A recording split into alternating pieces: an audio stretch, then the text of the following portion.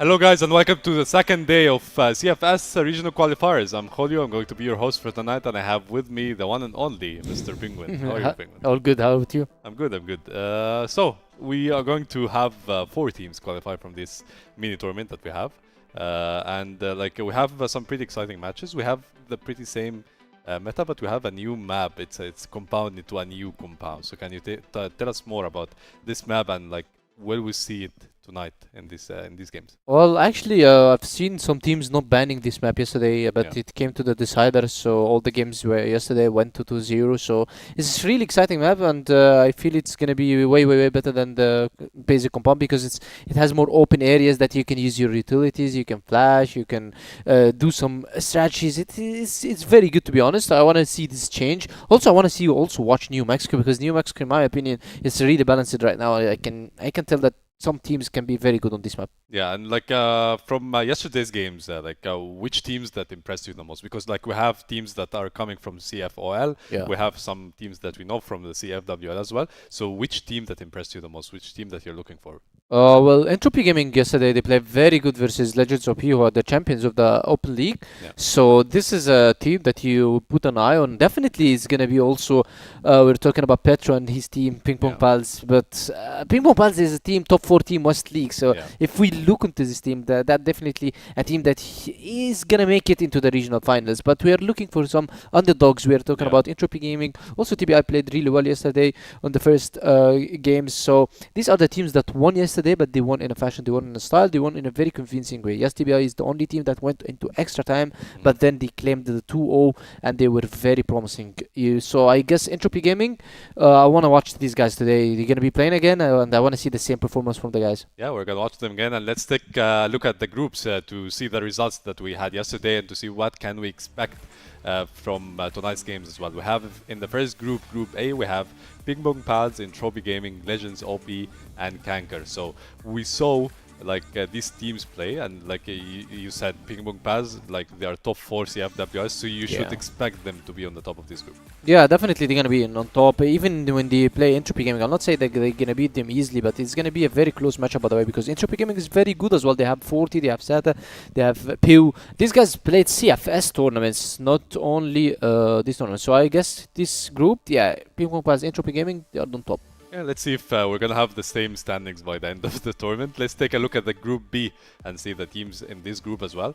In this group we have TBI, 999, REH, 911, and like we will see 2 of these teams for the first time playing today, and it's gonna be our first match as well. So 999 and REH, what do you expect from this group? Yeah, well, REH Gaming is the second team, the second place on the CFOL. Yeah. They played very well, and they almost put a strong fight versus LegendsOP, and they went to 5 maps, but then they fall shortly. So to be honest, that's a team also you'd be looking for. 999 is definitely a team also that's very strong. I'm not sure if Creed's one of the stars for 999 is going to be playing tonight, but that means that if he's not playing, they will lose a lot of power because this guy is just insane. So I guess 999, REH Gaming, I want to watch these guys, but I will be looking at 999 because they are a West League team. Yeah, and we know that these teams is gonna be like playing in the first match. So let's take a look at the matches that we have today. We have the first match, 999 versus REH from Group B, and then in Group A we have 999 versus LegendsOP and CANKERs versus Entropy. Some pretty interesting matches. Like we'll see REH 999 playing for the first time, and 999, like you said, I mean it didn't go well for CFWL, but like they should be coming strong into this tournament. Yeah, because so we are talking about regional qualifiers. Usually it's the bottom 4 of the West League and top 4 of the Open League. Yeah. Why PingPongPals is here? Because PingPongPals came from the Open League. So the point system just qualifies them to the regional qualifiers, not to the regional finals, not like Anubis. Anubis directly went to regional finals. So we're still watching more of Group A matches, because yesterday there were 2 Group A matches, and today also is 2 Group A matches, and tomorrow and after tomorrow is going to be more into Group B. So now we are talking about Group A. That means that we're going to be talking about Entropy Gaming, and we're going to be talking about PingPongPals, because both of them, they're going to be playing LegendsOP and CANKER. Of course, Group B is they're going to start. I want to watch these guys because REH Gaming is their first time in the tournament. 999 is also their first game, so usually the first game you see how the team improved from the West League, how the team Yeah. changed their style from the West League, and if they practiced enough, because we've seen the change in TBI, we've seen definitely a change in Entropy Gaming, and PingPongPals is just very strong for these opponents. Yeah, 100%. And like you should be working with your scouting as well, right? Because like Triple Nine didn't play against CFOL teams; they only watched them. Same for the REH Gaming as well. The format as well, like you play a single round robin, so like you don't have a The second variety, chances. yeah, Exactly, the variety of so- losing a lot of games, Exactly, because it's not yeah. West League, you're not playing 14 games, it's just 3 games. Do you lose 2, you're out. Yeah, 100%. And you have to come in strong. You have to come in ready. Like, you have to take this win if you're REH Gaming or Triple Nine. And like you said, like we see a lot of games. For example, Group 8, it's pretty gonna be much finalized. It's after gonna be today. decided today, because Yeah. if CANKER lost, that's it for them, and also if LegendsOP lost, that's it for them as well. So we have our 2 finalists. Is gonna be Entropy Gaming and PingPongPals. Yeah, and on Triple Nine, you talked about creeds, but like for REH Gaming, who's like the star player of REH Gaming? Can you introduce us to this team?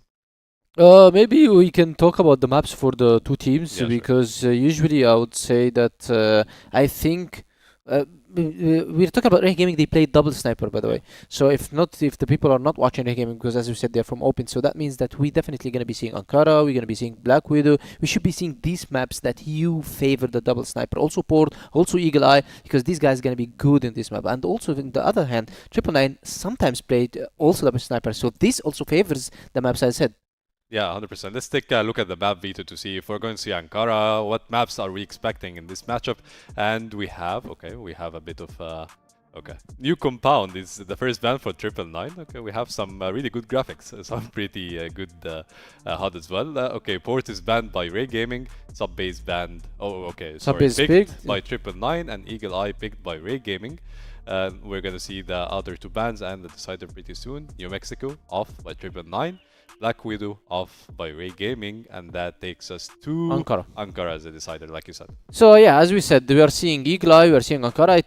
I thought, to be honest, it's gonna be Eagle Eye, Ankara, and Black Widow, because this is how the 4 snipers from the 2 teams are gonna be comfortable more into playing these maps. But yeah, we still see Eagle Eye, because 2 snipers is very good. One play in hotel, one play in A. That's very good for you when you play on global side, and when you play on the Black side, still you have a very high chances of picking enemies. Talking about Ankara as well, it's the same exactly as Eagle Eye, is just a smaller version of Ankara. But Subbase, this is so challenging, because Triple Nine is very good on Subbase, by the way. CRS is very good in holding woods, and he knows how to handle the things in woods. So if REH Gaming does not be able to try to take woods, try to take control, get the information, I guess Triple Nine can have the edge in Subbase, because the guys are more experienced in Subbase. They have the better aims and also the better communication and teamwork than REH Gaming on Subbase.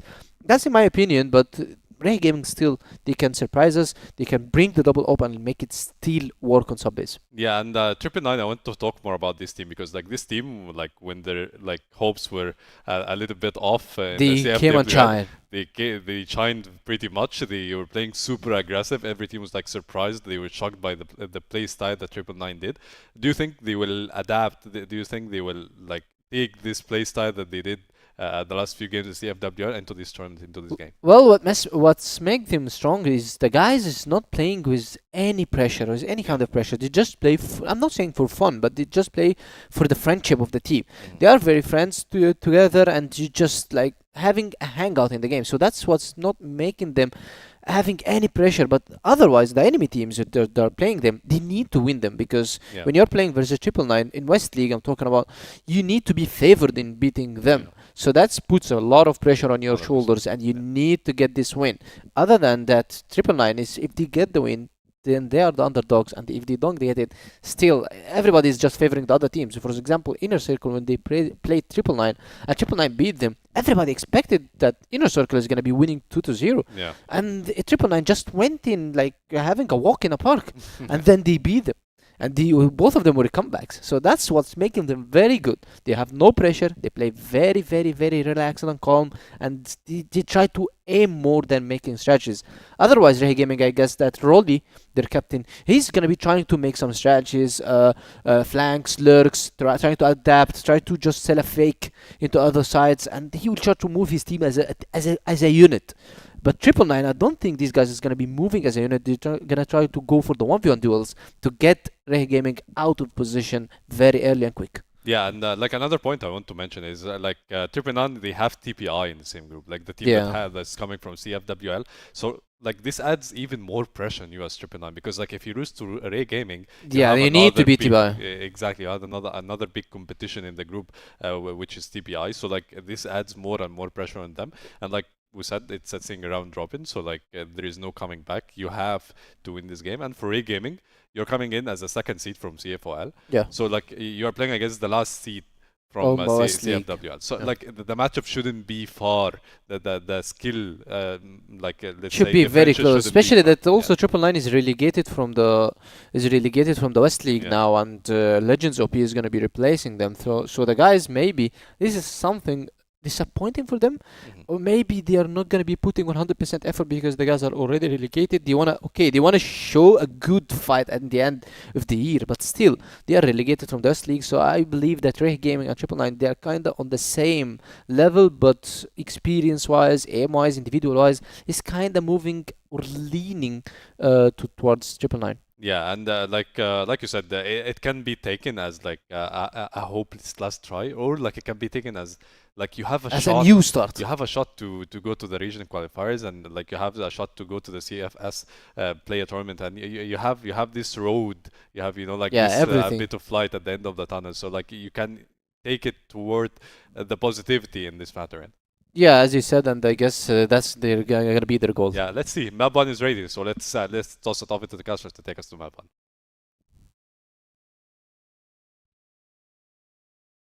Thank you so much, guys. Yes, of course, 999 and REH Gaming, and it's me. I'm back again. Pandoxon, of course, as well, through here from yesterday. I spent yesterday on the sidelines. I was watching along, Pando, and I couldn't stay on the sidelines. I felt like I had so much to say, so I'm back again to have a little bit of a chat.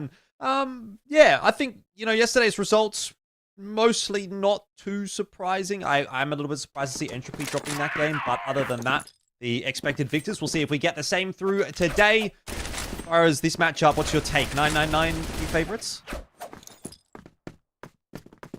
Well, there's a lot to say. There's a lot to predict almost, but honestly, I'm just here to watch a very interesting game. Yeah, 999, they had a very sloppy CrossFire West League, but we'll see. Hey, maybe they came prepared. Maybe they have something to say. But I'm super excited for REH Gaming here because I haven't seen Rolly play in forever, and I'm just very excited to see him, perform here. Yeah, well, off to a good start is Ray with that opening pick, courtesy of Bone. One thing to mention, Hadiva coming in here as the stand-in for Creed, so that may well be a little bit of an issue for 999. Obviously, Creed's a fairly experienced hand, but we'll see what he can do as he's going to be tasked with a hold on the A site, a 1-for-1. Not a bad start from him individually, but probably not going to be enough to really set 999 up for success. This is a big flank, though, from Chris, and he finds himself 2. All of a sudden, his Bone left solo in the 1-on-2, and that's not going to work out. So 999 able to pick up the opening round here on Subbase and get on their merry way. And like you said about their little run in CFWL, I might hold that thought for a second because we do have a contest here over at Machine Room, which Minchen is going to over-aggress a little bit and fall to the, again, opening pick from the Sniper Rifles, which have been doing a lot of work here for REH Gaming. Re-aggression on the other side of the map. This is what I appreciate about 999 sometimes. There is just fights happening constantly. They like to be active, they like to be aggressive, and typically it does actually work out reasonably well for them, but it's just no stop in this action. Finally, the B-side's going to be taken here by Ray, and that will be a plant, I imagine. BYK here in the 1v3. Yeah, they got no time to waste, apparently. it's going really quickly here. I like to see it. BYK now. Huge clutch for him. Very difficult one as well. Let's see what he has in store. He takes a lot of time just checking his surroundings here, which I think could bite him in the end. He has to take a swing. Misses the first shot, though. Goes in for a second. That's a little bit awkward. Rolly takes him out. And yeah, REH Gaming, they get their first round as well. And you know what? I'm pretty sure Creeds is watching right now because I had a little chat with him yesterday. He's enjoying his vacation, man. There you go. Well, I'm sure the boys will be able to get the job done without him. But I do imagine that it will be a deficit for 999 not having him there. Again, the sniper seems to be doing a bit of work here for Ray. There's a bit of a tag onto QJK. You do have the double sniper set up on this BL side, which is, I would say, not necessarily traditional on Subbase. But if Ray continue to get some value out of these TRGs, then why not? What I wanted to say in the last round, and I couldn't because it was so busy, was I thought 999 actually looked a little bit better towards the back end of the last season of CFWL, right? You were mentioning that they had a bit of a messy season. I think that's very much true, but it kind of felt to me like once they got into like those final sort of 2 or 3 weeks where they kind of knew they couldn't get anything done, they couldn't qualify to playoffs or anything like that, they sort of just played a bit freer. They played very quickly, they played aggressively, and leaning into that, what I would say is a bit more of like a cooked play style, actually seemed to work out for them. So I actually kind of like that from 999, and it does seem like it's still kind of coming through here with a bit of aggression there from CRS into middle. A diver, again, a 1-for-1, just being that A anchor. Not quite enough to hold on to the site, but some extra frags coming through here. BYK will be run down by that USP. We are back into a numbers deficit, and REH Gaming slowly but surely starting to make some inroads here on Subbase.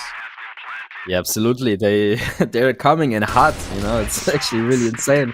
Look at that. I mean, it just takes out QJK like that, and yeah, just like that, REH Gaming in the lead now. And they look very convincing. Obviously, yeah, 999 also have their moments here and there, right? But in the end, REH Gaming, they still get the rounds. And it kind of makes me question, like, maybe this isn't going to be an obvious game, right? Maybe this is actually going to be very tight between these two teams, right? So we'll see. But for now, we see REH Gaming, they actually start off into this round a lot slower. No more pacing, no more rushing too much. This time around, they actually want to stick around and see what they can see. BYK, on the other hand, starts off the round with a good frag onto Bone. Yeah, you do kind of get the feeling that the TRGs in this matchup are going to be really, really important. Already a lot of value being brought by the snipers for Ray and 999 as well. I'd say typically a lot of their success does come from the snipers as well.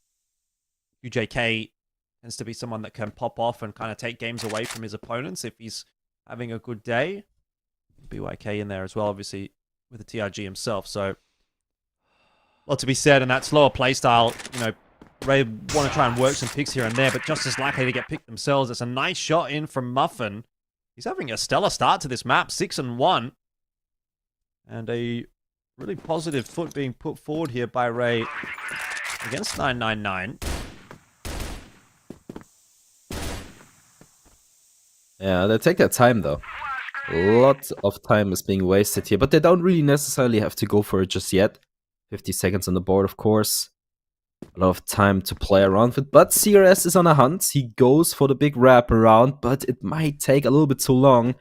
REH Gaming already scores towards B here, and it kind of seems to work out. Back and forth it goes. Bomb BYK and CRS now looking for redemption. The bomb has been dropped.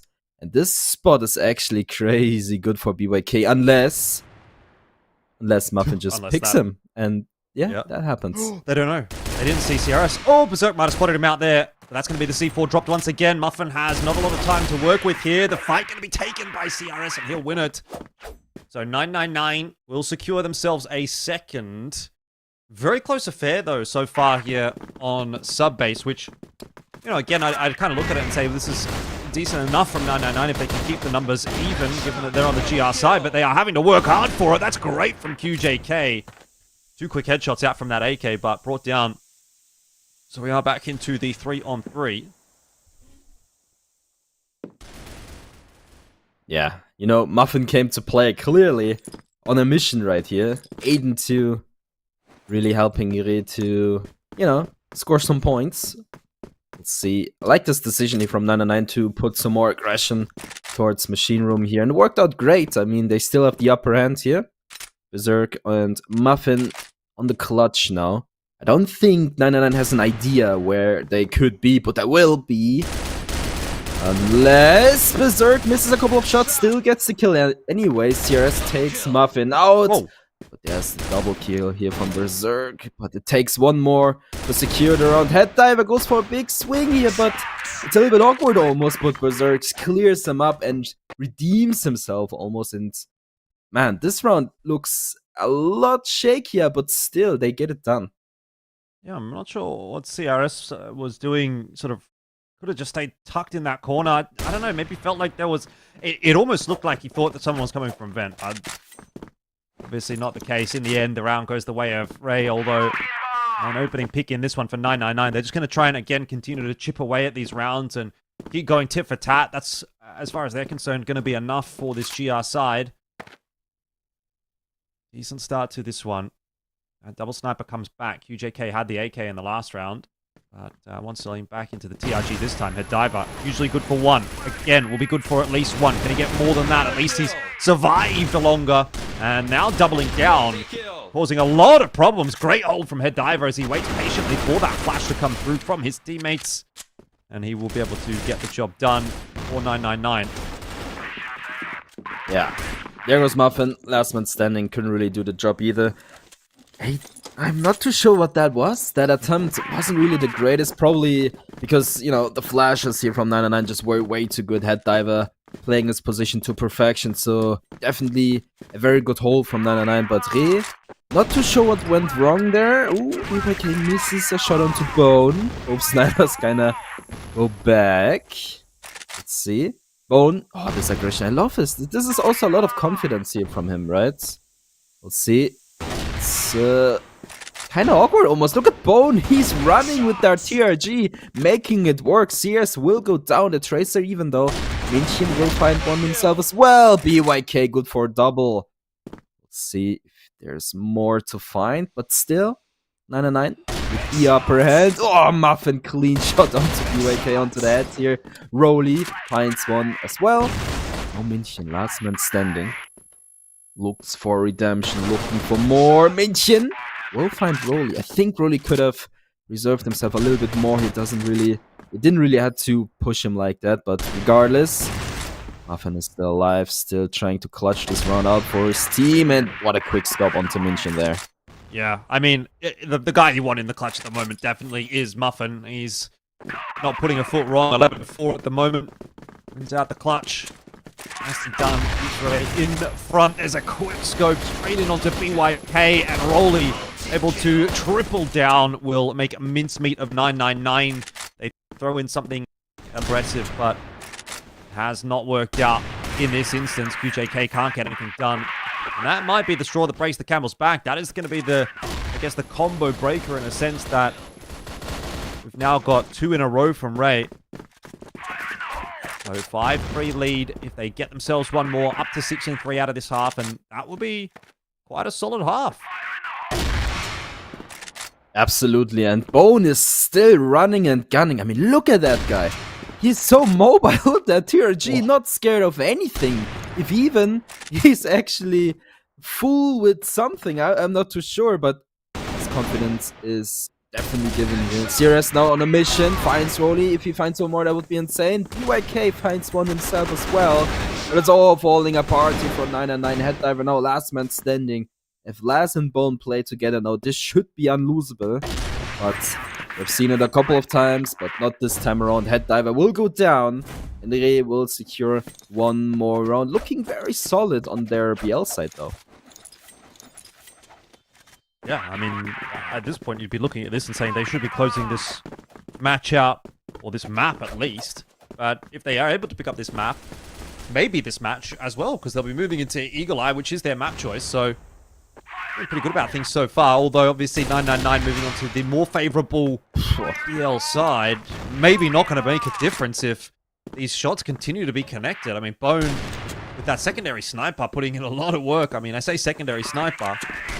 Muffin obviously doing the lion's share of the work at the moment. There's one back from QJK. So we do have ourselves a 4-on-4. I think if Ray could start off this half with a round win, you know, that really puts a lot of the owners back onto 999 to accelerate, and they'll get in their own heads about that. So pretty big round here to see this 1 minute and 40 play out. Yep. The only difference when it comes to REH Gaming is that they actually have 2 main snipers. So Bone and Muffin will always play the sniper. They never really switch to a rifle, which I think is kind of outstanding. It's very unique as well. Last goes for a quick tap onto QJK. Can't really find anything onto Minchin here. The trade is there. Yeah, like I mentioned, I think the double sniper setup is pretty unique and pretty interesting as well, and seems like it's actually working out pretty well, especially with someone like Bone and Muffin, right? I mean, that has worked out very, very good. CRS now sneaks through, finds Muffin, not able to find a second here. Minchin once again in a little bit of an awkward fight. Berserk can't really connect on him either, but here you go, he gets the frag. There's one more to go. BYK misses a crucial shot. Takes more time, and he will be wrapped around, and that will be it. Yeah, really nicely played by Berserk. He knew that he was getting pinched from somewhere, didn't know exactly where. Decided to try and take that forward fight onto Minchin, and was able to win it crucially. So really good anchor work on that B site from him. 7-3. And this is definitely not looking like the 999 that I expected. Unfortunately, they seem to have taken a bit of a tumble, maybe without Creeds there to steady the ship. Muffin, nice bit of spam, just connects onto her diver. And again, another advantage for REH, who are looking like they want to close this map out pretty comfortably. Oh, well, you said so, and there it is, Muffin. Yet another very beautiful shot. UYK will go down. There's the redemption. CRS takes him out, and about time. They need something to work with, and right now they don't really have too much. I mean, finding Muffin is one thing, but here's the other. Really good positioning. Let's see. I wonder if you're actually gonna check him. Yeah, that's an awkward spot to be in. No wonder they don't really check. Rolly good for 2. CRS has kind of revealed himself as well, so they 100% know where he is, right? Well, Bone will try and be taken out. Yeah, that was a little bit awkward, but CRS has a chance. 1 versus 3 now. Oh man, they not much of a still chance need to recover the bomb, though. Look at this crossfire. I mean, this is going to have to be an absolute miracle to get away with this one, and he's not even going to be able to win the opening duel against Laz. So it's another one on the board for REH. Yeah, very positively impressed by what I'm seeing, particularly out of the snipers, but it's not as if the riflers are doing particularly poorly either. Good work from CRS, I guess, in the vent, but realistically speaking, you know, what's he going to be able to do when he's in a situation like that? Even getting a couple of kills is not going to steady the ship all that much, so JK straight through that smoke does catch Bone off guard. First time we've seen a somewhat substantial lead or advantage for 999 in this second half. They've got to convert on this 5-on-4.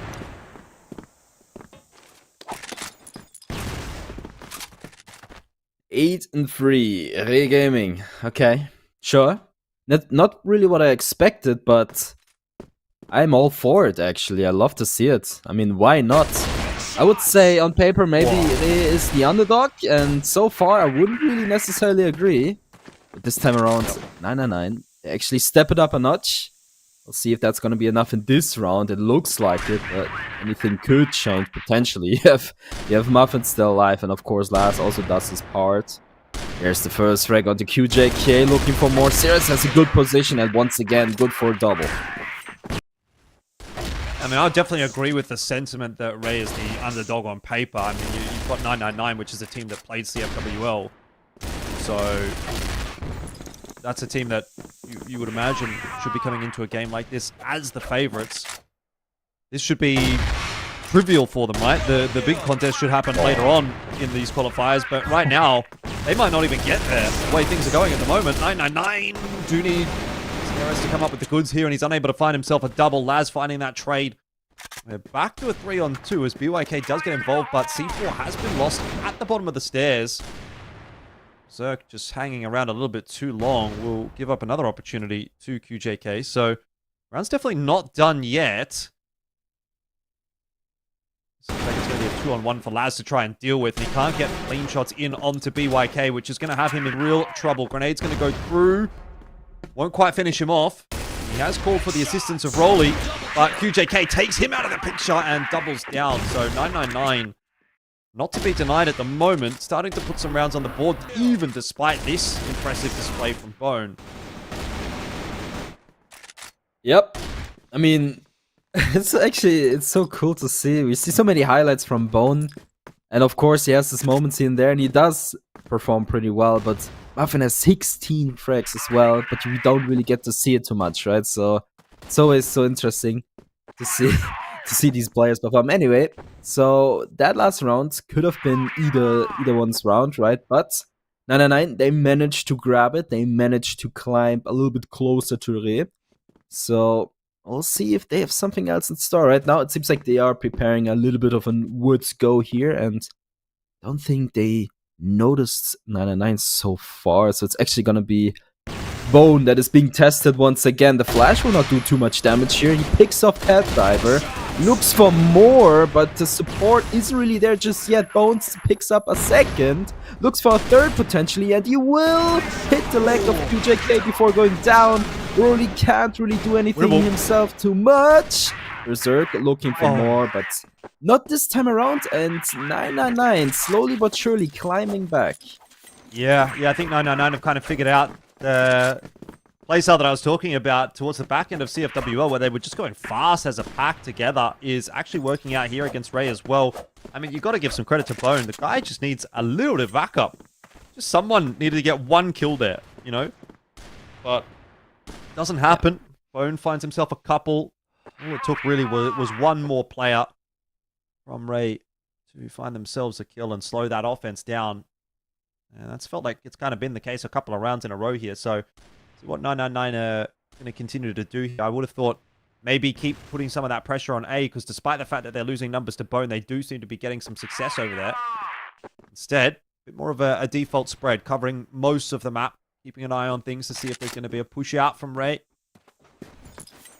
Not necessarily going to happen yet, but Rolly having a look at the top of the stairs. Won't be spotted out by 999.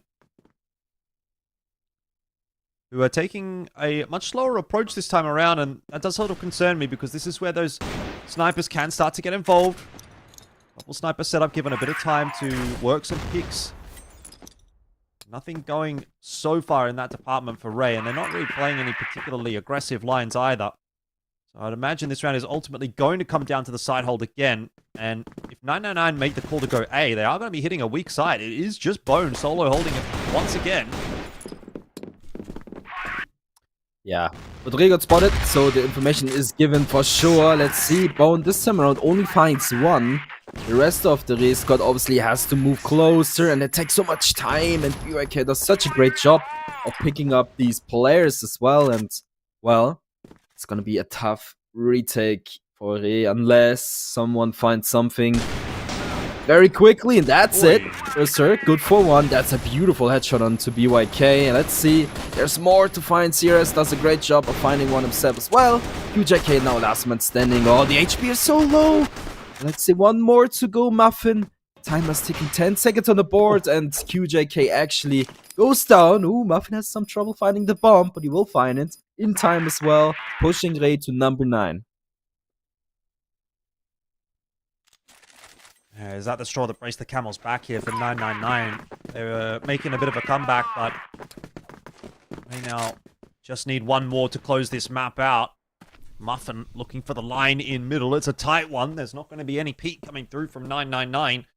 I like this forward hold, though, from Laz. I don't know that this is a check. Oh, I lied. CRS, wise to the possibility, will open the account for 999. So the job gets a bit more difficult for REH. I don't really even mind that, though, that kind of aggression. I almost feel like you could have had an extra player or two trying to work something aggressive here for REH, now that you've hit 9. They are, for the most part, just letting 999 kind of play the game that they want on the BL side, and it has, for the most part, actually been a difficult half for REH. 999 with the advantage, once again. And it's very slow this round. Nothing's really happening. Everyone is just lurking around, trying to find information. Not on the side on REH, like, literally, and no one is moving too much. Everyone is just holding positions. Everyone is trying to avoid unnecessary losses. So I think ultimately 999 they will group up towards A once again. You can tell everyone is already kind of there. And what's interesting to me is this move right here from Oli, but is he able to find a second? Not this time around. Minchin will clear him out. And Minchin has the bump as well, so he's kind of on a mission here. He's like all alone. But I'm not too sure what's going on here. Muffin does a mistake, crucially. Peeks into QJK, will go down, and this might be it for Re in this round. As bonus, the last man standing here. 1 versus 4, surely not. But maybe in one word it could happen, but not on this one here. And he goes down, pushing Re, actually pushing 999 1 point closer, but there's still a lot to do for them. Yeah. They just got to try and ensure they don't lose the opening pick. Muffin's going to go for an aggressive line and waits patiently. There was a little noggin popping up here and there, but he didn't get baited into the difficult shot. Waits patiently for Minchin. An easy one connected. And that is the opener that Ray have been looking for. It's an exchange compared to last round where they lost the opening pick. Now the 4-on-5 actually favoring them to close out this map. Again, though, you do have the double sniper set up for BYK and QJK, and I think if I'm in the position that Ray is in right now, I want to play very carefully. I want to play quite safely and not give up any more picks, because all they have to do from here is trade down effectively. But with the threat of a double sniper on that BL side, there is still a lot of pick potential here for 999.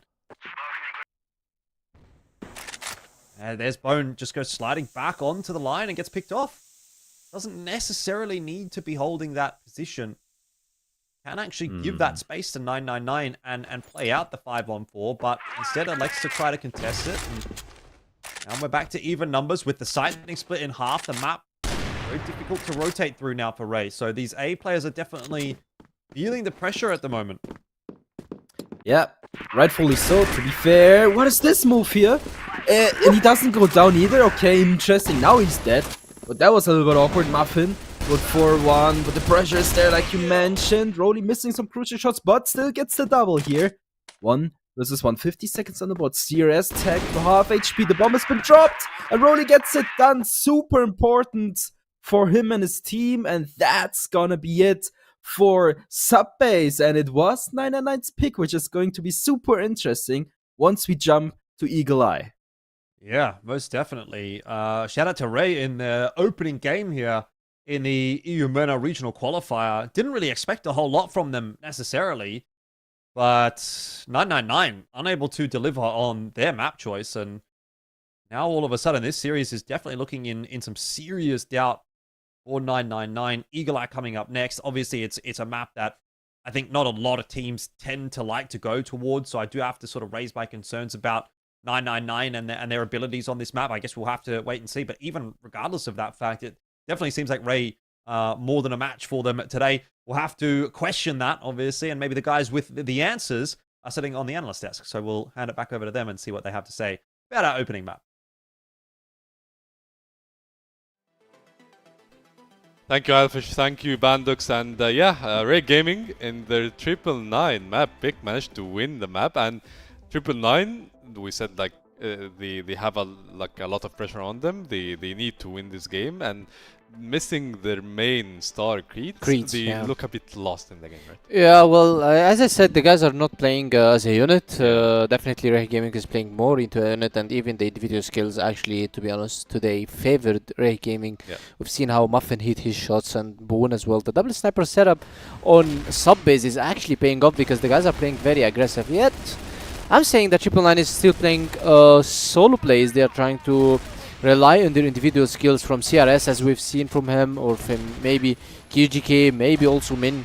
We've seen Min doing some good shots as well. But still, in the end, the individual skills or in the individual plays, the solo plays that you are making is not always going to guarantee a round for you, because it's a 50-50 risk for you. If you take this risk, then you might win the round, yes, of course, but you might also lose it, because REH Gaming also have a very high individual skills.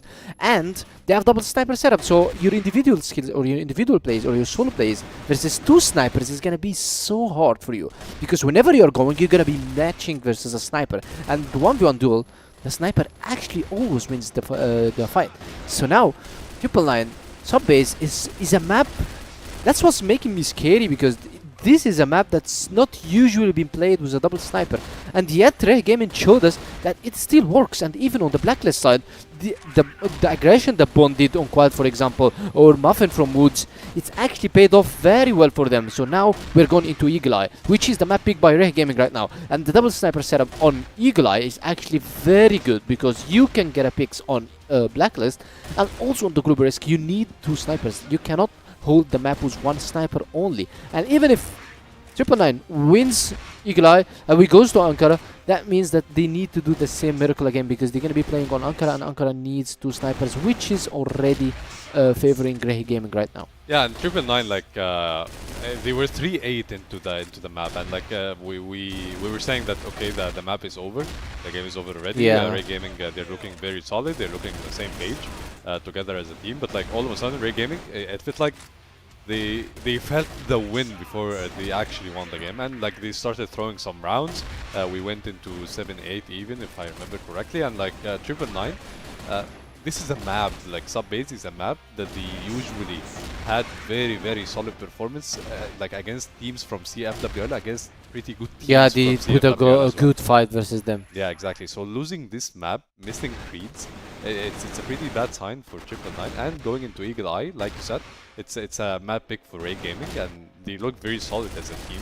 They look as a team that they actually want to win this game. I mean, they are together on the same page. They are peaking together. They have, it feels like they have like some stress that they are trying to do. 999 on the other hand, it feels like you said, some solo plays all over the map, all over the game, and like it didn't end well. It came up close at the end of the map, but 999, they need to like reorganize themselves. They need to go into Eagle Eye to make a statement to show that like this is a team that actually want to qualify from this tournament.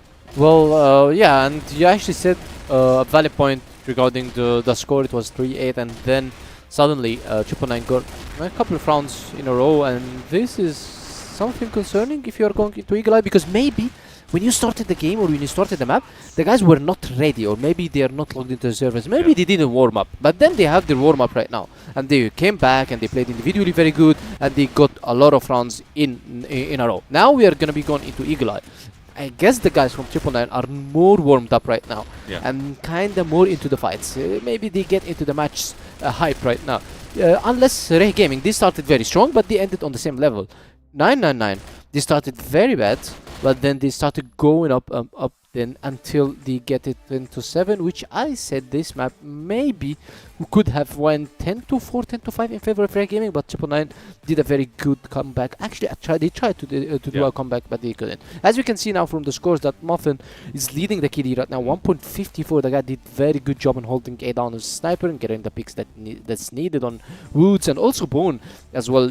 His aggression on Quad did very good job for his teammates. On the other hand, only CRS right now, we can see him on a positive KD. Yeah, okay, KGK is also on 1.1, but CRS is 1.54, matching Muffin as well. That means that, as I said, the guys are still kinda warming up. 999 is not gonna be the same on Eagle Eye as we've seen from Subbase, because how they played in the first game, I felt that the guys are not hitting the shots, they're not doing anything right, they're not trying even to play aggressive, they were just kind of scared. But then when they saw that REH Gaming is already winning, they started just giving it all. As we said, that they always, when they are pressured, they perform really well. And right now, 999, nothing to lose. They lost the first map. It was their map pick. Now they're going to Eagle Eye. They need to beat REH Gaming in order to go to Ankara. Otherwise, as we said, if they lose REH Gaming, that means that they need to beat TBI. And TBI, if they beat REH Gaming, they already won and they already qualified, and they will play versus them pressure free, and this will be a big trouble for them. So now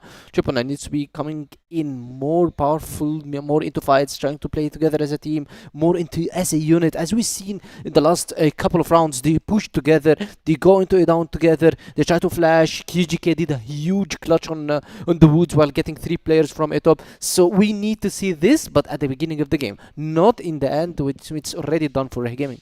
Yeah, and like another point I want to mention is like we saw 0 timeouts from both teams. So like it's like a very fast game. This is a new meta. Like we don't have timeouts. The teams just play Yeah, their own they game. could have taken it. Yeah. Every team has the chance to Yeah. take one timeout per game, but I didn't see it. I guess the team that needs to take the timeout is definitely 999. Yeah. Yes, REH Gaming, they kind of go close to them, but they are feeling comfortable still. It's 8-7. Yeah. We're still leading. We have some maybe other strategies that we can try and get the rounds on. But 999, they didn't take it when it was 3-8. I thought they're gonna be taking a pause, try to talk a bit, maybe chill or even calm down REH Gaming's aggressiveness a bit, but this didn't happen. So I don't know. This is a question that we need to ask the players after this game. Yeah, 100%. And 999, like you said, that this is a team that that made it whenever their backs are against the walls. Yeah, they actually always perform very good. really well. So like now is the time that like 999 need to perform. Nothing to lose. Exactly. You already lost first Yeah. map. If they don't play the same style that they did in the last couple of rounds on Subbase, rushing, playing aggressive, playing on the pushes, trying to get controls, trying to get picks. Otherwise, REH Gaming is just gonna crawl on them and just try to get the win because they are 1-0 now. Yeah. They're going heads high. They're going into their map pick. Double sniper setup is actually working very well in Eagle Eye, so nothing to be afraid of if you are a REH Gaming fan. Yeah. But 999, they kind of have some, as we say, they get that light at the end of the tunnel because the guys played very well in at the end of the game, and KGK actually kind of started clutching, and we've seen also always these guys clutching. He started clutching, started taking controls, killing the guys on cage because he's not matching the double snipers. It's usually when you play double snipers, you will see one sniper cage, one sniper down. He started fighting the sniper in cage, and he started killing him, and he started gaining rounds and winning rounds, so gaining more confidence for himself. Yeah, and like let's talk about the Eagle Eye, like the second map that we have right now, and REH Gaming are gonna start on the blacklist side again. Yeah. 999, they performed really well on the blacklist side. They did very well on the global risk side. Now Yeah. they're starting global risk side again. So what can they? But it's change kind as- of Eagle Eye, Yeah. so Eagle Eye is different than Subbase because Subbase is way blacklisted sided map. Now they're gonna be starting a global risk sided map. Eagle Eye is kind of global risk sided. Yes, I say it's kind of balanced because Eagle Eye, also the attack on Eagle Eye is very good, but it is a global risk sided map because the rotations of the global risk is very fast. How you move into the map is very fast. Your communication, you can hold hotel with only one player who's getting information from bridge and letting your teammates rotate over him. So this gives a huge advantage in favor of the globalist team. So now, yes, they're starting also on globalist side, which they performed very bad on Subbase, but this is a globalist sided map. So if they perform it very good on the blacklist, which is blacklist sided map, that means that they should perform very good on a globalist sided map because the guys are now starting on the favorite side. Yeah, and like on the other side, REH Gaming, their snipers Muffin specifically, he's performing really well. So for you as like 999, how can you stop, or like in general, how can you stop a You need to sniper fight that's him. doing really You well? need to fight him. There is one rule in CrossFire. If you need to stop a sniper, you need to fight him. Because if you don't fight him, he will fight you. And if he fights you, he gets the advantage over you. So you need to fight him. That's what KGK did, by the way, at the end of the game. He started fighting him. He started going to cage, trying to kill him. He killed Bone few times. He started going down and killing him. Yes, Muffin get one kill, and then he died. They switch Bone with Muffin. They keep switching Bone and Muffin. A down and cage and A down. And KGK keeps trying to fight them, but only at the end of the game. So and he started winning some fights, and when he wins some fights, he wins some rounds. So that's what you need to do versus a sniper that is destroying your team. You need to fight him because you have no other chance. If you avoid him, he will come and try to hunt you. That's what Bone did in quad. If you see, he went to quad, he killed the guy in the beat up, and then he killed the guy on cage, and then he killed the guy on dark. He hunted everybody because nobody wanted to fight him. But if you fight him, you have 50-50 chance at least. Yeah, I mean 50-50 chance, but like thinking about it, if you keep fighting him and you keep losing, like I feel like you're gonna lose your mental you shouldn't. Yeah, that's true. But you shouldn't fight him only you. You should fight him as a team because the sniper is usually he's trying to get a peek and leave, get a peek and quit. Because if he stays more than maybe few seconds in the same place, he might get traded. He will get traded. So you fight him as a unit. Okay, guys, he's playing on hotel. Let's take control hotel. Let's try to go and trade. He will kill one, and we will trade. So you get rid of this guy, and you get rid of one of their best players. That's how you get rid of the sniper. You move as a unit. Otherwise, if you go one by one, he's gonna keep picking you. Yeah, let's see if they're gonna be able to counter Muffin. If 999 is gonna be able to come back in this series. Let's go to Elfish and Bandux to take us to map 2.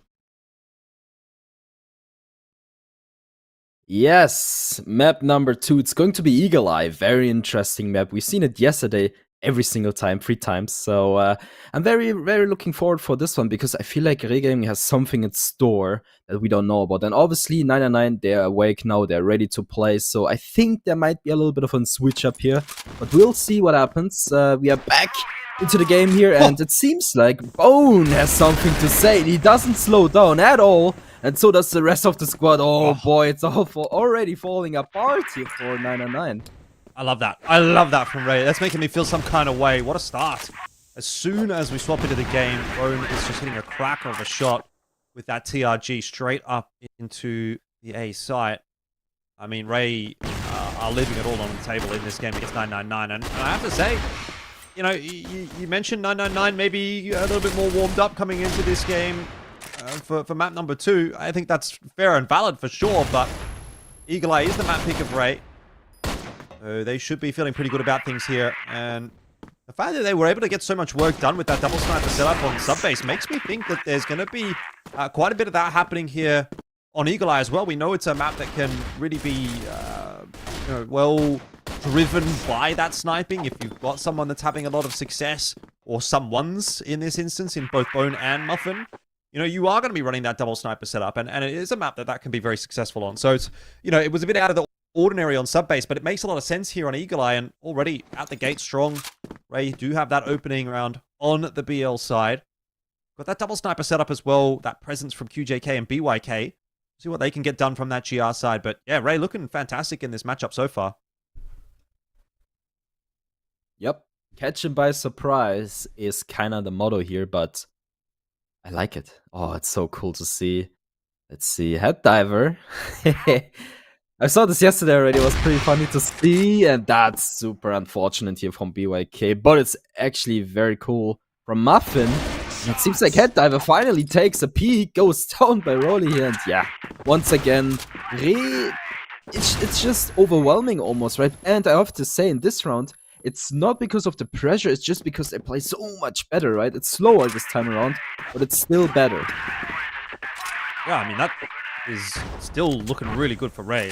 They're just winning their duels all over the place. CRS, he's been able to get himself a pick here onto Bone, which is going to start to eat away at this setup of Ray, but realistically speaking, it's going to take too much work, and that will be the case. So 2-0 lead here for Ray as they kick things off nicely on their map pick of Eagle Eye. What they opt to do here remains to be seen. Is it going to be anything too aggressive? Not looking like it. A bit more of a default spread around the map again. Just waiting for some aggression out of B Long, out of Hotel maybe. 3 players set up for that defense.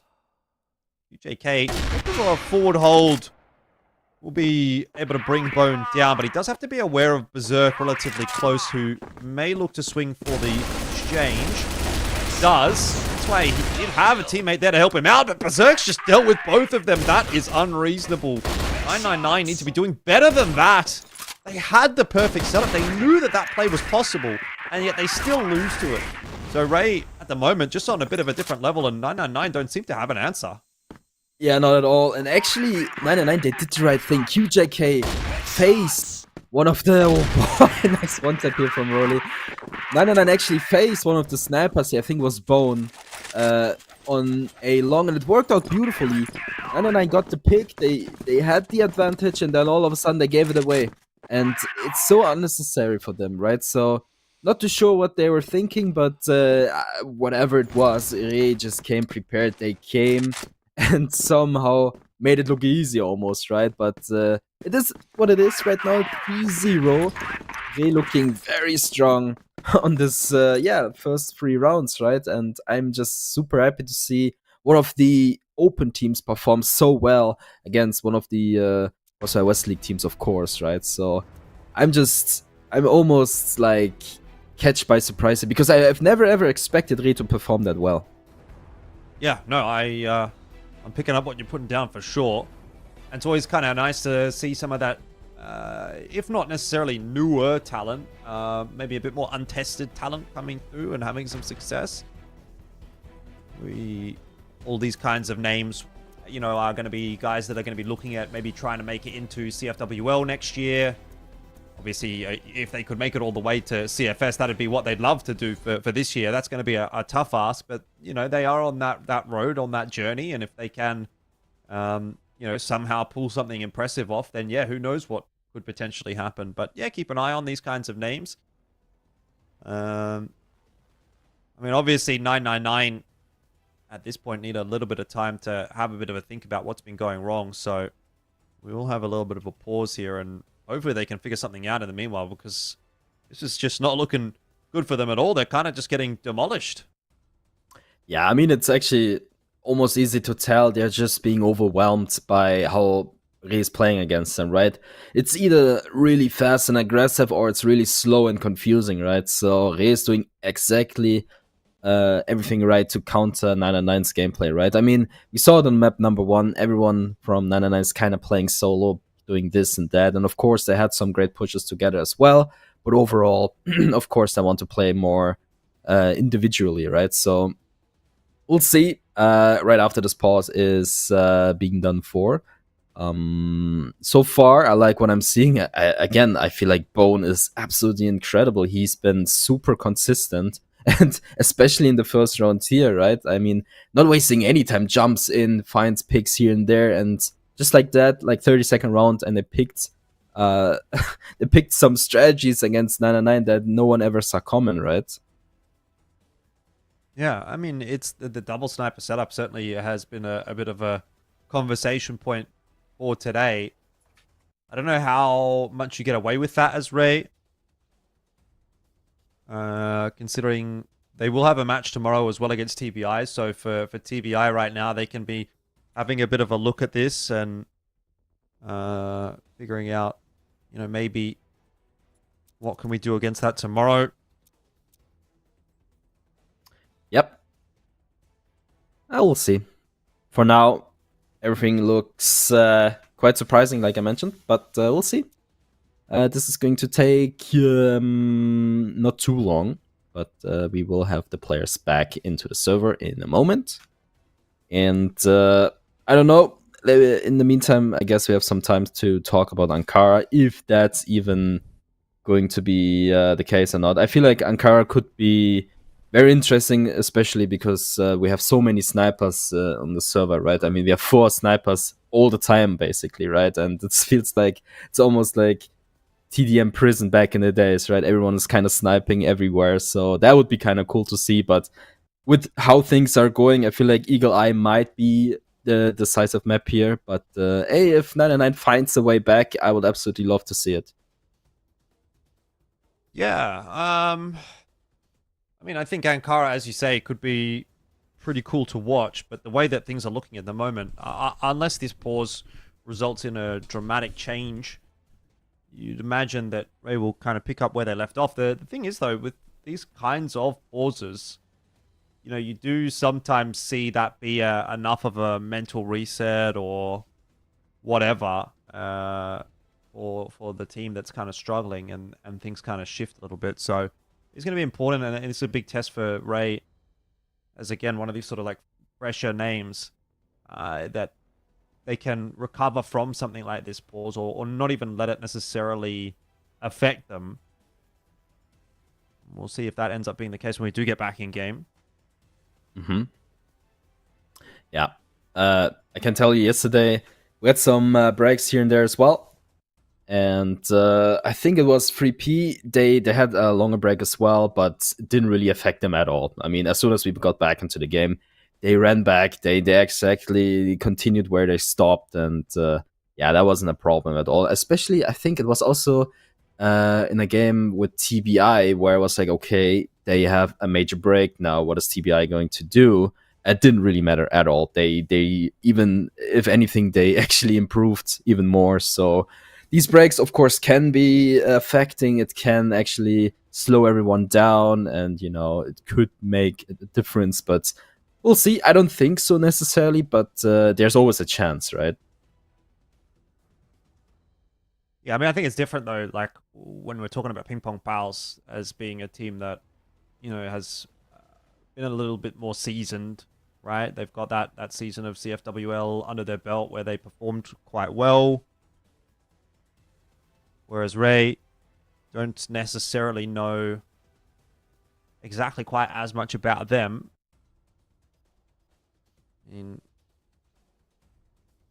There is CFOL to sort of touch on, and they have a little bit of experience in there. Mm-hmm. Yep. I mean, but it's a bit of a different ball game, right? yeah. I mean, I mean, as we have some more time, I guess we could also talk about the history of some of these players, right? So, when it comes to 99, of course, we have a lot of experience on these rosters, right? I mean, QJK, a long time ago, I think, if I'm not mistaken, his name was Favor, right? And he also played CFS at some point. It's been forever, right? But the experience is given. So definitely something to, take an eye on. And also, München, I remember, I think it was like 2 years ago, and I don't know exactly, but when we were in Vietnam with GV, I remember it was actually kind of cool to see these guys play here and there, right? And I think he also had some opportunities to learn from, one of the greatest players in the old CrossFire Europe days, right? So we'll see if we are going to see some of these 99 players in the future as well, because, there's always new talents coming up, as we can see in these younger teams, right? So wouldn't be too surprising if they just get outdated at some point, but that's always very interesting. I mean, you have some of these players like Flex, for example, or Famous, or you name them, right? They're like, let's say, older, right? But they're still so good, and they get better with the with aging, right? So sometimes it's just surprising to me how well people can still play even though they're getting older, right? Yeah, I think Famous was talking about that a little bit at EWC when he was on the analyst desk. I recall. They sort of asked him a question about that and sort of said, "Why, how are you able to kind of continue to compete even despite the age?" And he sort of said, "Well, he didn't think it necessarily was an age factor. It's more about, you still need to just dedicate the time, and if you do dedicate the time, then you'll be able to compete." And that's what he's been able to do, and it's been working out for him. But unfortunately, things aren't working out for us. So we'll call for a quick break here, guys. Unfortunately, something needs to get sorted in the server. And while that all gets sorted, we'll take a short break. So see you when the game's ready to go.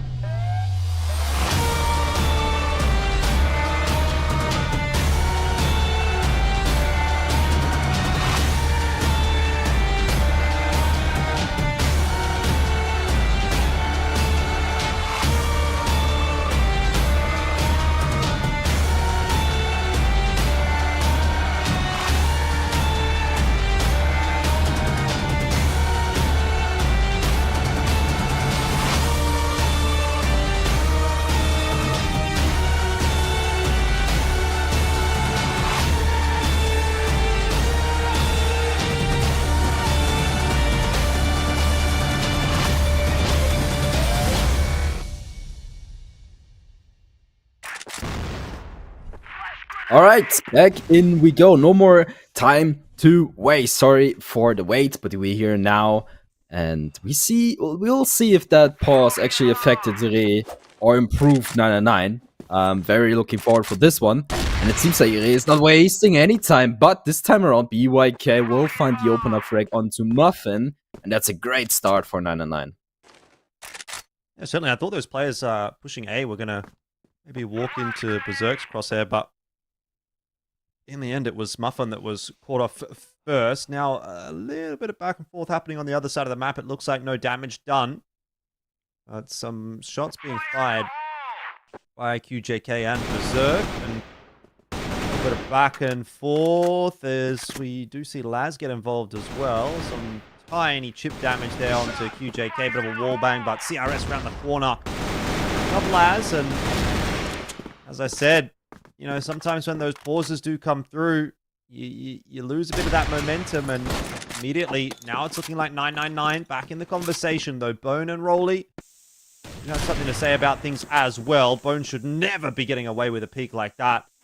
Still surviving, though, somehow. Trying to play that C4, doesn't quite get it done.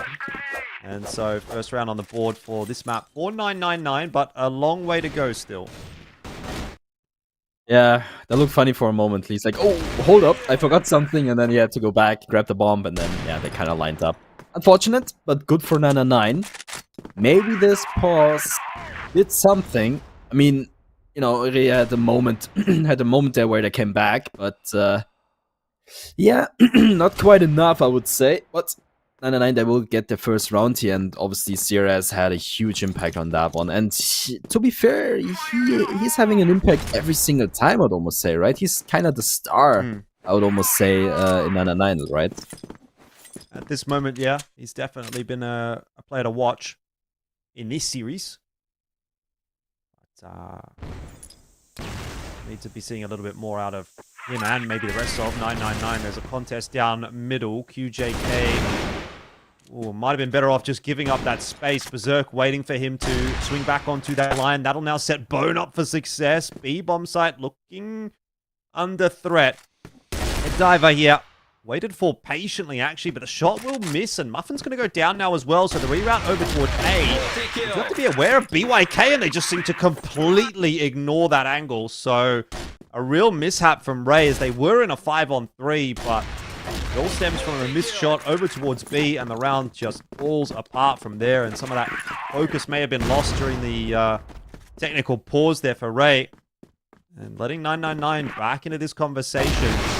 Walk straight into mid, straight into a massive crossfire. That's not going to work out at all. They need those trades, and they will get them, but Berserk still tagged down quite low. BYK up on the site. He's been spotted out. Great shot by Muffin. Long rotate to be made by those B defenders, so this is looking like the best shot for Ray at a round after the break. Muffin will need to make sure he doesn't go down here, though, trying to hold off those rotations. Yeah, that fight is a little bit awkward here. Muffin's still alive, though, and he will win it in the end. It's actually quite interesting how these rounds panned out, right? Because in the first half, CRS, or in general 999, they actually destroy everyone in front of them. Then all of a sudden, Ray comes back. They will get a couple of kills, and then all of a sudden, it's still 999's round, right? So I actually like this back and forth all the way. It's very interesting, and even in this round here, it starts off slow, but you will see in like a minute that some of these players will get a couple of frags, and then all of a sudden, you know, the other team gets a couple of frags. But I like it. It's break even. So if 999 actually keeps up this pressure, I feel like this game might get a lot more interesting. But right now we can tell finally Re is preparing something towards A here, and I think the pressure on BYK is absolutely insane. Let's see. Does not quite manage to live up to that pressure, nor does CRS. They just sort of fall to their deaths on the A site very comfortably, actually. Ray being able to make their way into this round. QJK is swinging, looking for something, won't find anything, and then back through the smoke. Bone's going to get himself a couple. This guy is just fragging with the TRG at the moment, and another one for the TRG. This time Muffin, his double sniper setup, just not having any issues at all. And 999, they put together a couple of rounds right after the break, but it seems like our regularly scheduled programming of Ray winning rounds is going to continue here. There's another opener from Bonus. CRS just goes swinging in through mid on his own, and it's not worked out. QJK cops a leg shot. Bone unable to capitalize on that with the Colt. Will back it up. There's a grenade in his face. Luckily, it doesn't finish him off. But Ray definitely pressuring on this A side of the map at the moment. Yeah. Once again, QJK plays the aggressive way and it works out, right? I mean, damage there, no one really fall there, but it's still working out better than just playing defensive, right? And QJK actually gets one frag here, so it worked. It was definitely the right decision here, and I think he should keep doing it. Still finds one. That's insane. Had no chance whatsoever to even respond. So now, Last will slowly but surely creep up onto the bomb side B here, but look at 999. They are ready. They know something is wrong here, but it doesn't even matter. Last just picks up Minchin just like that. QJK does a great job of defending it. But, well, he actually gets a third, never but here. Let's see. There's one more to go. Muffin, he's trying his very best, but he will actually win this fight. So this, all of a sudden, is a very winnable round here for REH Gaming, unless BYK has an idea against Muffin. It's actually gonna be very close, I think, if the timing is off, and it is off. Leg shot is onto Muffin here. BYK, he knows, okay, I need one more bullet to finish off, but Muffin does a smart thing here to just move towards A and plant the bomb. Oh, never mind. BYK will find him regardless. Not quite the smart thing in the end, it turns out.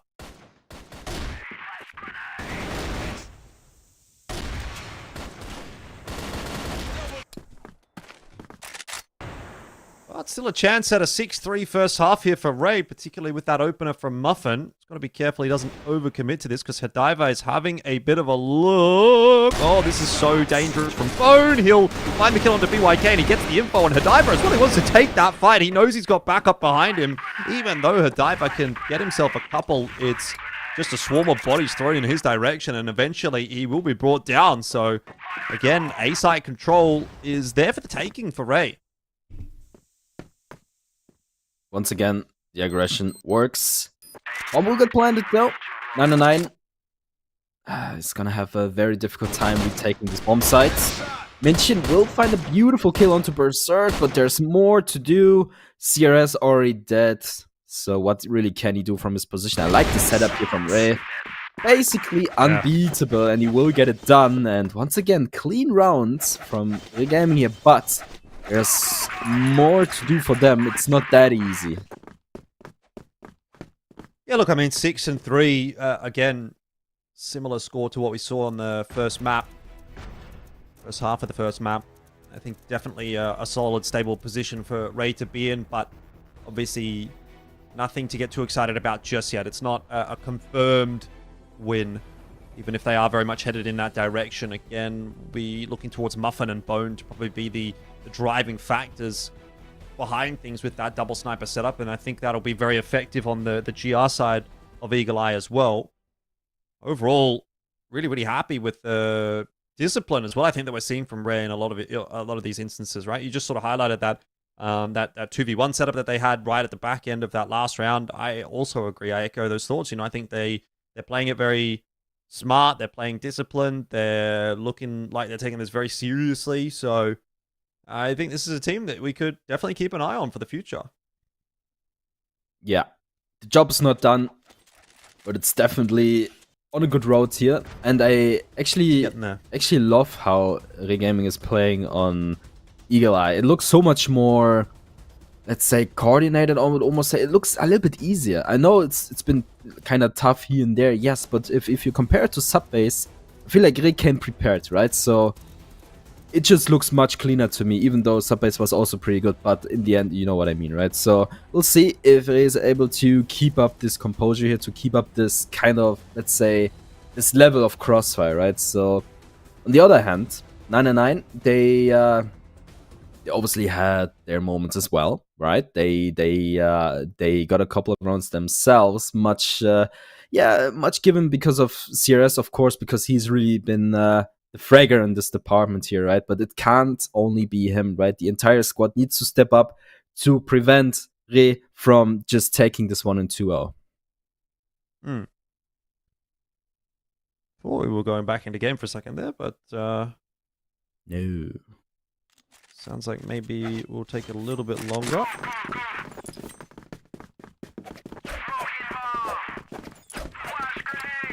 Anyway, here we go into the second half. Once again, the double snipers will persist on both sides.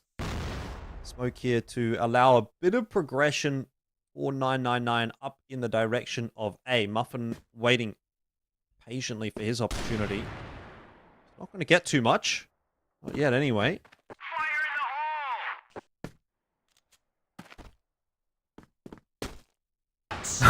Hey, there we go. Don't get much of an opportunity there as Muffin, so BYK will shut him down. CRS and take a 2v1, but he's actually done a good job of that. Berserk has to find himself the trade, but there's just too much to do. That's a really nice A take from 999. We might well be, again, having a pretty close map here if that's what they're going to be able to bring on the BL side of Eagle Eye. Yep, I think so as well. I mean, this is a very good first round, the second half here for 999, of course. And yeah, once again, it's CRS with a quick double that kind of opens up from the bomb side A here, right? And it gives 999 the opportunity to win this round, and they did. And it was looking very good, to be fair. So I'm questioning RE here if they actually have a good idea about 999's game plan here on the other side of things, right? Well, we'll see what Raid do start to throw in as well. They might have to start doing some aggressive moves themselves, which is exactly what they're looking for here. Berserk.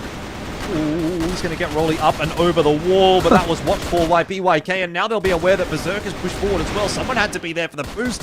Still, he's getting work done.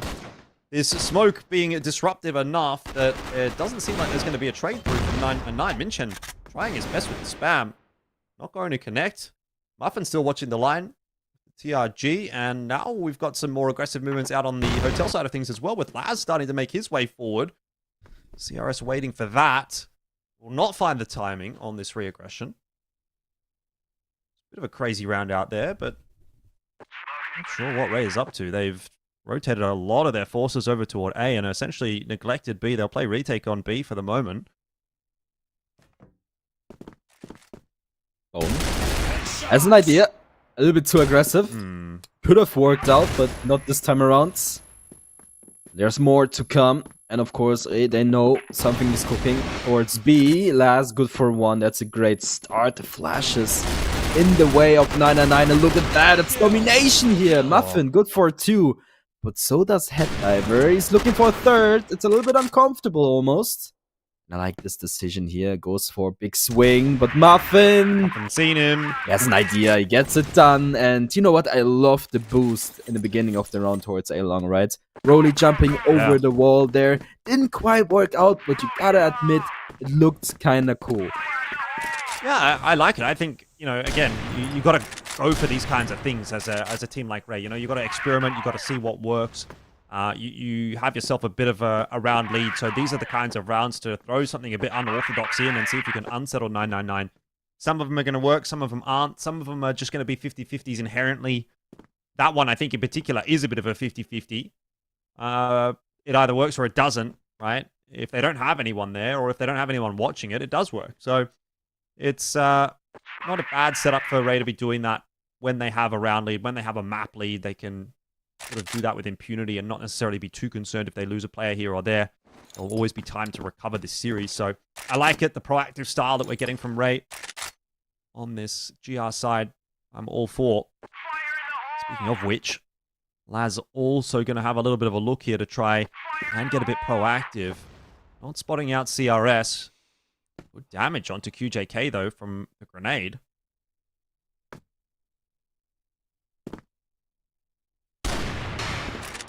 Well, there you go. QJK will find the opener in this round. Looks for a second. Not really gifted to him just yet. And once again, he takes these fights, and once in a while he wins one of them.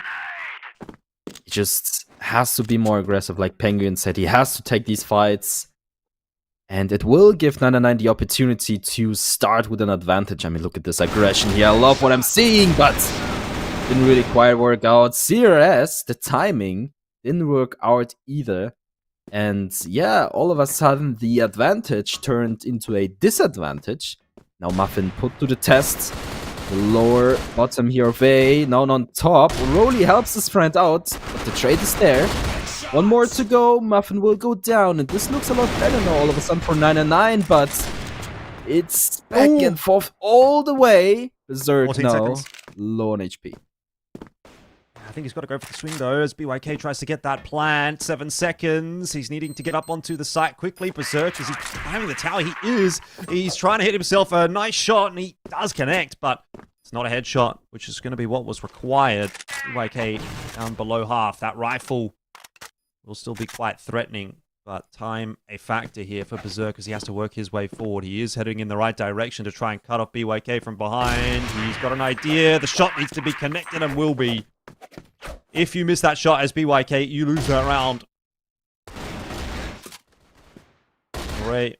Do give one back over to 999.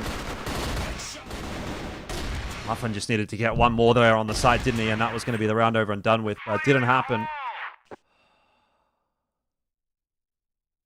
Yeah, it came down to the very end there. I think if Berserk would have been a little bit quieter, he actually had a good chance of winning this round, but unfortunately he made too much sound, giving away his position, and yeah, that ultimately losing him the round. But nonetheless, still comfortable leading 2 rounds ahead. And that's a little bit awkward. I thought Rolly would have had the better chance here, but I guess not. BYK will clean him up. Once again, starting with the advantage. Again, it's just so much easier for 999 if they actually have an aggressive sniper player here, and it works. And we'll see what they do with that advantage. And no signs of aggression this time out from Ray to try and equalize those numbers. So they're in the dark at the moment a little bit. They don't really know where 999 is, what they're doing, how they're setting up, anything like that. Muffin has been able to find her diver. Zerk! He's just gone transitioning over to A without checking middle. That'll be a problem. CRS has been able to find himself a double. Muffin trying to hold strong, doing a great job of it on the A site. What is this from Muffin? He is a one-man army at the moment. Spots out BYK as well. Wow. Laz will finish the job. No, he won't. It'll be Muffin, of course. And Muffin can take a bow for that round. That was something very nice from him. Yeah, Muffin doing Muffin things, and of course, in such a crucial moment, especially, he still shows up. And what is this from Reh here? Not wasting any time. The aggression, back and forth it goes. Who will be the winner of this fight? It seems like it is going to be 9-9 ultimately, with one-man advantage. But there you go. Laz just picks up BYK and dips away. Never mind. And, well, Yeah, wisely. all of that aggression turns into a 2 versus 2. Not only 40 seconds into this round here. Yeah, very early 2-on-2. Bones being quite active, though. I like this. Taking a bit of space back. You know, they're getting eyes, getting vision, getting info, and he might even be able to get himself a pick here as well. Swinging onto the line. Dispatches of QJK, and he would have spread CRS out there as well. Of course, that doesn't win the round, but it puts you in a good spot to do so. CRS has retrieved at C4, and he's going to be making his way in through middle. TRG in hand, not typically his favored weapon. But might be good enough to get the job done. Again, I like the way that Ray is playing this one.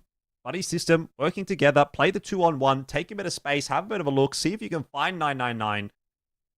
Make life a bit more difficult for him. Yeah, you may be giving him the sight, but either way, you'll be in that 2-on-1. They've just got to make sure that their spacing is pretty tight here, which they are going to do. Bone slowing down, waiting for Laz. Now Plant's going down on the A site. And they're in the center of the map, so it won't take them very long to come back across. CRS not too wary of the mid line. Eventually does spot Bone out. Now Laz under a bit of pressure here. CRS could well hit this shot and win the round up close. USP will get it done. He just gave him a little bit too much space on that A site. And 999 will get themselves another clutch. Get themselves in this conversation. Yep. By no one else but CRS, of course. Beautiful clutch and very important as well. CRS, of course, he has been so consistent for 999, and of course some of these 999 players also have their moments, especially BYK and QJK occasionally, right? So definitely not over until it is. And we'll see if Muffin is able to pull off yet another very important round for the rest of the squad. But again, 2 rounds ahead. Nothing really changed too much. The pace is a lot slower this time around, but not that it matters too much. It's pretty much up to Laz right now to hold off the aggression in Hotel here. Sarah's, of course, leading the charge. Could be very crucial. Look at that. Oh, they're basically standing next to each other. Oh, Laz gets a lot of damage onto QJK. Doesn't quite finish him off. And this will be it for now. Yeah, needed that headshot, didn't he? But you'll take damage either way. It's an advantage of sorts. He's going to try and reaggress, and he gets the big frag of CRS and then goes and doubles down onto QJK. Both of them headshots, that extra damage earlier on. Irrelevant as Laz is just a heat-seeking missile right now on the enemy's heads. Bone waiting for the swing to help Laz out as well if that comes. But I'd imagine at the moment that Laz doesn't really need any help. He seems to be quite comfortable getting it done himself. Eventually, Bone involved takes the ace away from Laz, but a 4K from him will put Ray onto series point. Yeah, there's this highlight reel. Very well done by him. I mean, I'm not sure how he did it, but he did do it, and that was a hero play Ray needed, because now all of a sudden, it's match point, it's do or die for 999. The pressure's up. BYK finds the kill on Bone. There's more to follow unless Laz has something to say, but it's only good for 1. QJK finds a quick double. And this is what Penguin said earlier on, right? When nothing else matters, 999, they just play, they don't think. And this is when they are the most dangerous.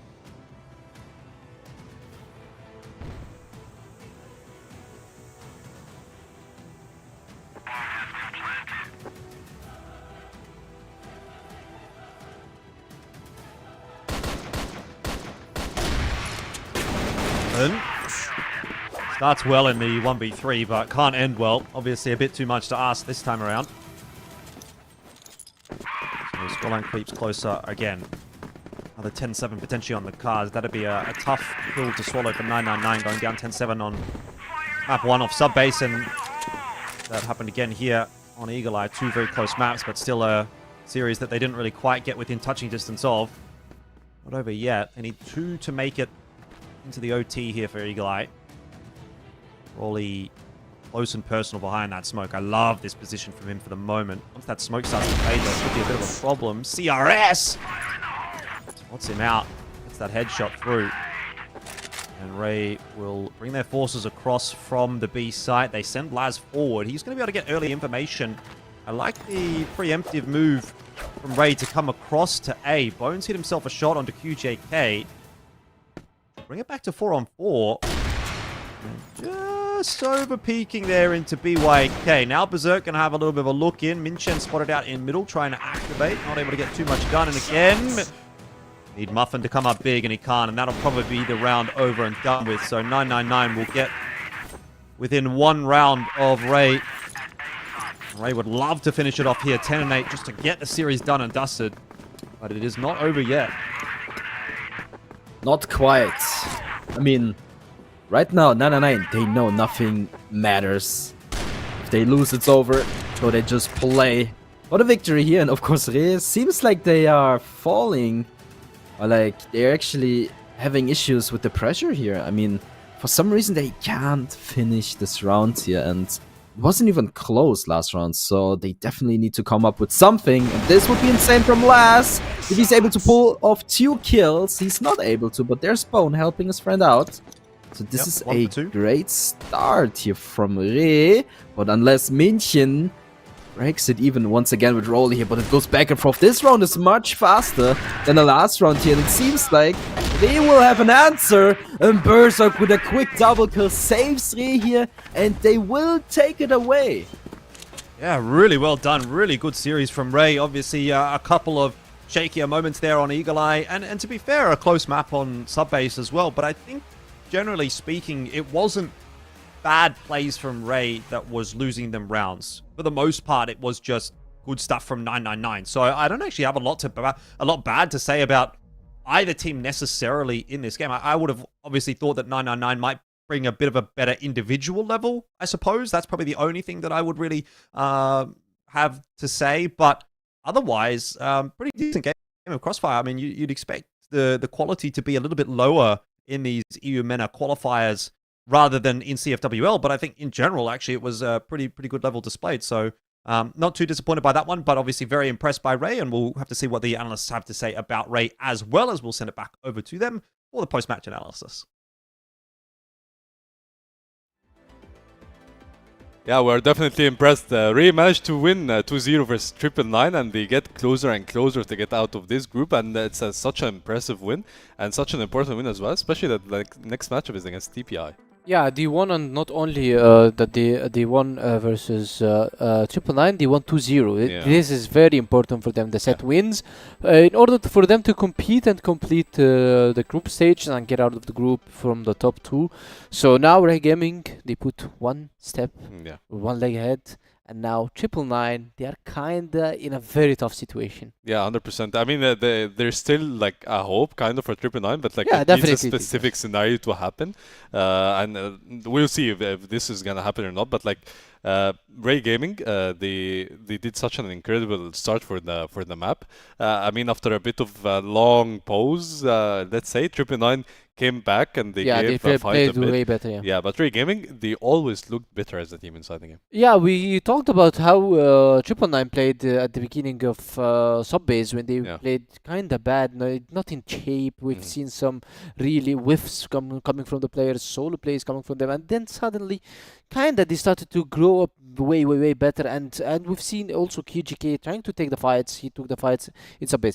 That's what happened also in Eagle Eye. To be honest, Eagle Eye is way closer. As Elfish said, we can't say anything bad about both of the teams, by the way, even 999. Yeah, we expected better individual skills coming from them, but in the end, REH Gaming was better as a team and as a composition and as a group or unit. Yeah, 100%. And like we can see in the highlights, I mean, this is the beginning of the map.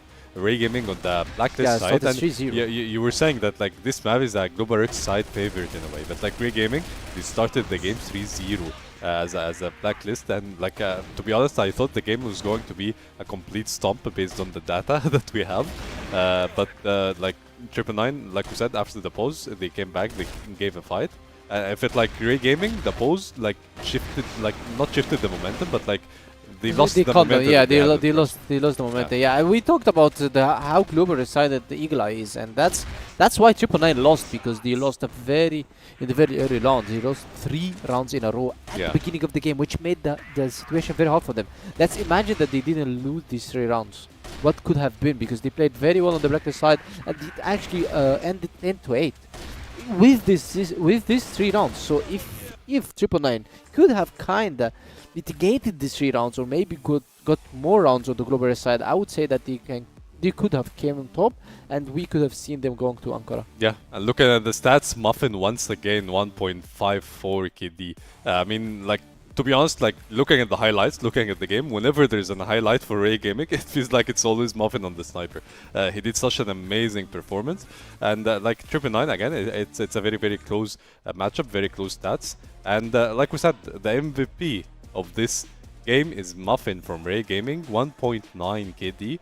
This guy on the sniper, he's something else. Yeah, he played very good, to be honest, on both maps. Not only on Subbase, because we've seen how good he played on Subbase, but also on Eagle Eye, because Eagle Eye is actually a better place for him. But Muffin is known for his decent Subbase, by the way. He's one of the best players that he can ever play Subbase. So now, he played very good. He deserved the MVP, and he made REH Gaming now 1-0 on the standings. I guess right behind TBI, because TBI have maybe better a round difference, but they're gonna be playing each other next game, and it's the fight of the winners. TBI, they beat their opponent, and also REH Gaming, they beat their opponent. So now one of them have to fall, and one of them is gonna be booking their ticket to the regional finals. Yeah, it's gonna be like like a mini grand final in the group. Yeah, for the group, like, for Group B, yeah. Yeah, exactly. It's gonna be a very, very hype matchup, especially like both these teams. They have the win momentum. Like both these teams, they won 2-0, and they are coming in like in a very, very hyped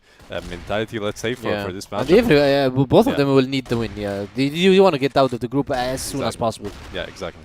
Especially that like the 999 matchup against like the fourth team is gonna be a bit hard. It's gonna be like you don't want to be in the scenario where like 3 teams are like 1 win and you have to like find your way out of the tie breaks and stuff. So like I feel like REH Gaming they are on the right path against like TBI is gonna be a bit of a hard matchup, but like I think this is a team that can manage to win TBI.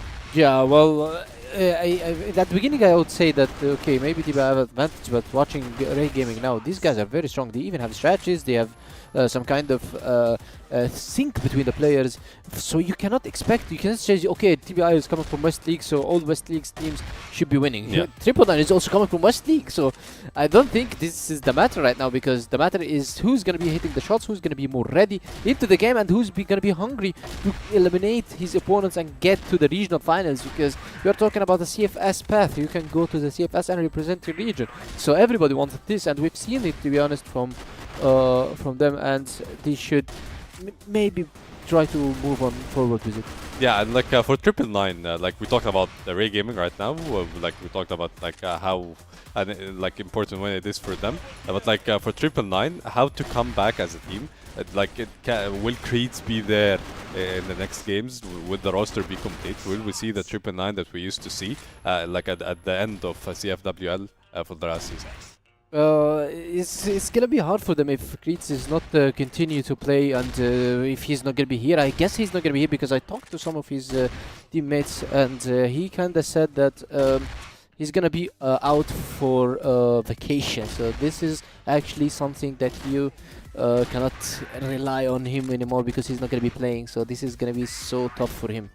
Yeah, and like this group is getting like more spicy, and like the TPI versus REH Gaming is gonna be like a pretty interesting matchup, like we said, and like I hope that we talk to like one of REH Gaming players soon. Yeah, we're gonna be talking to Rolly. Yeah, he's we're gonna be talking to Rolly. captain. The interview is getting prepared, but like until we talk to Rolly, what do you think of REH Gaming out of this game? Do you think this is a team that can go top 2? I mean, like beating 999 is a one step, 100%, and like they made a statement like that the teams coming from CFOL, they can beat the teams coming from CFW. Yeah, we've seen this before, and we're gonna be seeing every day, because as I said, if you would always favor the West League team, then this is not the case today, because 999 was a West League team, and they played versus an OP League team, and it's not even the first place, it's the second seed team, and they still beat them in fashion. This 2-0, 10-7, 10-8 in a very convincing way. It was one-way stomps for REH Gaming. Yeah, 999 tried to come back, but they couldn't. So this is not the case today. So I guess you cannot just talk about this and to say that it's always gonna be the team coming from those leagues is always gonna be winning. Yeah, and this is the matchup that's gonna like come up like in the next game, PingPongPals versus LegendsOP. I mean the team that won the CF OL versus like the 4th seed from PingPongPals. Like this is a team that we like impressed all of us in the CFWL, and like you said, speaking like if you're gonna mention one team that might have like the greatest advantage of this tournament, it's 3P 100%. Yeah, definitely. 3P is always favored in this. I guess it's one of the best teams in the regional qualifiers, if not the best. We don't want to underestimate anybody, Entropy Gaming or TBI or even REH Gaming, because these guys also showed a very good performance. But talking about stats, yes, definitely PingPongPals, these guys are 100% going to the regional finals. And not only this, these guys are competing to go to for the CFS. Yeah, 100%. And LegendsOP, like this is a team like that won the CFOL. And like they beat REH Gaming, so if REH Gaming can beat 999 from CFWL, then 100% LegendsOP they can give a fight against 3P. Well, as I said, that LegendsOP, yeah, they claimed as open league, but they didn't show us any statement of beating the other teams on the still on the regional qualifiers. They didn't show us the good fights that we used to see from them, or maybe they did on the open league, because we've seen how they played versus Entropy Gaming. Entropy Gaming just wiped them off the map. Both maps were just below 5 rounds, so it's very tough for them this matchup. Yeah, let's see. And we have the interview ready with Rolly from REH Gaming. Hello, Rolly. How do you feel after such an impressive win against 999? Yeah, we feel good. We can't hear Rolly. Yeah, I don't Oh, think you cannot hear me. Hello, hello. Can you hear me? Okay, we're gonna hear him pretty soon. Okay, I one hope. second. Okay. Hello, hello. Okay. Yeah, we can hear you. It was the lights. Okay. Okay, with the light it's working. Okay.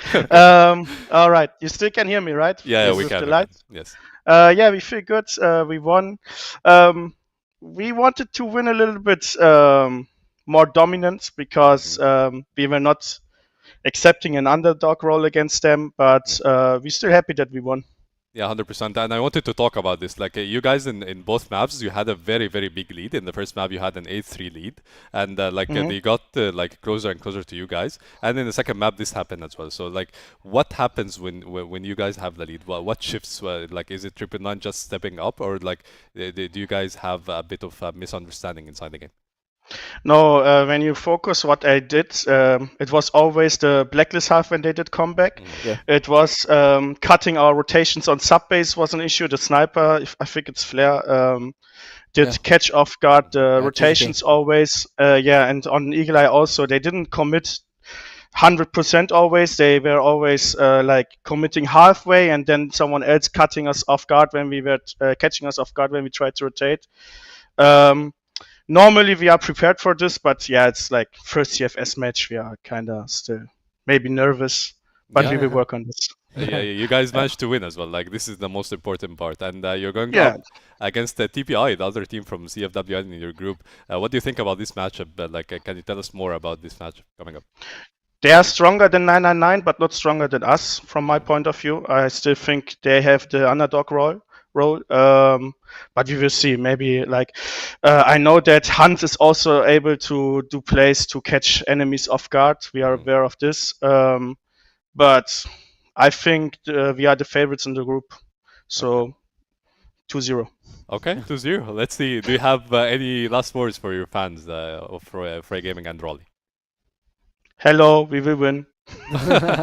Okay, we hope you win, and we hope the fans keep supporting you guys. Thank you. Best of luck, Rolly, in the next matchup. Thank you. Thank you very much. Thank you. Bye-bye. Bye-bye.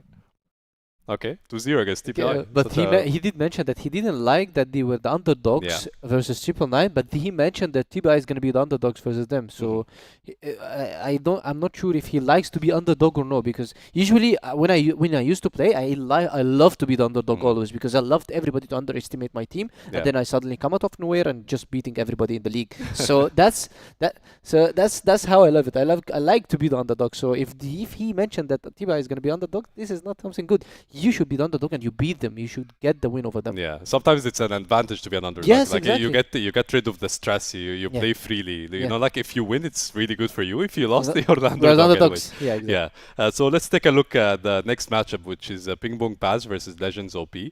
Again, PingPongPals top 4 CFWL. Like, such an amazing roster. They did an impressive matches against like the top teams in CFWL, against LegendsOP, coming as like the first seed from CFOL. What do you think about this matchup? What do you think about PingPongPals in like specifically as a team? Because like this team, like they showed such an amazing performance in the last few games. Yeah, well, to be honest, this team is just unfair for this tournament, to be honest. Just PingPongPals is way ahead than everybody. I don't think anybody's as good as them. I'm not saying that all the other teams are just maybe bad, but I'm just saying these guys are good because they had better matchups on the last few months. They had the stronger games, they had the stronger opponents, and they showed the best performance usually versus the other teams. We've seen it also versus Anubis Gaming versus Inner Circle when they played versus them in the playoffs. It was a matchup that went to map 5. You're talking about Inner Circle, a team that showed into the EWC, but still, in the end, I guess PingPongPals is kinda way far ahead. Yeah, and like LegendsOP, like they are a roster that can again give a fight. And let's take a look, or like let's talk more about the map veto, because like both these teams they played Eagle Eye yesterday. They had an impressive, dominant performance on it, and also like we had Port and Ankara. Like we saw these teams playing it yesterday. So what do you think about the maps coming up this Well, in match? my opinion, I don't think Legends is gonna be picking Eagle Eye versus. If they just talk about the veto, first thing they say, okay, we are not playing Eagle Eye versus PingPongPals because PingPongPals beat top tier teams in West League on Eagle Eye. Yeah. So we should be avoiding this, in my opinion. If I'm playing LegendsOP now I'm the underdog. I want to be going for the new maps, New Mexico, new compound. These guys should definitely don't have such experience or the much experience that they have on other maps, on such maps, because it's just new maps. So just go and try on the new maps. You have strong individual skills like Dirty, you have Veva, you have Buzz, you have everybody who can get kills and hit his shots. So go for the new maps and try to go for the 1v1 duels more than a teamwork, because Petru on the teamwork is way better. Yeah, you need to catch them off guard. So let's see if we're gonna see new maps. Let's take a look at the map V2 to see if we're gonna have a new compound, if we're gonna have new maps like the Penguin said. I mean, we were talking about Eagle Eye, we're talking about Ankara and Port. The first ban from PingPongPals is Subbase. New Mexico is banned by LegendsOP, and the next ban Eagle Eye. Definitely, it's gonna be picked. You leave Eagle Eye, they pick Eagle Eye, you're doomed, my friend. And Port on the other side, LegendsOP had okay, no, PingPongPals had an amazing game. Oh, okay, so PingPongPals has the same maps of yesterday. Yeah, but Black Widow, but it's, we didn't see Black Widow because it's only 2 maps, but still. By the way, look at the sides as well. PingPongPals is going to be starting on Eagle Eye, Global Risk, and going to be starting on Port, also Global Risk. Yeah. If this is not a mistake, then how did LegendsOP allow them to take both sides on these angles? Okay, LegendsOP picked Blacklist on Eagle Eye. This is big question mark for me, and of course, definitely, when you pick a map, it's PingPongPals who picked Global Risk. So, in my opinion, the game is kind of... It's hard, and it became harder when I watched the veto, because the veto is just leaning towards PingPongPals 100%. This is not something I'm saying that LegendsOP is gonna lose, but I'm saying this is gonna be a hard matchup for them. We wanted to see the underdogs. This is why the tournament is here. I love to watch the CFS qualifiers, because here you see new talents, you see new players, young players. You don't see them usually on the CFS League. You see them for the first time, like Losha we saw from 911 yesterday, and we've seen also Frabzy from LegendsOP, a guy that he's trying to step up and trying to shine for the first time in the CFS qualifiers. So that's how you make legends. Aven, for example, by the way, his first appearance was in the CFS qualifiers 2024, and he performed very well. He was playing with Rolly, by the way, and Seta. So now that's how you see how good these players are. That's how you see some young talents that you can take them or contract them into other teams. So that's why I'm saying LegendsOP, that's their chance. If you want to get contracted, if you want to show yourself, you need to beat PingPongPals. It's tough for West League team, but you are top 1 open league. You're first place. Yeah, 100%. And we were talking about like catching them off guard, but like right now, PingPongPals, they are on maps that they used to play. They are on the maps that they the maps is very hard. Like they beat top teams on it. So like if you want to make a statement as LegendsOP, like I know you made it rough for you a bit, but like you made a very big challenge that you need to beat. So let's see if LegendsOP is gonna be able to beat PingPongPals. Elfish and Badnux, you have the mic. That is the big question, isn't it? As we jump into map number 1, once again we get Eagle Eye. You were telling me yesterday you had 3 Eagle Eyes. We might get 3 again today. Yep. But PingPongPals, I think, very much coming in as the on-paper favorites in this matchup, and I have higher expectations for them than I did for 999 even. So I'm hoping that this one at least will be able to get right. Yeah, maybe judging from what I saw yesterday, I don't know. To be fair, they kind of were disappointing to me, at least. I was hoping they would actually show us that they are absolutely able to win matches, and yesterday I just didn't see that at all. And 3P is even tougher than the enemy they had before. So 3P, okay, starting off with a quick 3P here. MKZ not wasting any time whatsoever. Dirty there for a trade onto LSY, but the damage has been done for sure. So, well, it's only risk. Last man standing. Gainer takes out Dirty. He's not been spotted yet, so he has the element of surprise. There's 1. 3 more to go. Unlikely though, he still has to find the bomb as well. 1 minute remaining, so we'll see if he has anything to say about this one.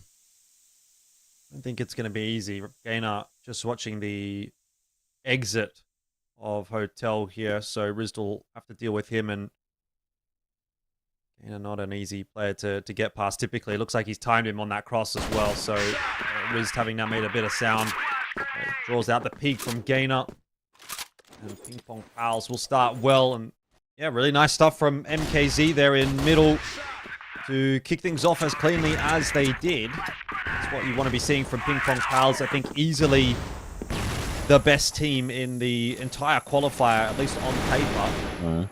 We'll see whether or not that ends up being a correct statement as we go through these matches. But the way that things are playing out so far, looking like that will be proven true. Yeah.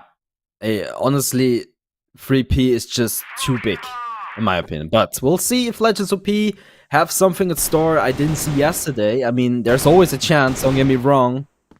And, well, maybe the playstyle against 3P is a little bit more different, but I just can't see this. I mean, where are these 1v1s coming from? Why are they taking those? And, well, already you can tell it's a very dominant performance here from 3P. It seems like they just have the answer for everything, and even this one here, Dirty, he finds that as well, which is a good start, but look at the HP, 9 HP remaining. It is just so much work to do in this round, and they have to come up with something quick, because 1 minute remaining and so much work to do, it's just very unlikely for them to bring us home. But if there's a miracle, it could potentially happen, but Gainer and HDZ, they are posed up. They're ready to go. I mean, it has been spotted, but there's a crucial miss coming out from Dirty. He will get Gainer later on, but there's a trade from HDZ. Yeah, 2 clean rounds here from 3P, though. Yep. Yeah, love to see it. Look at the replay here again. MKZ, continuing to be involved. Having a pretty good map so far, as is to be expected for PingPongPals, and Legends maybe a little bit tentative about their push here into A, but they're going to go anyway. The flash is good. Gainer taken down, and HDZ also falling, so the first inroad starting to be made. We'll see what Pietro can say about it. He had a good game yesterday. Hasn't necessarily had to do too much today. That's his first kill on the board in round number 3, but a 3-on-4 retake. A tough ask for PingPongPals. They're going to need someone to pop off.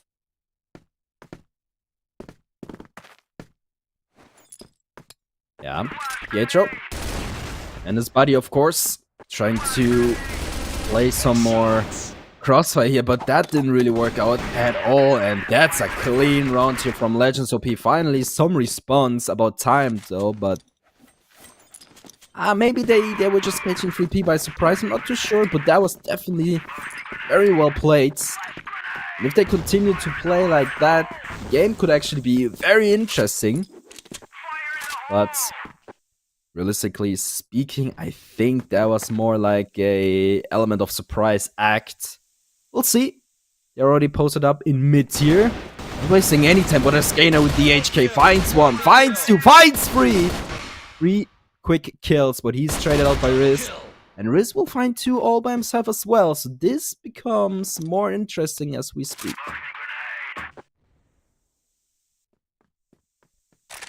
I mean, 3-on-2 going to be a tough ask, but C4 is retrievable. Pietro going to be on his way over to A.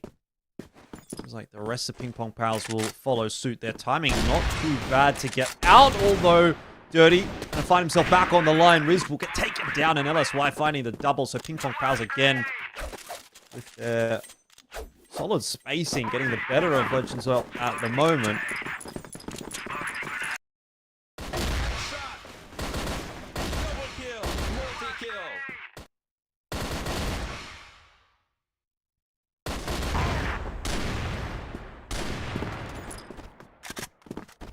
More to go.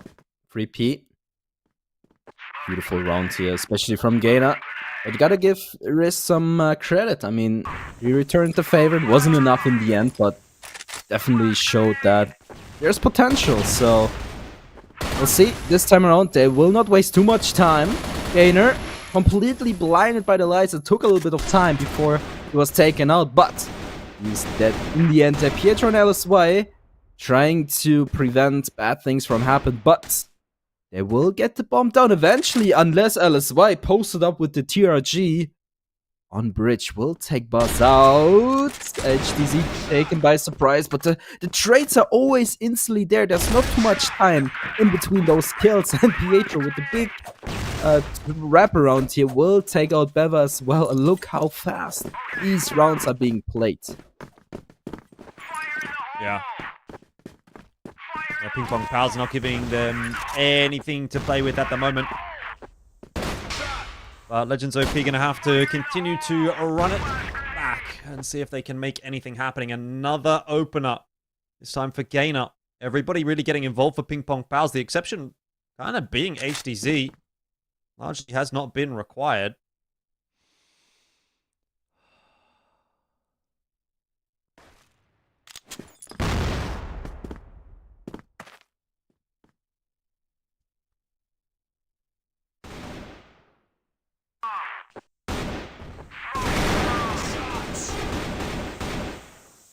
There's one at least. LSY holding very forward with this TRG. He's only going to be good for one. It's not typically the kind of position that you'd see a sniper rifle in. Probably prefer to have a rifle, but doesn't work out. Gainer going to go down as well. So maybe PingPongPals just losing a little bit of focus in this round. Couple of unorthodox positions. Maybe giving themselves a little bit too much credit. And LegendsOP at least good enough to punish some of those maneuvers. Now it's all eyes on HDZ, who, as I said earlier, hasn't been really required. Well, this round he definitely will be if they want to find a win. Dirty already starting to push his way up on toward the A site. That's a good shot from HDZ. Very sharp onto Beva. Needs another one and won't get it. Didn't quite get the awareness of Dirty's position. So Pietro now solo for the 1-on-2. Very winnable situation here for Pietro.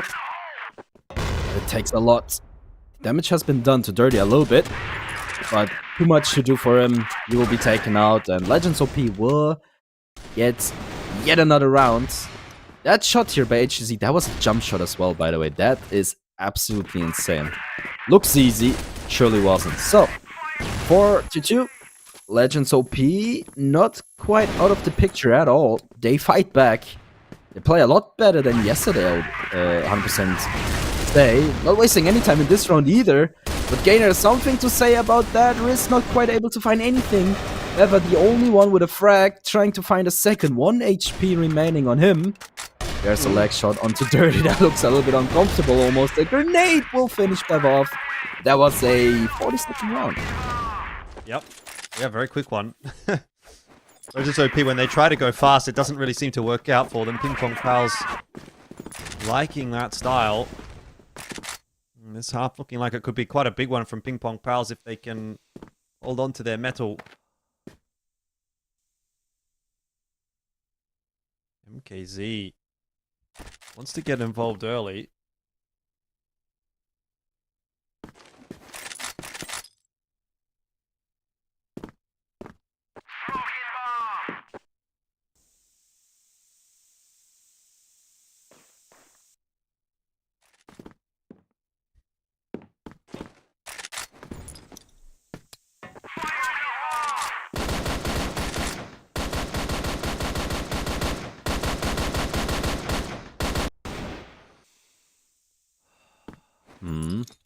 Very slow this time around.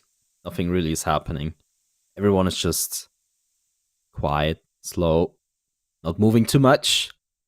LegendsOP take a very much it's a different approach.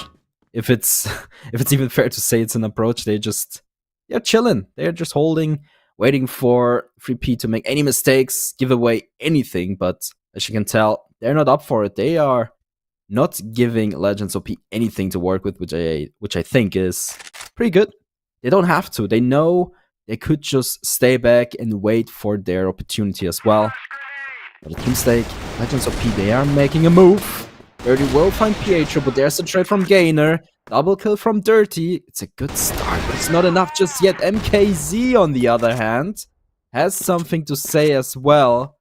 And now it's up for 3P to decide where this is going. Yeah. Nice kill from Buzz. Important kill from Buzz over on the A side. That's what's allowed this rotation in quite comfortably from Rizd.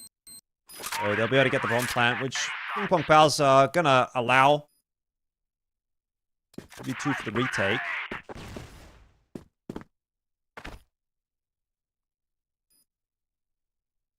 MKZ waiting patiently for LSY to catch up. That is going to cost them a good 5 seconds or so, and there's not a whole lot of time to work with here. So PingPongPals will have to be pretty quick about this progression into the site. They don't expect Riz on the off angle, but MKZ's kind of got him stuck behind the box. Flash will connect, and MKZ will go down. Good effort from PingPongPals, but LegendsOP getting some work done on the BL side.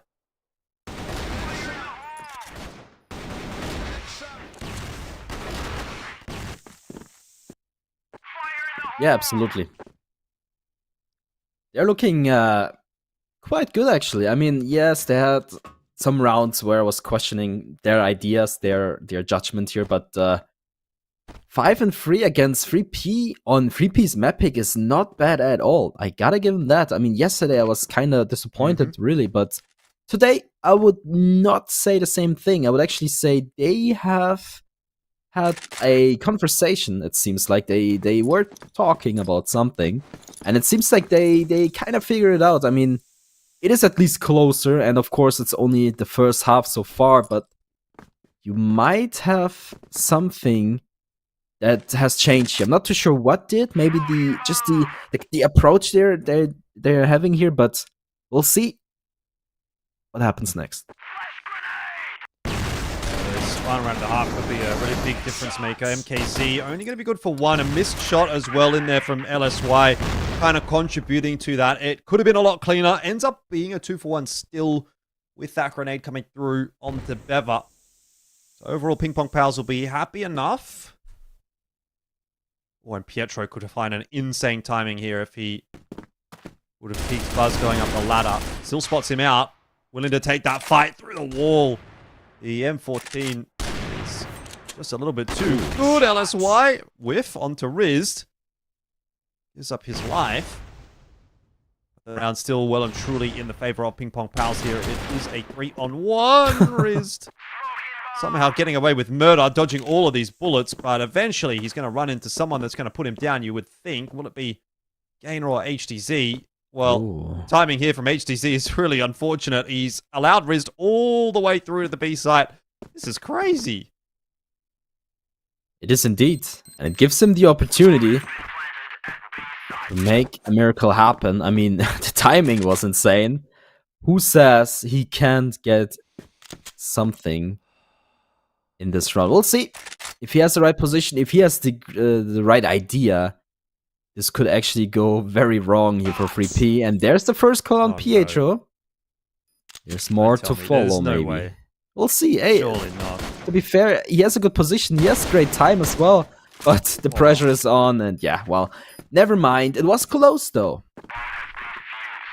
Yeah, I mean, a great chat to him. But that would have felt like an illegal round to lose as PingPongPals. I mean, the timing that he got going under the bridge was just absolutely criminal. But PingPongPals don't get punished for it, so all good. 6-3.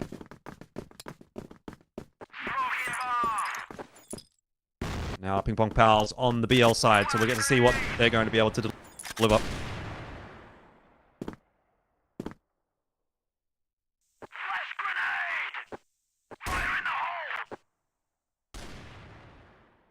It's like he has something to say about response for Epsi and Beva. All find 1 each. LSY, good for 1 as well. The bomb has been dropped, needs to be recovered. But where is Riz? He's the last man standing already. His team has crumbled, and he's next. He will go down as well. LSY very proud of his team there. Rightfully so. I mean, they're looking very good so far.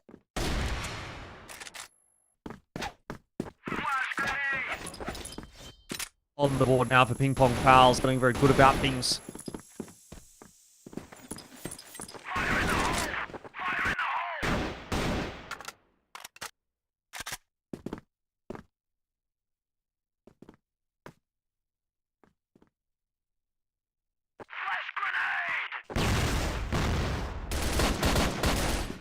I was just trying to pressure their way up toward A. Haven't really drawn an over rotation from LegendsOP just yet, although Buzz is having a look.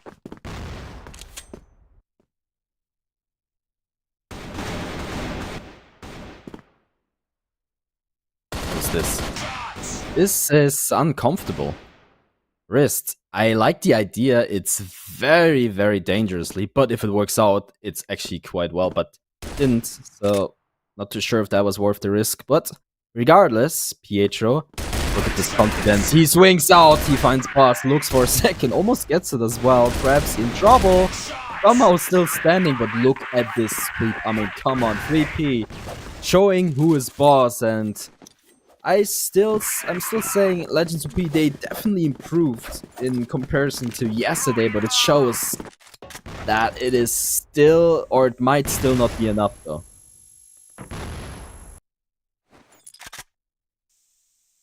Yeah. This is a great performance from PingPongPals so far. A couple of little mishaps, but by and large have looked like the significantly better team, and that is what is expected of them.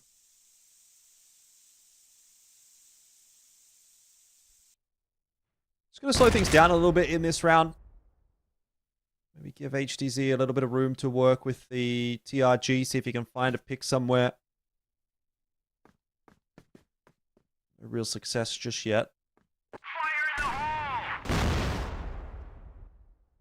They're going to start to work outside B. They've left their C4 in mid, so this is not going to be a committed push just yet. Just trying to take some space. Sort of also have Pietro keeping an eye on things on A, and they, to an extent, have kind of conditioned LegendsOP to expect something toward A. So you can see there is that lean of 3 GR players on the A side of the map. A push toward B. Mid to B, maybe even from PingPongPals, could cut the map in half and make this a difficult one to negotiate for LegendsOP on the retake, but it ends up being a decision to go toward A. Riz is going to be able to find himself too, but luckily PingPongPals, there was a third member, that was Gainer. Rapsy going to go down to the spam. That was an easy kill for Pietro, and now the rotate coming through for LegendsOP, but they are unable to prevent Pietro from grabbing that C4. And indeed also getting up onto the site. You would think they are going to slow things down though, PingPongPals, as HTZ goes kind of hunting for a pick somewhere. This is an interesting strategy. Never up on the tower, so Pietro needs to be a little bit careful, but that's kind of what HTZ was looking for. He just missed his shot, that's all. Badly played by PingPongPals, but the execution may be lacking now though. Pietro essentially in a 1v1 with Buzz, waiting patiently for HTZ to set up on the line, and Buzz, I think, is already kind of out of this round with 20 seconds left on the clock. He's going to have to move quickly, and he is going to have to cross that sight line that HTZ is watching. Meanwhile, aware that Pietro is going to continue to be a bit of a pest here with these little swings, so very unwinnable round for him, unless there was a mistake from PingPongPals, which there in the end was not. And that is now 9 on the board. PingPongPals storming towards a victory here on their map.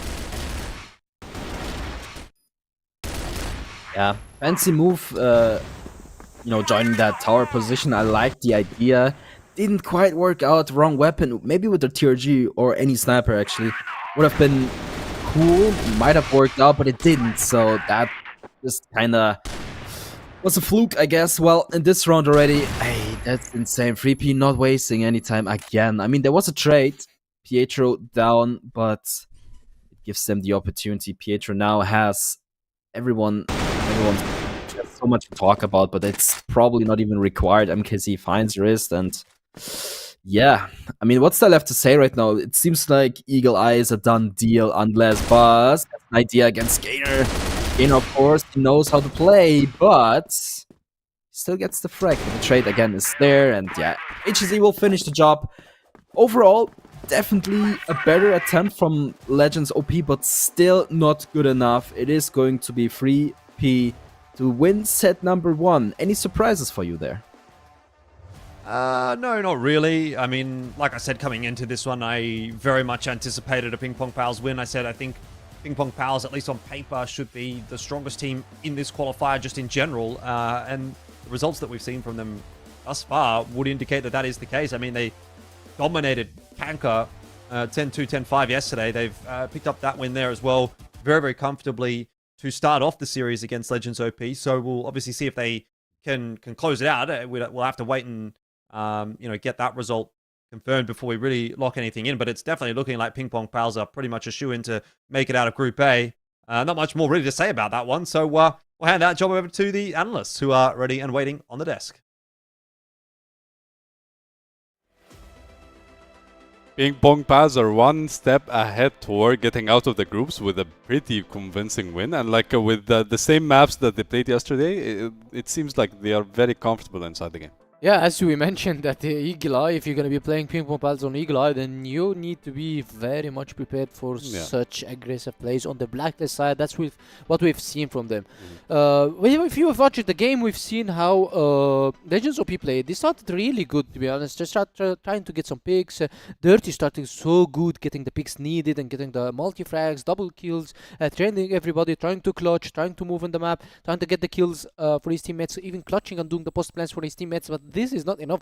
If you listen to what I've said, it's just 3 rounds that only LegendsOP got, and it's only, I guess, 2 of them was because of Dirty, and 1 round we've seen a very good A push coming from them and a very good post plant also. Other than that, it's all favored to the PingPongPals guys because they played really well. And still, I see that PingPongPals, yes, they are favored, yes, they are the best team in this tournament, most likely based on stats and even based on the performance that we've seen right now. 1 map only that PingPongPals needs to go to the regional finals, and I guess it's gonna be the next map based on what we've seen right now.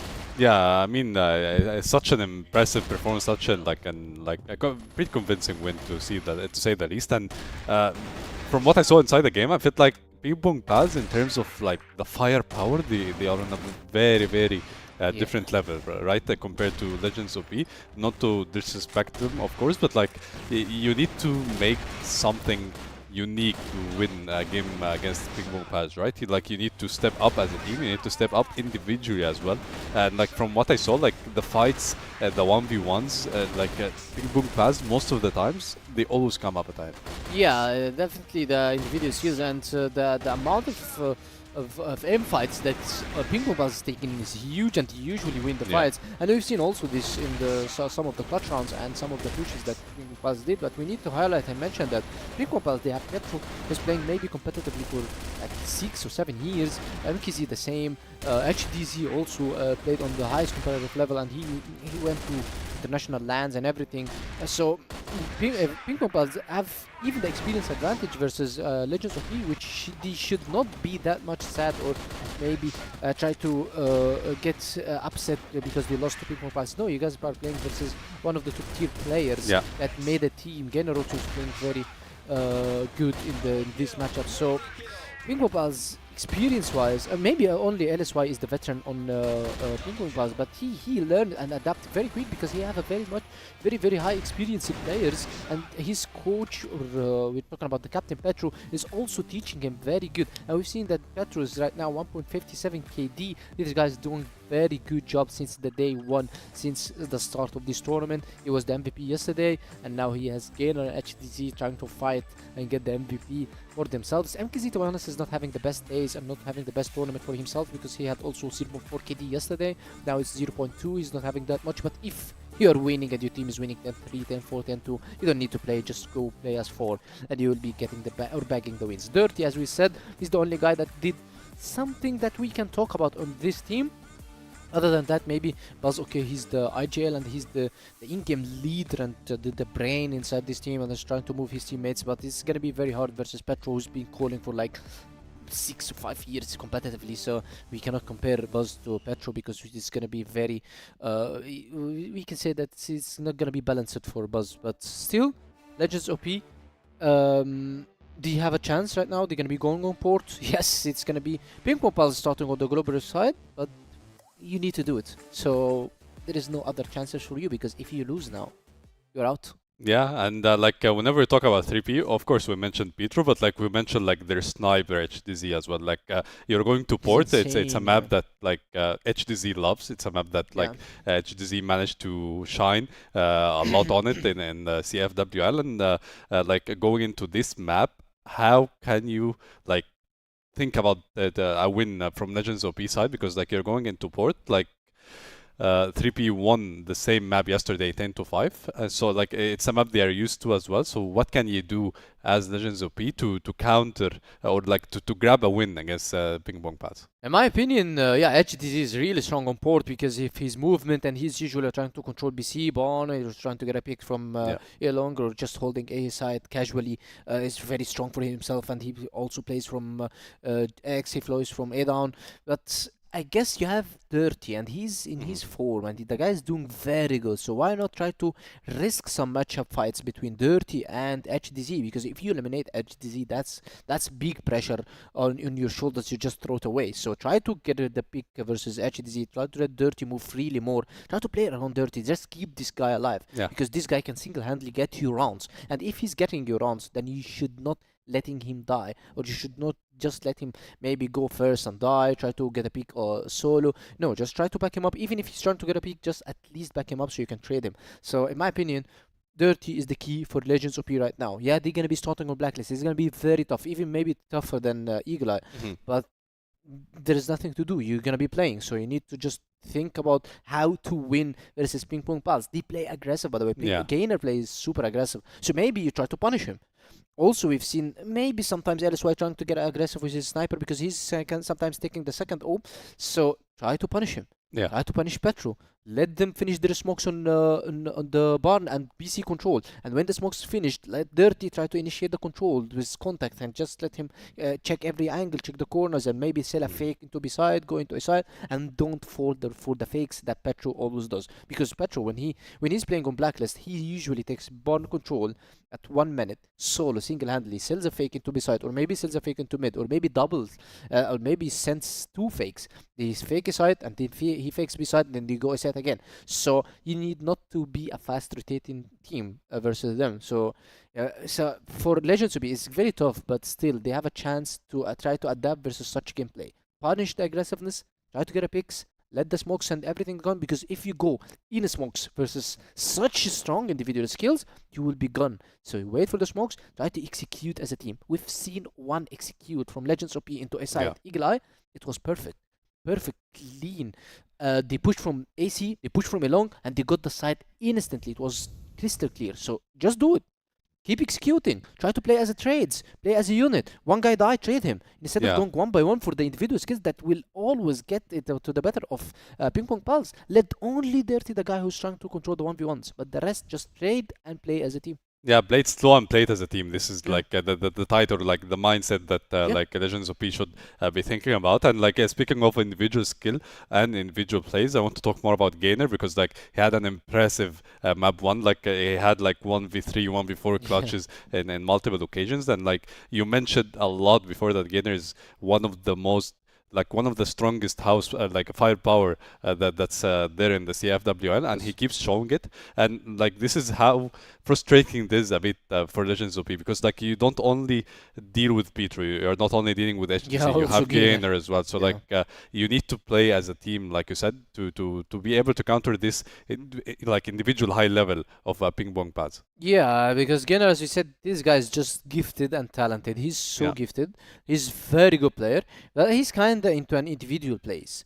He likes to do the individual plays. Maybe teamwork. I'm not saying he's bad on teamwork, but he's better on going 1v1s. So what are you gonna be doing? Try to just play slow, play maybe less aggressiveness. Let him just initiate the aggressiveness and try to punish him for this, because that's how you stop Gainer. I played versus Gainer before, and the only way was to stop him is to get under his skin and let him push, and then you kill him. Let him push and then you kill him. Then that's when Gainer is gonna be start playing defensively, and when he plays defensively, you'll just be pushing versus him, and he will not be able to do anything. So try to do the same, because if you take the 1v1 versus Gainer, it's not 50-50. Any 1v1 is 50-50, but versus Gainer is going to be 70-30 for Gainer. He's using HK, which is giving him extra power, and he's really strong and decent, so that's even an extra power. So just don't go the 1v1s versus him unless you're going to be sure that he's getting traded instantly. Other than that, he's gonna get the multi-frags, as we see when the guys pushed from AC one by one, and he had the HK killed 1, 2, 3 players. And I bet that if he had some bullets, extra bullets, or awareness that there is a guy coming behind him, he would get the 4 and 5 kills. So now that's what you should be doing. Try to kill the aggressiveness coming from Gainer and try to pick off HDZ before he's going to rotate around the map. Yeah, let's see if LegendsOP is gonna be able to make a comeback. Map 2 is ready. Elfish and Bandix, you have the mic. Alrighty, back in we go. About time. So, what can we expect for set number 2? I'm actually not too sure. So, because I saw them play yesterday, I saw them play today. Today, LegendsOP is better, don't get me wrong, but is it going to be enough to beat 3P? I'm not too sure, though. Yeah, look, I would be surprised if LegendsOP can take a map off of PingPongPals, but we will see. We'll find out. It is PingPongPals that do get to start on the GR side of Port, so it should be nice positive for them to maintain some of the momentum coming through from Eagle Eye. Dirty is working his hardest to find some damage through that smoke, but nothing connecting. Pietro wise to the possibility that there's going to be some spam there, just sitting on the off angle, happy to wait it out. Which is essentially what LegendsOP are going to do here as well. Smoke's coming down, obviously, from the GR side, and LegendsOP happy to just play patiently behind the smoke here and wait until that space is going to be given over to them. It's a very standard default setup to kick things off in round 1 of 4. So now they're going to try to force the issue through the smoke. That's worked out. Frapsy getting himself 1. Gainer here, highlighted by the desk. Wasn't quite able to double down there. He very nearly did. Riz, though, living on 1 HP. Going to mean the HTC and LSY have a pretty tough ask for the retake here, and that's the first round on the board for LegendsOP. I think a lot of that actually just comes down to Gainer struggling to find that multi-kill. I wonder if we'll see it here on the replay. I thought he was going to be good for 2. Maybe he thought he was going to be good for 2. You would either take the 1 kill and then back away, or stay and commit and hope that you get 2. And he stayed and committed, but only ended up getting 1, which is ultimately where that round kind of fell apart for PingPongPals. And we won't have long to analyze that one, because we're going to go straight into this with LegendsOP pressuring the A site. They do cancel, but they take a 1-for-1. Yeah, that looks a lot better already. They were kind of playing with 3P here. The timing was really well here on A long. Worked out beautifully. I mean, it was a trade, yes, but still. Good start into this round regardless, and now you can tell LegendsOP, they are very quick already towards Belong here, already clearing up box room here, but they are going to face Pietro eventually, and they're just waiting for the bomb to catch up as well. So let's see what they have in store. They don't really have, actually they do have a lot of utility left to play around with. I wonder if they're actually going to use it or just going to run out, and it seems like they're just not going to waste any time.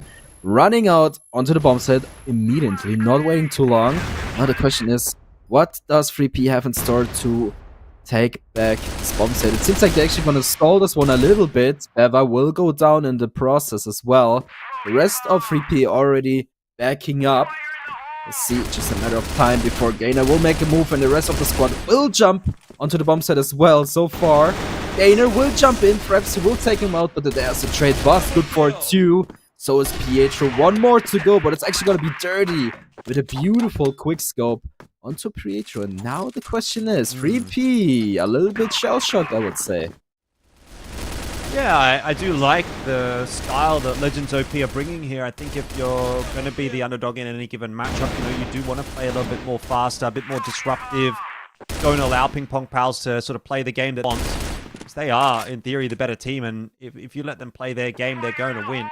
But you got to try and sort of get them off their game in some way.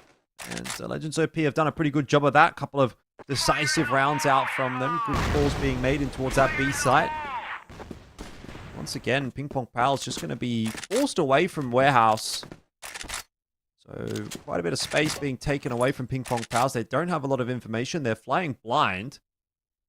Oh, look at how far back in the sites PingPongPals are playing right now.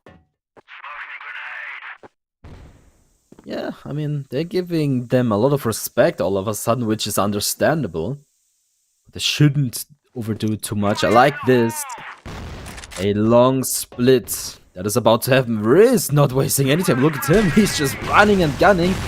undetected as well. He's fully blinded by the lights, I think. Yeah, HZ takes him out. MKZ finds 2 as well, and this hasn't really worked out at all. LegendsOP Beva, the last man standing, will go down. Once again, HZ with a quick scope jump shot. Insane. Not too sure. I think Wrist was the key player here. He was blinded though, so you can't really blame him too much, but that was very unfortunate. And finally, 3P, they find a way back into this game. The response is well done, and LegendsOP left with a question mark in front of them. Yeah, going to need to see more, though, from PingPongPals. Can't just be a one and done. LegendsOP going to try again. They're going to do the same thing. This time, LSY does get blinded, but not before he's able to take down Frapp. See that flash coming through just half a second too late. Looking for the trade, and he'll get it, but no more than that. It is, again, falling apart for LegendsOP on the A site. So the A hold showing no signs of weakness. The B hold is where things have been a little bit of a problem for PingPongPals, but LegendsOP now have some thinking to do as to whether or not they want to try that A take again, or if they want to go back to what's been working. Yeah, I mean, A is definitely on lockdown. And it works beautifully. This time around, Dirty will find the entry on MKZ in mid. Yesterday, HEZ had a very good time on port in mid. He was really the man to watch. He had a lot of entries here and there. He got multiple frags all the time. So that's definitely a perspective to watch, because HEZ is so good on port. I think Penguin also mentioned it, so no surprises. But so far, the matches break even. I like what I'm seeing. LegendsOP, they had 2 very strong rounds in the beginning here, but this time around, even though they start off with an advantage, they slow things down a lot. I'm not too sure why. I mean, the approach they had in the first 2 rounds was pretty good, because it was kind of surprising, but now I think they take too much time. I mean, they play a lot with mid right now, which I think is a good idea, but you can tell the bomb is still in the back. They don't really know what to do just yet. They are kind of exploring, and this is interesting. LSY, hello. Gets a lot of information there, though. Yeah, and the re-peek in the mid from HTZ's gone well. Dirty has fallen, so we're back now to a 4-on-4. PingPongPals kind of scrambling to set up their defense. They're still not 100% sure about where LegendsOP are going to go, but they've dedicated numbers towards middle, and that's worked out. Great sniping from HDZ. Again, highlighted well by the analyst desk as being a pivotal factor in this map for PingPongPals, and so far has been.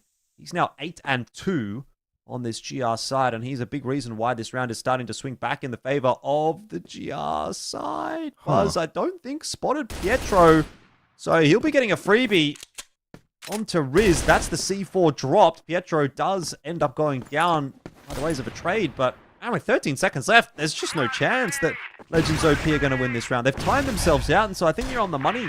They've spent too long, and they've just allowed HDZ to work the map, and that has given PingPongPals a third. Yeah, that's exactly what happened yesterday against CANKER. We already saw it. HEZ is having so much fun in mid. He knows he's just way too good, and no one can really stop him. And yeah, rightfully so. I mean, if it works, it works, and there's no reason to stop doing that. I mean, that was very close, Gainer. Got away with it. And just like that, 3 rounds in a row for 3P. Big switch of momentum. Seems like they have figured it out. Of course, HEZ is a big part of it, 10-2. That's very impressive. And, well, they know HEZ is either mid or on a top, and you don't really want to cross his crosshairs, so I wonder what LegendsOP has in store. I mean, they have to do something, but they have to be very careful to not run into HEZ. And it seems like they don't really give him a lot of respect. I mean, look how they are crossing mid. HEZ could just be there lurking, waiting for them to cross. But it seems like it doesn't really matter in this round, at least. We'll see. Dirty joining the BC here. Not too sure what the game plan is. Right now, they're just all over the map and exploring their options. Very patient round out from both teams so far. 1 minute left on the clock. Nothing really has happened.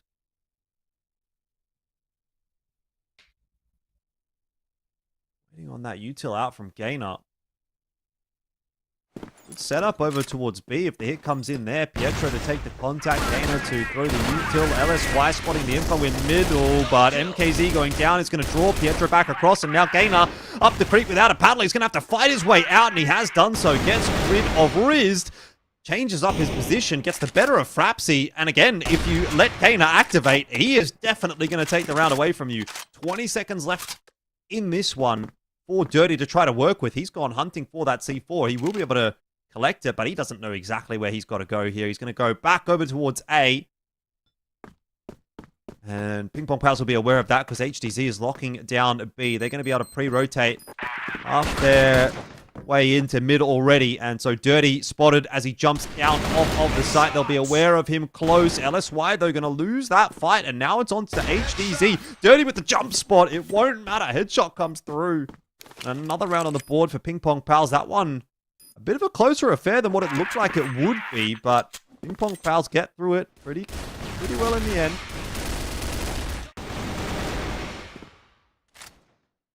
Yep, HGZ wins those for sure. Very convincingly as well. Beautiful one tap. And much of the credit goes to Gainer. Beautiful change of positions there in pit. Very much, pretty much confused LegendsOP, and this time around, oh, we go fast! But Gainer good for 2. An equal trade, MKZ, oh, no chance to react whatsoever. Wrist will get to himself. And yeah, the change of pace worked in this round. LSY, unfortunate miss here, but good reaction here from Beva. And yeah, that was a very quick round. You catch 3P by surprise, and this is what I was mentioning earlier. You go in, you don't let him overthink too much, and it works, and it's only 1 round differential here, and 3P, even though they have won like 4 rounds in a row, it still wasn't very convincing. But we'll see. Maybe it's actually a much closer game here on the map pick of LegendsOP, and I like what I'm seeing. I don't like these 1-2, these 10-2 games, because it's just not as interesting as you would expect, but this round, LegendsOP, they will start off a lot slower. It's very interesting. 1 round, they go all in, full push, nothing to waste. And in this round, they're like, yeah, let's not do anything until like a minute. Yeah. Yeah, I mean, only that B bomb site being the cause of concern for PingPongPals. If I'm not wrong, all 3 of the rounds that LegendsOP have won have been over toward B. Almost a little bit surprised that they're not trying to reinforce that, maybe even a little bit earlier on in the round. Like, I think PingPongPals could try to play a bit more forward in warehouse, take that space, give LegendsOP a bit of something to think about. But they did try that earlier on at the start of the half, and that didn't seem to work out too much. So I guess they've shelved that idea for the moment. Initial shot in there from HDZ does connect onto Dirty for some damage, but not a kill. So he's going to go forward and have a little bit of a spot down long. Doesn't see too much. LegendsOP definitely taking their time about things on this BL side. They do manage to get the better of LSY. But where's the finish going to be? I mean, C4 still on the A side of the map. Can very quickly go through connector to B, but you would infer from that it might have ended up being an A finish, though looks like the call has been made to start to work over toward B. It'll be Buzz that trades positions with Rizd. Takes up that territory, and the rest of the lads going to try and make their way over towards B. Gainer goes down early. Now it's on to MKZ to try to hold alongside Pietro. Big spray down from the latter. Will find a double kill. Mid control has been established, though, for LegendsOP, but it won't matter because Dirty wins the 1v1 against Pietro anyway. And LegendsOP get themselves 4 on the BL side. That's not too shabby at all. No, that's actually pretty good. I wonder why they didn't shift HDZ earlier into mid. Because we have seen how good he can be, but they still decided to leave him on a top, which hasn't been as successful. Even right now, he's back on a top. And you know, LegendsOP play a lot with mid. I mean, there's so much presence of them. But they don't want HTZ in mid. I mean, fair enough. But I think that would make a very big difference. Well, nonetheless, they don't want it. LSY, on the other hand, a very risky position. I mean, yeah, that's what happens. Beautiful jump shot here by Riz onto him. The damage has been done, but yet again, LegendsOP, they start with the advantage into this round, and look how passive they are. They're not doing anything just yet, but still, they find a way to start with the advantage, though. Yeah, too many times. PingPongPals giving up the opening pick, having to work their way back in. So this GR side not quite delivering. I mean, I've been saying for a little while that in CFWL we've actually seen a few more successful BL sides on port than what we had been historically used to, and I don't know what to put that down to, whether it's, you know, the weapon change or just a general uptick in teams understanding what they want to be doing on BL, or maybe struggling a little bit on GR. But I don't think we really saw that at EWC. In the international competition, it felt, you know, Port kind of played out a little bit more standard GR-sided. So we'll see how things go here today. But if LegendsOP do pick this last round up, it's still not going to be the end of the road yet, although it would be a very good BL side. That, though, is going to be a bit of a spanner in the works. Gainer gets his kill onto Beva and has gotten out to relative safety. You've got 3 players here to defend the A side. HTC caught at ladder. Will get a bit of a helping hand from Gainer, who's found 3. Somehow low on HP. Gainer is still getting the work done. His teammates are falling. MKZ 1 and Gainer another. Fantastic round from Gainer. I think he got 4 in that round, which was super necessary because they'd given up that opening pick. It was a tough road back. But PingPongPals do manage to at least maintain the lead in the first half on the GR side. Here we go. HTZ in mid. I like to see it. Doesn't really matter what side he's on. Mid is always a good position to be in. Well, let's see what changes now that we are, switching sides, because I think 3P, they have some redemption to do here. I mean, 5-4 is not ideal for them. I'm loving LegendsOP right now. They look like a much different team today, and especially on ports here. I mean, yeah, first map maybe wasn't as great as they were thinking would go, but this time around on port, they look very good, man, and I'm telling you, Dirty, he has something to say. Beva, I like the aggression here, that's beautifully, but he needs at least 1 to make it worth it, and Gainer will actually get the better of him, though, so that wasn't really ideal for them.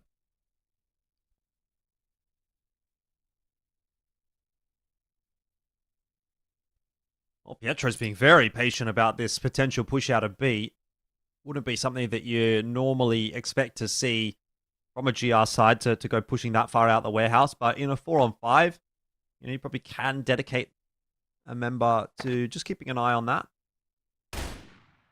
Pietro will just force Frapsy back into the B site, so now the eyes are getting closed for LegendsOP. They don't necessarily have much info coming their way outside of that which they saw 5-10 seconds ago, and that's becoming less and less valuable as time goes on, because PingPongPals obviously can move, and they have. They've worked their way into middle. Buzz fought off there. It ends up being a 1-for-1. That's a nice line for Dirty to be on, and a great shot through from him.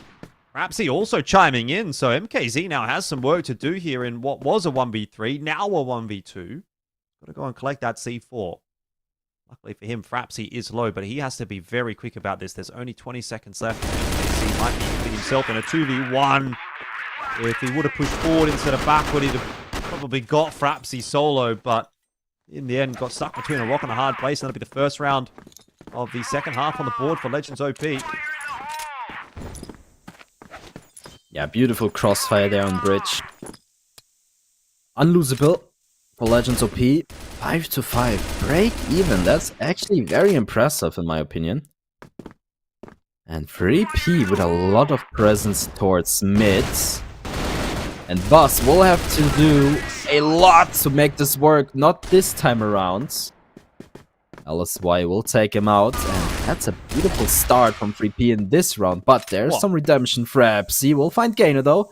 HTZ will find Dirty, and this is almost unwinnable unless Frepsy and Beva have something to say. That's just so much to do for them. I mean, 3P, they're taking their time. I mean, they could just run on to B.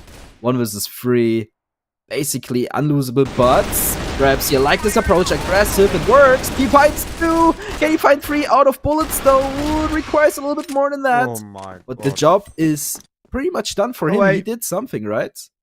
MKZ's just got a sprint A, and I think that was kind of why this took so long for PingPongPals. They were giving HTZ a bit of time to move.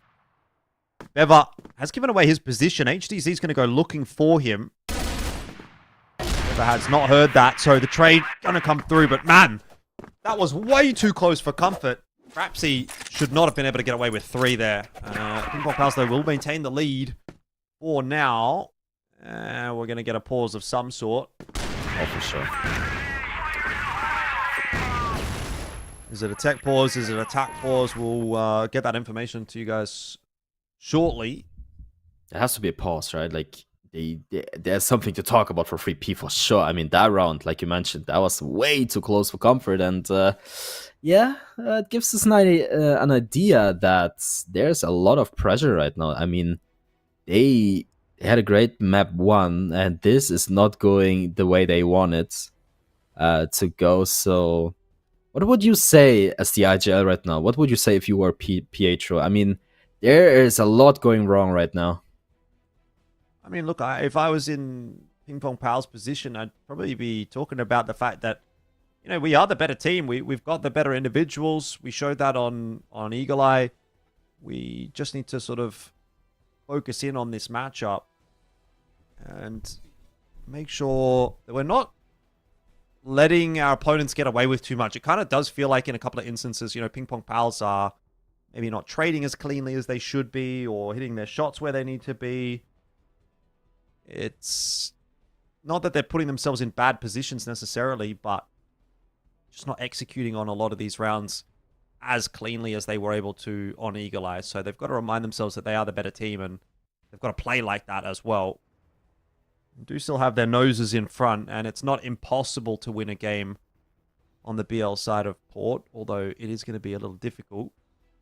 We'll see if they can give HDZ a bit of extra room to work, and it seems like that's kind of what they did do in the last round as well. You know, they are giving him that freedom. He's playing well, so I don't think they necessarily need to change anything quite so much. It's more just sort of polish up maybe some of those moments that haven't been quite as clean as they should be.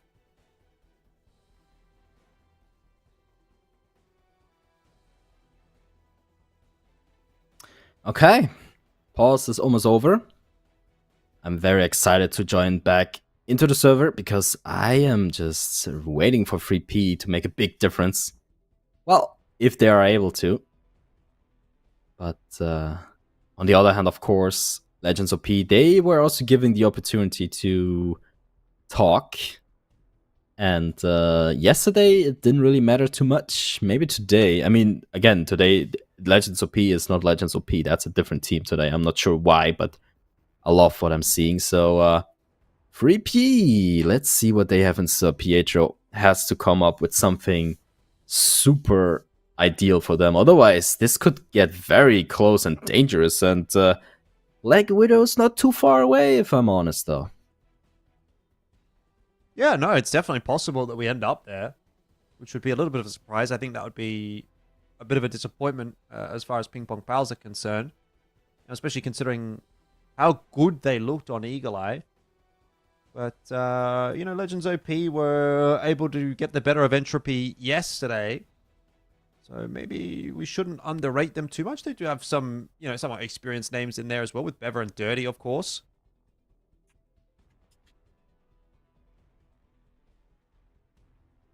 It's not as if these guys are too unfamiliar with this level of competition.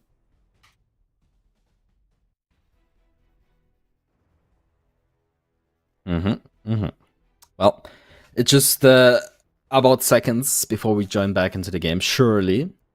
No more delays, hopefully. But this, it kind of reminds me of what we had before, right? So now 3P has so much time to think and so much time to calm down again, and it seems like both teams kind of lose all of their momentum for now, at least. That's what I think is going to happen, but I think we're gonna have a clean reset here, and well, we'll see what happens. I could pretty much imagine a very fast rush as soon as we are back into these servers, right? But I hear gun switching, no more yapping. Let's see what happens. Yeah, let's see indeed. Oh, that's what's going to happen. So, not exactly what we were hoping for. Nope. This is online esports Yes. in a nutshell. That's what's what happens sometimes. It's just unlucky, right?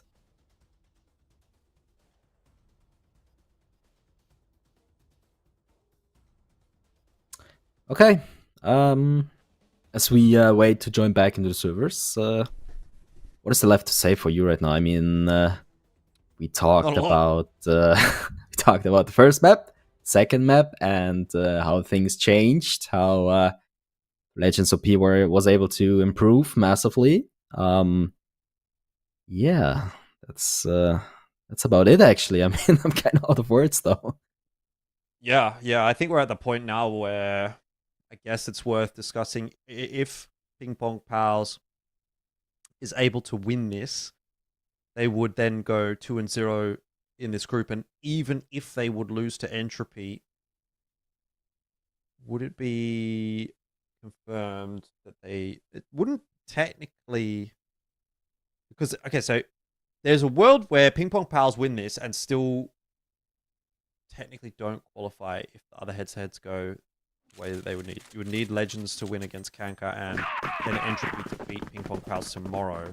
So there would be a little bit of shenanigans, but I think we can say if PingPongPals do win here, there's a very, very good chance that they would be the first team to qualify through to the EUMENA regional qualifier for CFS 2025. At least make their way out of the group. But you know, that's a conversation probably for tomorrow and Sunday, if / when we do get there. Back into the round though, and HTZ's gone down early. He's the guy that we sort of said has been given a bit of space here by PingPongPals, so the fact that he's down is going to actually significantly change the game for PingPongPals. Someone else is going to have to try and work the pick somewhere. Bus has a very, very good position. Right next to the bridge.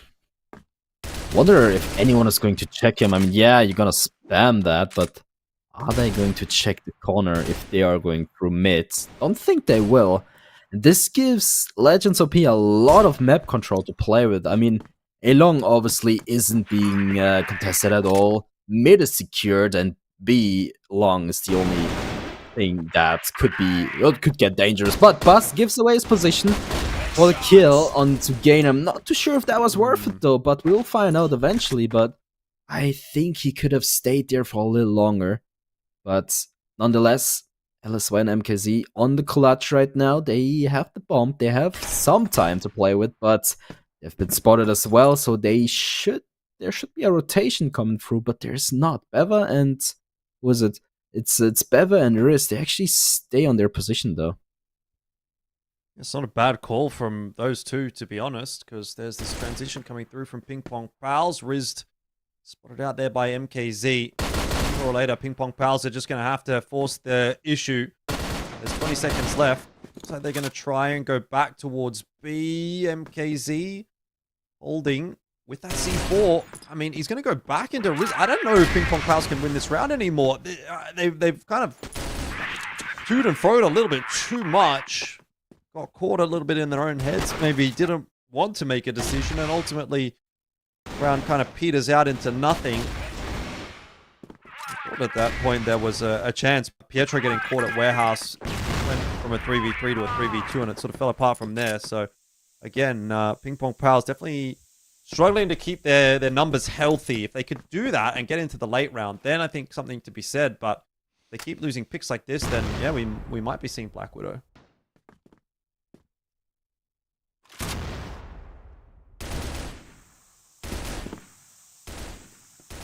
Yeah, not a lot of color when it comes to 3P so far. It's very blank, if I'm honest. Like, there's nothing that really convinces me that 3P has any idea what to do against LegendsOP right now. I mean, yeah, LegendsOP, they look pretty good right now. Nothing to say against that. I mean, they play confident, they have ideas. I mean, last round, look at Buzz, right? He just ran through mid, gained some different positions, got a pick against Gainer. He was able to fall back a little bit. And this is just optimal. I mean, this is exactly what you would expect against 3P. Just do some more fancy stuff. And right now, it seems like 3P finally has an idea. Triple stack in AC. That's going to be interesting. Pietro on the lurk, though. Well, that's why I'm going to join him.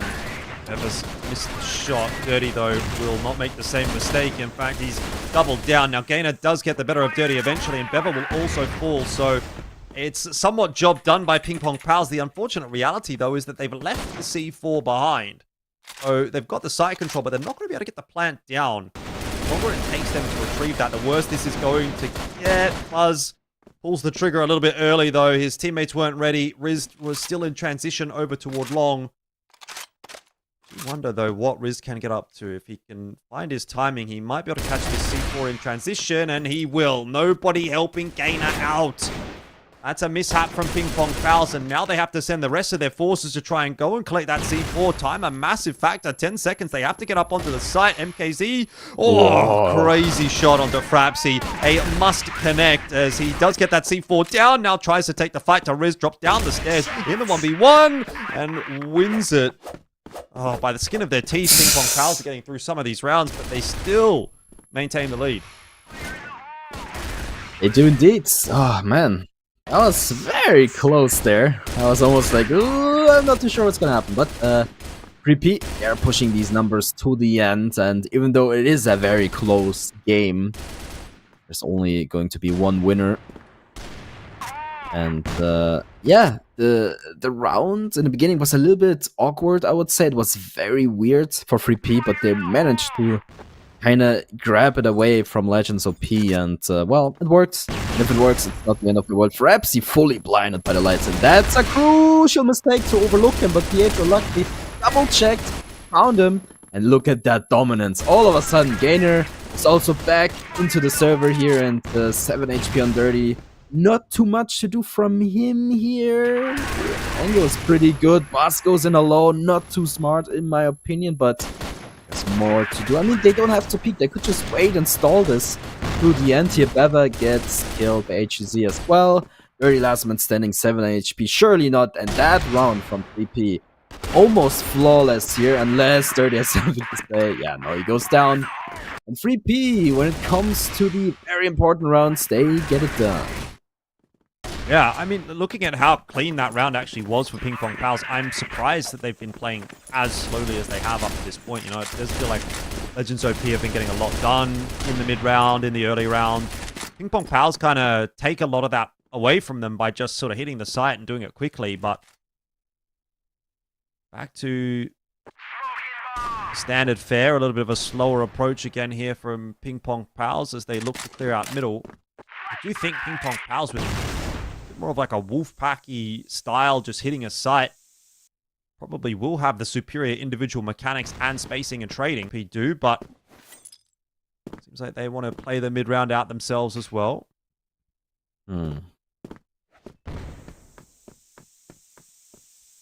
Yeah. LegendsOP, they are kinda stalling. They're not very they're not taking a lot of risk here. I mean, they're playing more reserved, if you know what I mean, right? So you have Risk, of course, close to AC, key player in this round, together with Beva, of course.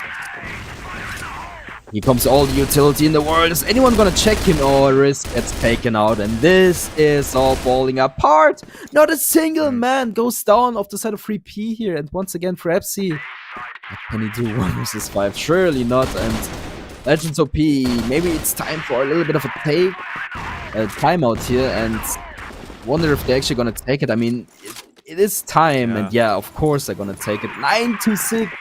3P somehow took this game away from from LegendsOP, and what is there left to say for LegendsOP? I mean, they had a good run. It looked so much more convincing overall, but in the end, 3P, they might just take it away though. Yeah, I mean, you say it's time for them to take attack timeout. I would actually say I think it's a little bit too late, right? When you allow PingPongPals up to 9 and then you take the attack timeout, I mean, you really are relying on being able to pull off 3 perfect rounds in a row here. Whereas if they would have just taken it a round earlier, a round sooner, you give yourself a little bit more buffer in case something out of this world happens. But yeah, PingPongPals, I think have kind of found the recipe to success, and it is very much, like I said, going into that sort of Wolfpack style where you've just got 5 players kind of hitting the site together.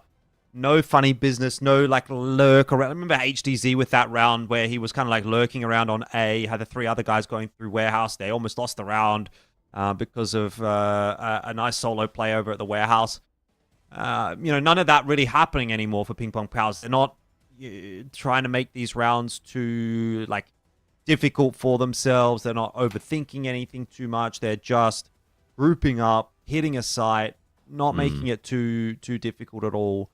Trading down effectively, using their superior firepower, and winning these rounds. And so that's exactly what I think you need to see from them. They've figured that out now here on the BL side, and I imagine that that's what they're going to use to finish this series off 2-0. Well, we are just about to find out.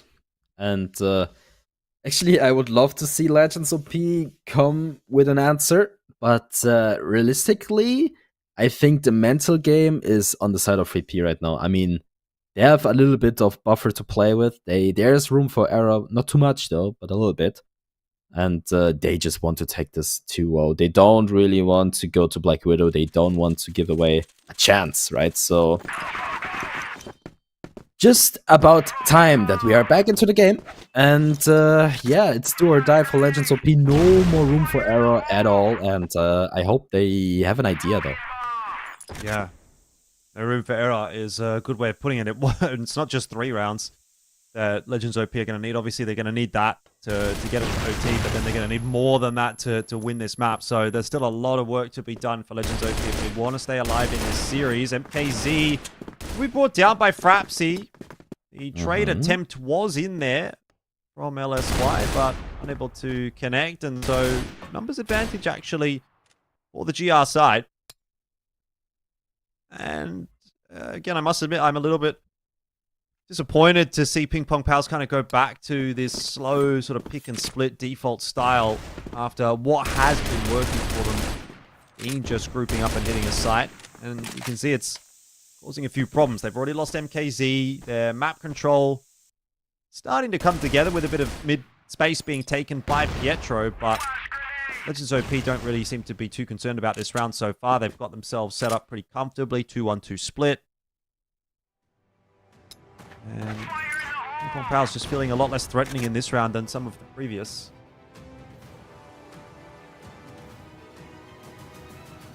One minute remaining. A lot to do for 3P. Yeah, like you mentioned, MKZ going down is kind of what we saw earlier, but finally there's a trade. Wrist will go down. Unnecessary. And all of a sudden, this is almost an even round.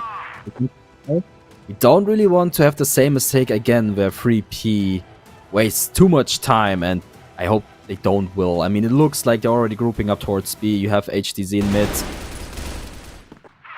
Issues, and here we go. Pietro not able to connect anything, and look at that. They're actually stalling way too much, and this is not looking good at all. Us will get a second. LSY, of course, will find one, and yeah, that was just a disaster. Way too much stalling. Not too much. They don't really had an idea what to do, and you could clearly tell by these 1-by-1 peaks that it just wasn't meant to be theirs. And yeah, 9-7. LegendsOP not too far away from overtime, but there's still too much to do. Yeah, I mean, that was not a particularly impressive round, though, by PingPongPals. They really do seem to crumble when they lose that opening pick. So 2 more bites of the cherry here for LegendsOP to try to force the issue into OT. PingPongPals with a bit more of a reserved approach in this one. Just wanting to ensure that they don't give up the pick. But eventually push is going to come to shove. They're going to have to make something happen, so might as well have a bit of a look now, as there is a smoke up in mid that's going to allow a safe progression to about halfway up mid. Does allow MKZ to get to the ladder. Val's going to have a bit of a look there. Gainer clearing it out for now. Hefty mid defense, though, from LegendsOP. It looks like they've scissors, paper, rock this one quite nicely. The push will come first from LegendsOP, which might keep the game away a little bit. PingPongPals waiting in the wings, ready to go, and now starting to take that space. LegendsOP having moved out. Riz will find himself 3. That is not good at all for PingPongPals. Great call from LegendsOP to stack those players toward mid, and obviously a fantastic spray down from Riz. But PingPongPals maybe faltering at the final hurdle.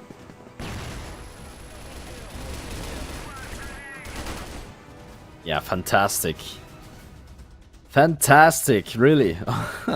Okay. Yeah, we have a game. Definitely have a game right now. I mean, that is very close all up to the ends. And it makes me question, I'm not too sure what's going to happen here, because hey, obviously 3P, they had a good run here, but all of a sudden LegendsOP, they don't give up. They know, okay, this is not over until we lose, and they really want to push it to overtime, which I think is very realistic at this point. And oh yeah, definitely. Oh yeah, so the question is, how is 3P avoiding this? Hey, they are just playing too slow, right? You probably have the same opinion here, right? So I think for the final round here, they should definitely approach with a very fast play. Just act like a roller coaster machine. Just go fast, catch them by surprise, and you definitely will have some success. Yeah, I mean, I like a quick hit towards B here. I feel like B is where they've had a bit more success, although they have been able to get some positive rounds over on A as well. I think this funny business in mid, you know, trying to work that doesn't really seem like it's been too successful, generally speaking, for them. I don't know if I necessarily need to see a fast play per se, but I'd like to see a group play, if that makes sense, you know? Yeah, it does. I think if it doesn't have to be in the first 30 seconds of the round, like they don't need to rush B, but I think, you know, I would like to see just 5 players, or at worst, you know, maybe a 4-1 split. Maybe you have one player like a late lurk in mid, you know, and 4 players try to hit the B side or hit the A side or what have you. Because I think, again, that's where PingPongPals have had a good deal of success. So we'll see what they end up figuring out when we do get back in, and it sounds like they are about to. So let's have a look here and see. LegendsOP deep smoke in middle. We've got deep smoke from PingPongPals, so nobody gonna get to have that mid control. HDZ actually just braving the top of that smoke, having a little bit of a look over it. Doesn't see too much. Forward hold on B for LegendsOP, so they've got some map control of their own. But it's not a decisive start to the round for PingPongPals, is it? No, you know what? I kind of like the decision here from LegendsOP, because they had 3 people towards B, which was absolutely the right decision, because, like I said, that would be kind of the thing to do, right? Just fully rush towards B and see what happens. But obviously, too risky to do, but LegendsOP, they still had an idea, and that would have been pretty bad for 3P. So, glad they didn't do it. And the question is, once again, now they're stalling a lot of time. They're just waiting for an opportunity, waiting for anything. But LegendsOP, they're doing a fantastic job of not giving 3P anything to work with, and this round looks too similar to the rounds we had before, right? So I don't have a lot of faith in 3P right now. On the other hand, of course, LegendsOP, they climbed back. They showed that they're absolutely able to fight one of these top teams, right? So we'll see if that is going to make a big difference here. Still, 1 minute remaining, nothing has happened so far, and this is not looking too ideal so far. Yeah, you kind of, again, like looking at this round and saying, well, PingPongPals want to win. Maybe it has to come off the back of HDZ finding a pick or two. He was successful with that in the first half, but hasn't been quite as in the second. 35 seconds left to go. PingPongPals looking very tentative, but they are trying to draw a rotation over towards A. They're faking A. Two players have thrown a lot of utilities, pulled everybody off B, and the rest of PingPongPals have been able to walk their way in. Frapsy not able to stop them. MKZ gets an opening pick in through middle. That's causing even more chaos. And Gainer in on top of Frapsy just did not spot him out, so some side control still held on to by LegendsOP right here, and HDZ missing a shot. This is starting to get problematic. PingPongPals, they need a kill, and they need it now. There it is from HDZ. Beva goes down. The trade coming through. Buzz whiffing. Pietro will punish Dirty. Also getting one back onto LSY. It's onto Pietro solo. He hits the first shot and the second as well, and PingPongPals will win the series 2-0, and you could see the pressure getting to both teams there, couldn't you? There was a lot of whiffs. A lot of players looking a little bit scared, but the experienced hand of Pietro steps up when it's needed most and is able to secure that victory for his squad. Yeah, even I felt pressure just watching. I was like, okay, never mind. So I'm telling you, 3P got away with it. They got away with it, but honestly, huge shoutouts to LegendsOP. They gave them a very good fight until the end. I mean, in the end, it was kind of unlucky for them. I actually feel sorry for LegendsOP. I feel like they deserved the win here in the end, at least the overtime, right? So, very unfortunate though. So, well, guys, we are ready for the desk, so see you soon. PingPongPals managed to grab the win and qualify from the groups, and LegendsOP, they tried very hard. They were a bit closer this time, but like PingPongPals, they came out on top. Yeah, and I guess that's their journey for this tournament. 2 losses in a row, Entropy Gaming and PingPongPals, that makes their tournament ends here. But PingPongPals, they kinda were shaky on their global side. I mean, losing 4 rounds to LegendsOP in the and you are playing global risk on their blacklist side. That shows a lot of weaknesses to PingPongPals, but in the end, the experience and the clutch master Petro just grabs the winner. We've seen the lurk coming from Buzz, but the wave is just huge coming from Buzz that gives the win right away to PingPongPals. Yeah, in the last round it was very slow, like until like the 25 seconds or something into the round, we started like watching or like seeing some fire from both teams, but like PingPongPals maybe a bit shaky, but like they managed to qualify at least. Yeah, exactly. And like the next match, it can be like a bit of a practice for them, like to like you know, like try to cover up some mistakes that maybe they did in this game against LegendsOP. LegendsOP, on the other hand, 2 losses in a row, like you said, like their hopes fades away a bit, and like the group gets more in shape. I mean, after the next game, we'll probably know who's gonna qualify. Depends on the result. And like PingPongPals, like the top 4 team from CFWL coming into this tournament, like you said, like it's the most solid team out of the 8 teams, and they managed to win. Like looking at the stats, HDZ, who said Port, it's his map, and it's still his map, like the highest he KD. delivered 1.45. Yeah, also Pietro as well played very good in the clutch in the end, and the flick on Buzz instantly and killing both players alive and getting the win for his teammates was one of the most crucial rounds for his teammates. And then I guess our MVP is gonna be HDZ. Yes, on the other side, the Dirty played very good as well, 1.69 KD. He's maintaining 2 positive KDs on both maps, and we said that it's all about Dirty. The team is just all built around Dirty, and he's the guy that's trying to do everything. We've seen clutches, we've seen kills, multi-frags, and everything from this man, but in the end, hard luck for him, and I guess that's gonna be their chip, as we said. But right now, we know that PingPongPals is kinda, definitely is HDZ, the MVP. 1.5 KD is quite interesting because he's a sniper as well, and is not rarely, but when you see top tier sniper like HDZ getting a lot of kills, that means that the guy is just unleashed and he's not scared to take any fights and to get the rounds with his teammates. Now, PingPongPals are going to the regional finals with one more team. Maybe UIG can book it today, or CANKER can just delay it, because if CANKER loses today as well, then that means that CANKER and LegendsOP, they're gonna be 0-2. leaving. Yeah, they're gonna Yeah. be leaving, and it's gonna be EYG and PingPongPals because we're gonna be seeing a very good game between both teams. Yeah, and like the snipers are popping off today. Like 2 MVPs on the road. Like for the snipers, the first game we saw Muffin Yeah. grabbing an MVP. HTZ this game as well. He managed to get the MVP, and like we said, like PingPongPals.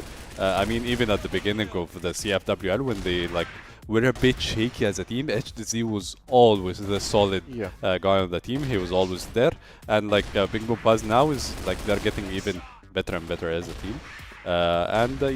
Congrats for HZ for the MVP and for PingPongPals for qualifying to the regional finals. Like you said, it's a pretty solid team. It's a team that you love to see in the regional finals. Yeah, a team that we would love to see, and the team that everybody bet that he would see on the regional finals. And statistic-wise, I guess PingPongPals have the highest stats among all the other teams. Yeah, they are here. Some people say why they are here because they are top 4 and Anubis is in the regional finals where we're just 5th place. It's based on points. Yeah. Points between Season 1 and Season 2 because Season 1, Anubis were 2nd place, Yeah. and then they got 5th place. So accumulative points gets them to the regional finals.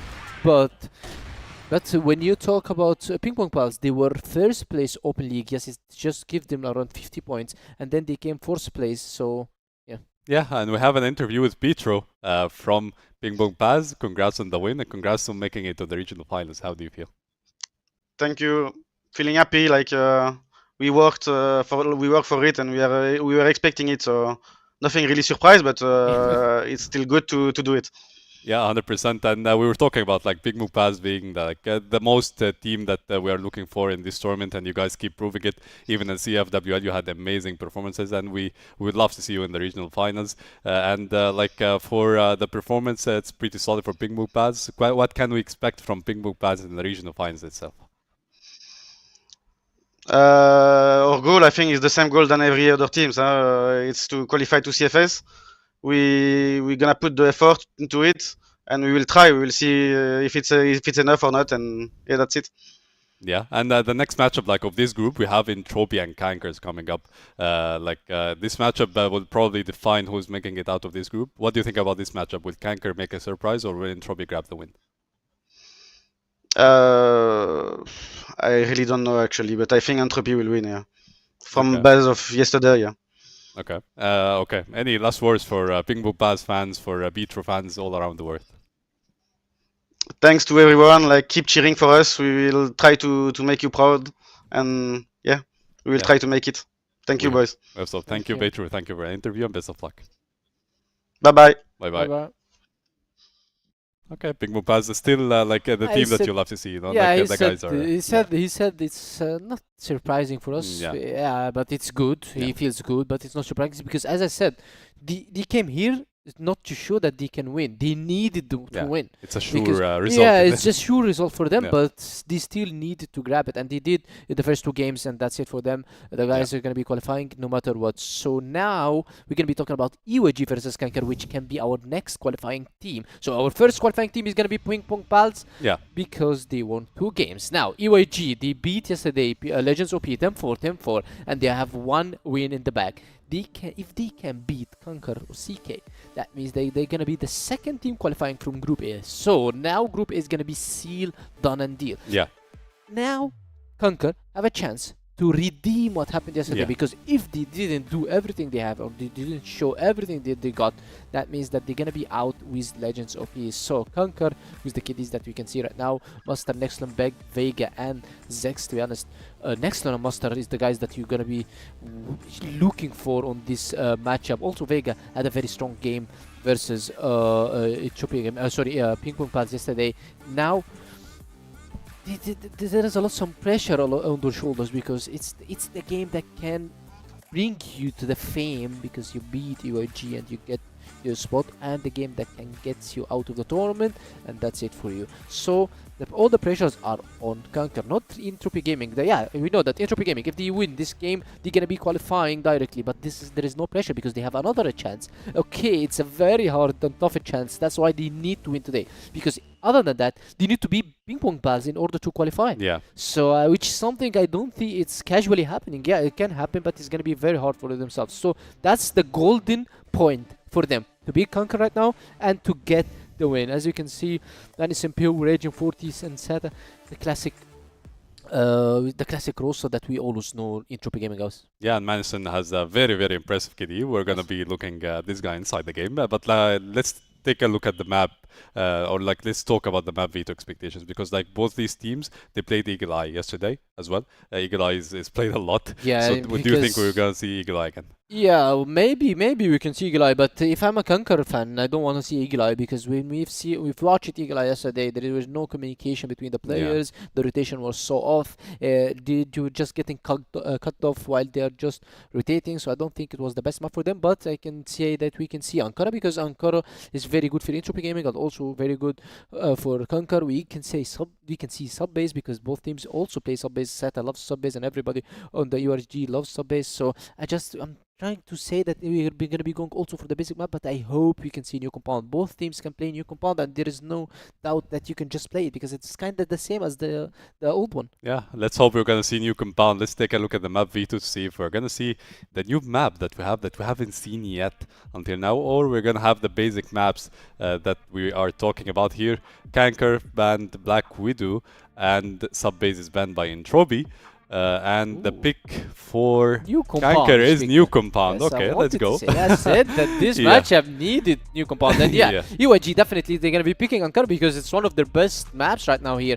Eagle Eye then banned by CANKER, which is a very good decision. As I said, you do not need to play Eagle Eye because we didn't see that much strength power on Eagle Eye. Yeah. Now Port is gonna be inside us, so this is history in the making here, because this is the first new compound to be ever played into the competitive Crossfire in West League. New compound is going to be picked by CANKER. Global Risk is going to be picked by Entropy Gaming. Will Entropy Gaming be ready for the new compound? That's the question. Will they can just try to adapt versus CANKER? And the other question is, did CANKER even practice this map? Or did they just said, hey guys, let's bring new compound here versus these guys, because they definitely practiced Black Widow a lot, they definitely practiced Eagle Eye a lot, they definitely practiced Ankara and Port a lot. So just eliminate the ones that we cannot play, which is because we can see Eagle Eye and Black Widow, and let's just put them in one of the new map. That's where we can have our chance, because even if this Crim versus us, or you just go random 5-pug men and try to push versus us, we can have chances at least better than going into team versus team, because going a team versus team is definitely going to be going for EYG. It's not because CANKER is bad team, but it's because the time that these guys spend together is way more than CANKER. EYG is a solid roster, they know each other, full German squad, yeah, of course, versus also full Egyptian squad, but this German squad have strong names, you have heavy names on the lifting, you have 40, you have Sarah, you have you have Raging. All these guys can just solo carry games. So what CANKER just bring here is new compound. Hey guys, let's just forget about the strategies. Let's go 1v1s. Let's go indoors. Let's go bug versus each other, because definitely you didn't practice this map. And also, I'm pretty sure that maybe CANKER, even if they practice new compound, it's not going to be that much of practice. Yeah. New compound, because it's just released after the West League was done. You had 1 month. That's if they practice the full on 1 month. So hey, let's just try. Let's just push them, put them into a good fight on such map. Other than that, Ankara is gonna be very hard for CANKER. Let's see. We have new compound and it's ready. Elfish and Badnix, you have the mic. Yeah, all right. Let's see how this one goes. Final game of the day, and CANKER and Entropy having obviously both lost their opening match yesterday. Kind of need to get a dub here, Pando. If you go 0-2, you're pretty much done. Well, there's a lot to expect. I'm happy we don't see Eagle Eye just instantly again, right? So I'm happy with the map. It's going to be quite interesting, I think. I'm not too sure what to expect. I mean, obviously it's gonna be different, right? I haven't really seen new compounds being played, but hey, I'm just very excited for this one. And well, I think Entropy has the upper hand for sure. I would like to think Entropy does as well, but we'll see how the game plays out. It's a very different looking map, isn't it? Much smaller. And already that's kind of forcing things through quite nicely into that A site. VGA able to open the account, but 40 trying to put in some work. Unable to do it this time around for more than just the one. So 2 on 4. And Entropy are going to be struggling to make this round theirs now with that bot flank going down. VGA easy shutdown onto Rain, and Sada will fall as well. So CANKER off to a good start. Decent, yeah. I mean, VGA, of course, a lot of weight gets done, and well, this map is cool. I don't know, it just looks fancy, right? So Master finds the pick onto 40, which is insane. That's a good start into this round here, and honestly, like I said, new compound is a little bit different, right? But I'm not too sure if it's actually gonna make that big of a difference. I mean, the main parts are basically the same, right? So, nonetheless, so far so good. I think CANKER came prepared. They really need to win here.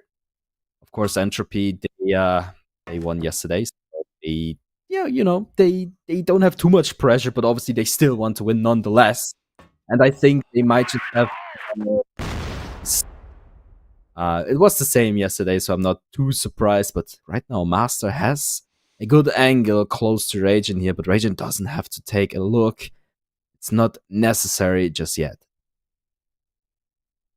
No, but it may well become necessary. I mean, just going to be crouch peeking. I mean, it's a tough spot to get a multi-frag from, which is kind of what he needs to bring this round back in the favor of Entropy. Going to be cleared by Beg. And that'll be the entry into the B site opened up. Sada, he's going to just try and hold on here and see if he can buy some time for the rotators. But I think he should inevitably get run down for some reason. CANKER have not been able to push in onto him. So quick rotate does come through from Entropy. And all of a sudden we're back into a 2-on-2. Master dropping down into the site. It's now going to have to get it done alone. And not quite easy for him, but he does get it done. And he'll finish off a second round for CANKER, who are now up 2-0. Yes, indeed. Well, that's a beautiful one-tap here onto Madison.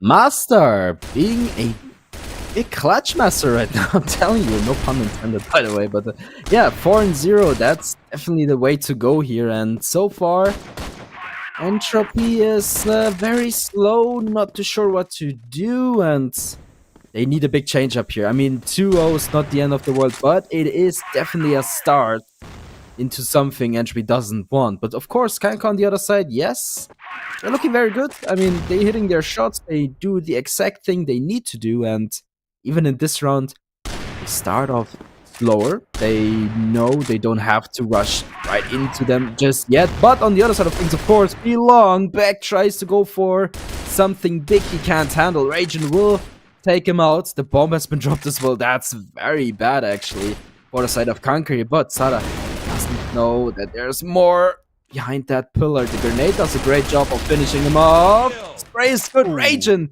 with a quick double here, though. Yeah, finally something starting to come together for Entropy. It's taken them a little while to get rolling in this map. Nice 2K coming through there. And finally, looks like Entropy are in a position to win a round. That said, we'll still swing back the other way, particularly if Master's able to win himself a duel here in middle. Oh, there's the opportunity. Kind of leaves Madison high and dry here to see if he can re-aggress and take that fight. He should be aware that Master's gone up into the sniper tower. We spotted him out. This shot from Master, but an opportunity for a repeat coming through, and Madison in all sorts of trouble. So that peak from 40 may be the beginning of the end of this round as well for Entropy. They just are really struggling at the moment in this round, in this game. Who's going to be able to bring it back to a one-on-one, and it is a very winnable one-on-one, but the headshot comes through. And that's another round for CANKER, and Entropy, it doesn't seem like they can buy a round right now. No, doesn't look very convincing. Very promising for CANKER, though. Not too sure what P was thinking in that moment. I mean, he has the upper hand, he just handled it. Still goes for a big swing, and he gets tapped. Yep, that's just how it is sometimes. KANKER 3-0. Looking very good so far. Like what I'm seeing. On the other hand, of course, Entropy, they haven't really found anything to play with. I mean, yes, the rounds get closer, but it's not close enough. And in the end, if you don't win the round, doesn't matter how close it was. Menacin being tested right now with the jump spot. And he already spotted them for sure. 40 with a good flash. Will do some damage, but Master ultimately takes him out. And that is a big bummer for Entropy. And it gets even worse if, you know, with 40 going down here. So far, KANKER has the upper hand for sure. Very surprising to me, though.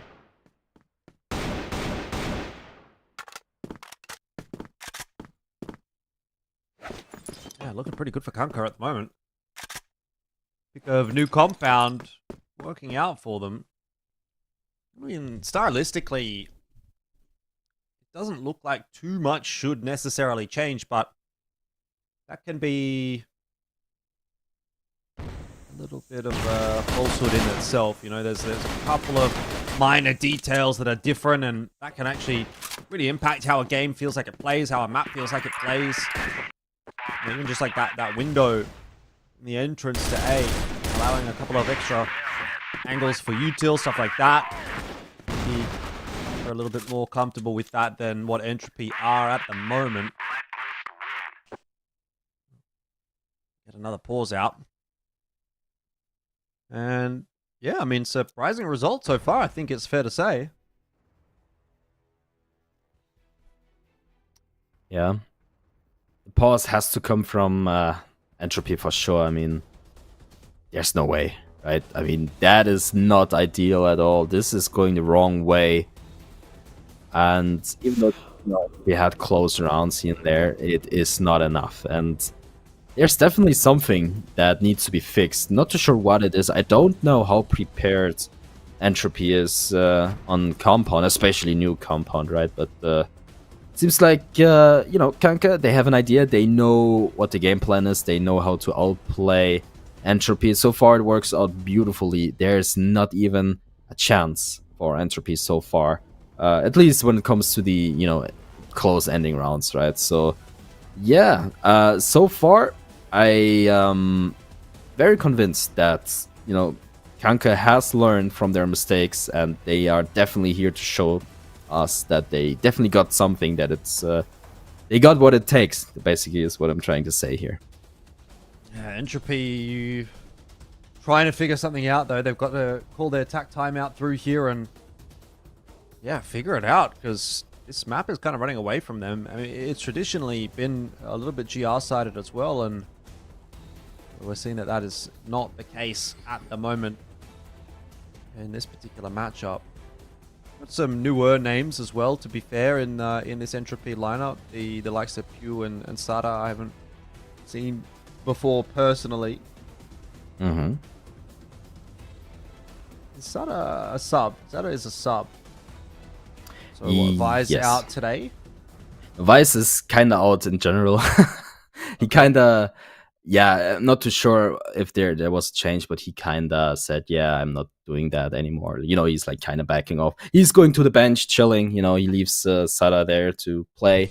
And when it comes to Pew, Pew's actually an old schooler, though. Like, he's been around for a while. He has played for Golden V. He's played for a couple of teams, I think even Lazarus in the past. So yeah, he has been on a stage as well. I don't know which year it was, 2015, 16. He was playing for, I think it was Serenity. Don't get me wrong, it's been a while, 10 years plus. So yeah, he definitely knows how to play Crossfire, but he hasn't had the greatest success in all these years. So maybe there's a chance today to, you know, have a great step into the right direction here. But so far, 4-0 for, you know, KANKER is not the ideal way, but we'll see what happens. The break is over. Let's see if Entropy came up with something fancy, though.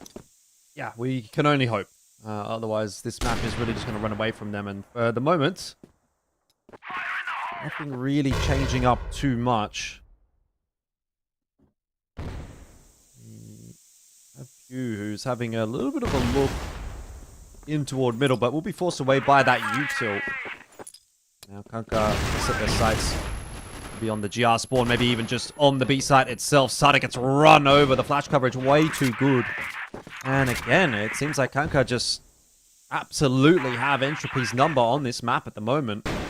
There is really nothing to be said for Entropy so far. Madison in mid will be able to win his duel, but only by the barest of margins. He's very low, 40 down at about half HP. This is not an easy retake at all for Entropy. And that timer is ticking away, which is costing them as well. VGA puts out Rain, and that'll be that.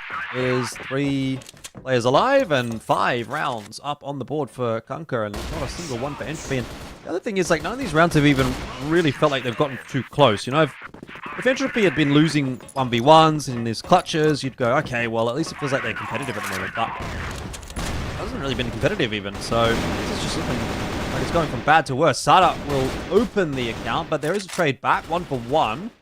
It's not the end of the world for CANKER at all, and Master waiting for that re-peak. Again, it just seems like CANKER have got Entropy's number. Indeed. That is looking horrible, if I'm being honest. I mean, Madison and 40 left alone. Well, make it only Madison. 1 versus 4. That is an absolute bummer. Surely not. He's been spotted as well. 31 HP left. Surely not. He goes down and 6-0. Oh, what is happening? What happened between yesterday and today? Yesterday was a completely different story. It was the other way around, actually.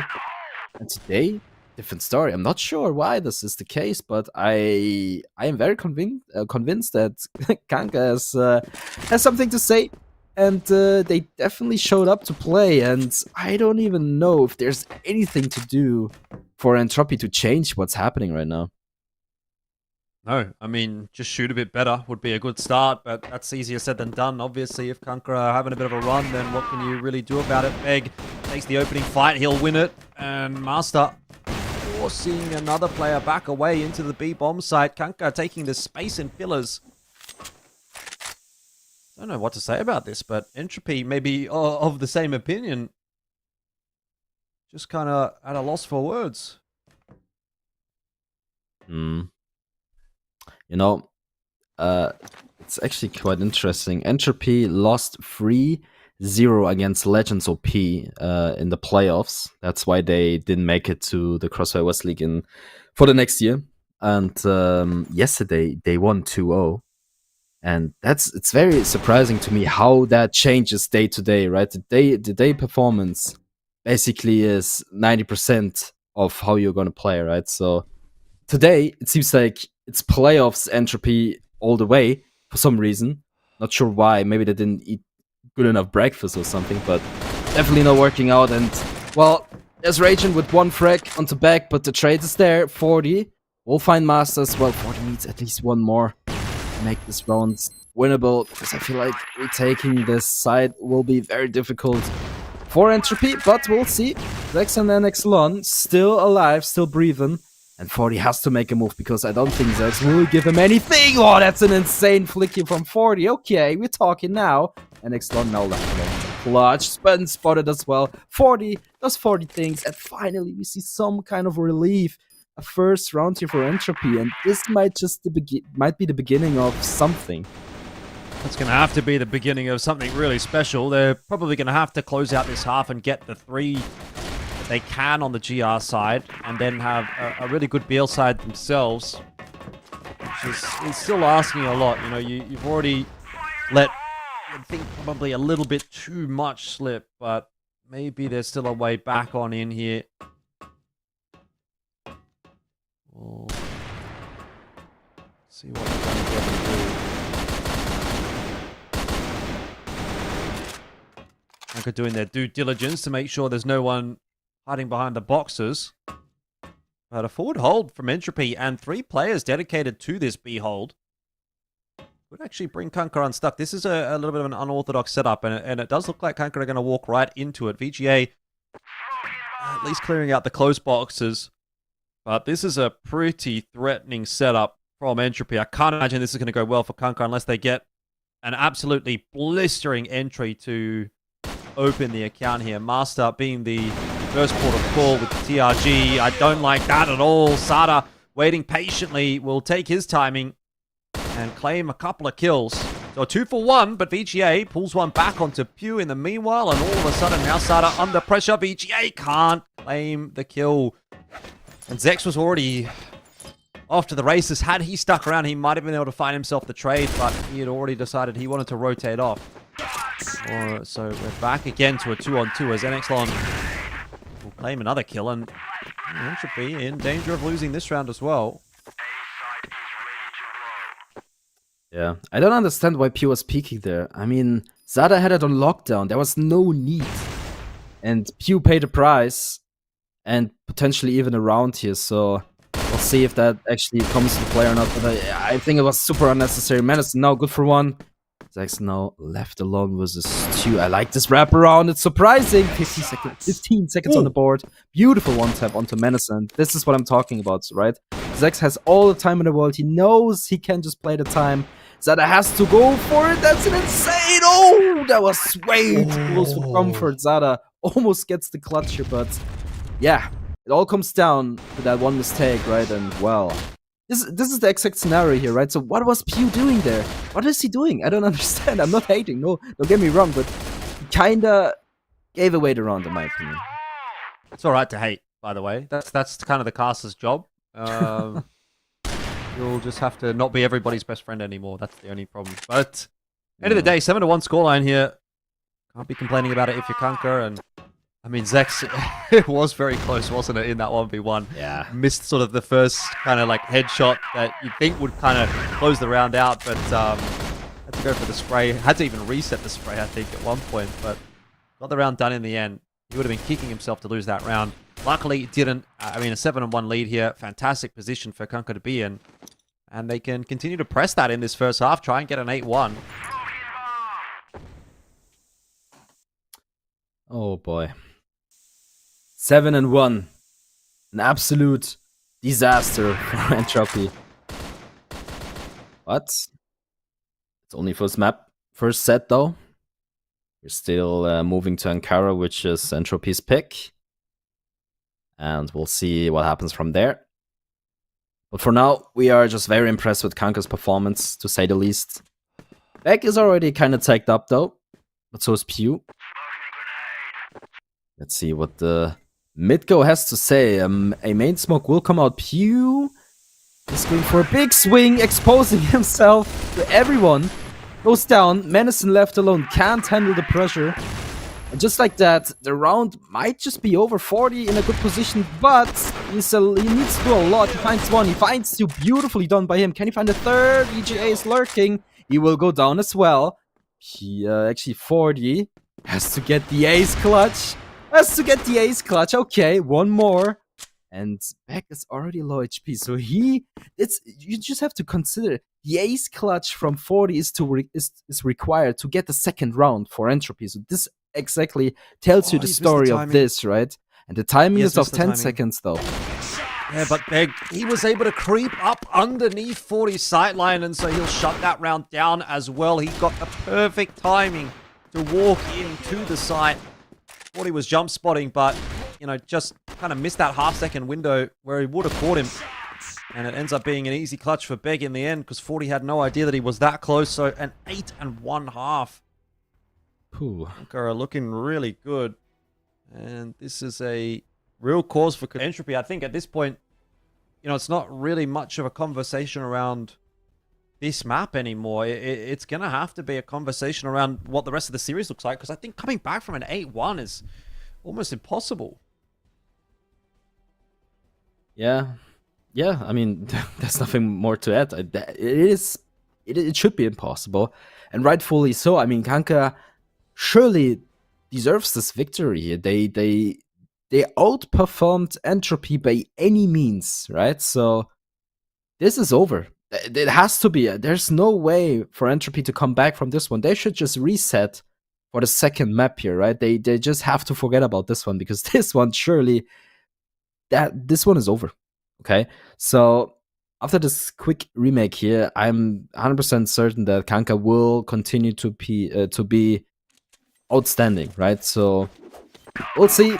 I don't have a lot of hope for Entropy in this matchup here, but we'll see. Maybe there's a miracle cooking, but I don't believe.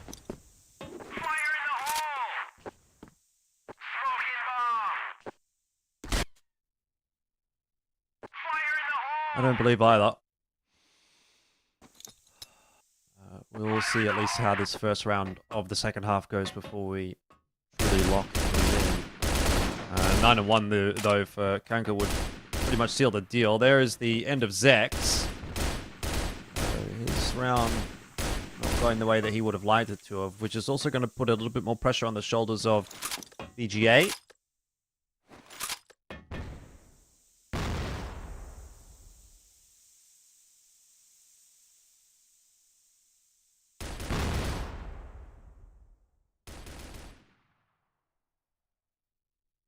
And in turn, VGA just going to back it up into the site. Smoke down. Once that smoke fades, though, you do get the sense that Entropy are kind of keen to just hit the B site right here. C4 is out in middle. Madison can collect that and bring it over pretty quick smart.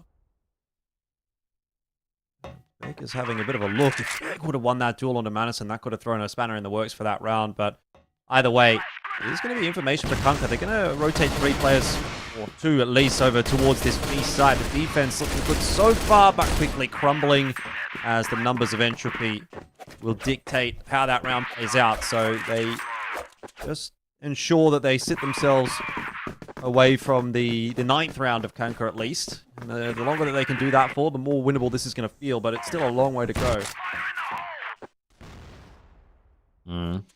I think even though Entropy might not win this, winning a couple of rounds is good for the confidence, okay? So Yeah. let's say, for example, let's say they lose, I don't know, 10-6. It's a lot better than losing like 10-2, right? So nonetheless, I think, grabbing a couple of rounds here doesn't hurt. And potentially, you never know what's going to happen. But realistically, like we already said, it's probably not going to happen. But we'll see. So far, I like what I'm seeing. All of a sudden, Entropy looks so much better, so much more aggressive and decisive and hitting their shots, and they're just freely roaming around the map. It's only Master not even checking his corners anymore, right? So, yeah, a couple of rounds don't hurt, right? True. Yeah, I mean, Entropy looking much more comfortable on the BL side already. Which is a little bit too little too late, you'd say, but never say never. These initial picks keep going the way of Entropy. We might have something a little bit more interesting to discuss in about 20-30 minutes. So far, Smoke's being tossed out from CANKER, just keeping Entropy at bay here in the 3rd round of the half. Slow them down a little bit, but they are still taking that space. They are still forcing the defenders away somewhat. Fight over towards pillars once again. We'll start with an opening pick for Entropy. 40 really starting to find his feet at the moment. And the question is, are they expecting a 3rd player, VGA? Is able to get himself a kill onto Pew. Now has to think about trying to get out. That smoke will be fading shortly. So if he's going to do it, he has to do it now. And he does back off the safety. Back to now a 3-on-3. Yep, the damage has already been done. The bomb has to be recovered. And I like this approach here from CANKER. They are all over the map, which is a risky thing to do, of course. Because, Entropy could just group up and face one of them. And they will most likely always win. But they don't really have an idea just yet. They're slowly but surely making a way towards a long. And for some reason, you have Zada left alone on Belong, maybe to potentially fake. But I'm not too sure if this is the right call here. I would prefer a group of people just, running towards A or B. But it seems like this is going to be the case here. As Zada is holding off the potential rotation. Okay, so we're going to see a hit here. Beck already has a clue holding off the A-long push. 24 seconds remaining. Madison makes himself known. Takes a lot of damage here, but he will in the end find the kill onto Beck. Zada now joining the squad. I love to see it. The smoke comes out of into a main here. So VGA and NX Lon have to take a lot of pressure off themselves to make this one theirs, but there's a lot to do, there's so much time, but 40 has a good idea. The flash is pretty good though, but Menacin has an idea as well. We'll find NX Lon. VGA barely standing on his feet. He will go down eventually. And where was this Entropy 8 rounds ago, right? So I know. they slowly but surely making their way up, but it's just so much work to do. It's crazy, isn't it, that Entropy have taken this long to come online, but now that they have it, barely looks like they're going to lose a round. I mean, another opening kill, this one onto Zex. I think... Unironically, this Entropy does look like it can win this map, which is crazy to say from the 2-8 deficit that they were at, or it was a 1-8 deficit at one point, right? So...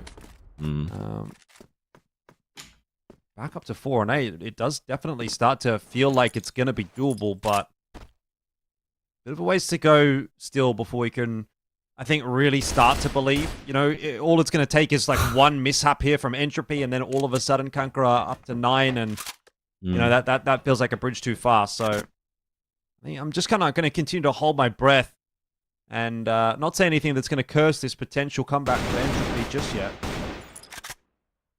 Yeah, rightfully so.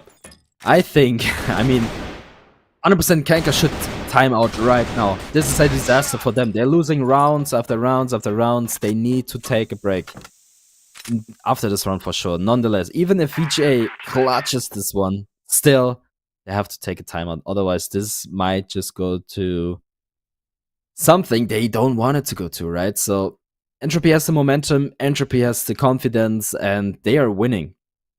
At least for now. Obviously, you know, the round difference is still a lot, but we'll see. That's a good kill. That's a good kill as well. 2 more required. VGA, 13 seconds. Surely not. 40 will take him out. Let's see if they're actually going to take a call out, the timeout or not, because it's very required, and obviously they are going to. Smart call.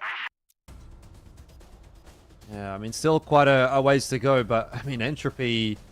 got to be looking at this and thinking, man, if only we would have started on the BL side, it would have been a completely different story. But not the case. Still going to have to do it the hard way. I wonder what CANKER can come up with. Yesterday didn't really have such a great time against PingPongPals. Entropy certainly a step down from that, at least in my opinion, but kind of proving that they may even be a little bit too much for the likes of CANKER to work with. So we'll have to see if CANKER can sort this one out. But yeah, I mean, it's a very young looking squad just in terms of the names that you've got on the lineup here. So they will maybe have a little bit of difficulty when the pressure really does start to mount. And I don't think it's quite there yet, but you know, another round or two, and it will definitely be pressure on the shoulders of this CANKER lineup. I think it's actually quite surprising that Entropy has similarities to 999, right? So when the pressure is gone, because, okay, you know, 8-2 or whatever, yeah, we're just gonna play whatever we feel like, right? And then all of a sudden they get so good, unstoppable almost. It's very surprising to me how this is a thing, right? Because you're losing and all of a sudden you don't have anything to lose anymore. It's quite confusing to me, but it works. And if it works, don't break it. So it is a question for me what CANKER has to answer. Like you mentioned, there's not a lot they can do. I mean, they haven't really changed too much. And with how Entropy is playing, it really is going to be a difficult task to me, right? So, well, we're going to find out eventually, right? But I don't know. I don't think anybody knows at this stage. I mean, this is a map that could still just as easily go the way of CANKER. We'll see, you know, how impactful this timeout's going to be, right? If they cook with this, if they come up with something here that basically just gets them a quick and easy round, then, you know, all of a sudden the conversation changes.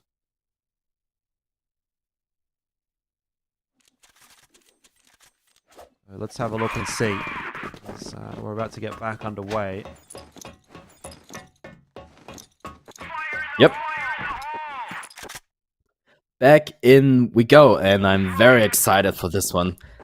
Seems like Entropy, they came up with a plan, and a very aggressive plan towards mid, and, well, A has a triple stack from CANKER, so that is, it does actually matter. So NXDon will find the first frag onto Zada, there's a second onto Q, a lot of spraying, NXDon good for 4, looking for the ace here, okay, 40, last man standing. And he will go down, and all of a sudden, after this break, it looks like it's old Entropy all over again. Yeah, I mean, and that's exactly what I'm talking about. Like, all it takes is that one round from CANKER, and so quickly that momentum that Entropy were building up just kind of shrivels away and disappears. And it's such a decisive round as well from CANKER. It completely takes the wind out of the sails of this Entropy side. He's still not done, not over until it's over, but getting that round on the board makes it a damn sight more difficult for Entropy. The use of the tactical timeout for CANKER. I mean, before it's gotten too concerning as well, most importantly, it is the takeaway.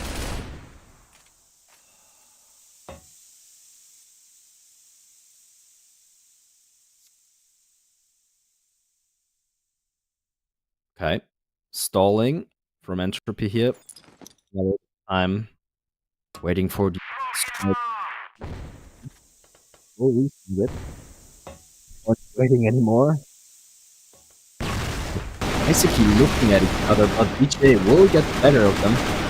And this might be the beginning of the end, unless 40 and Zada pull off a miracle. Okay, that's a good start at least.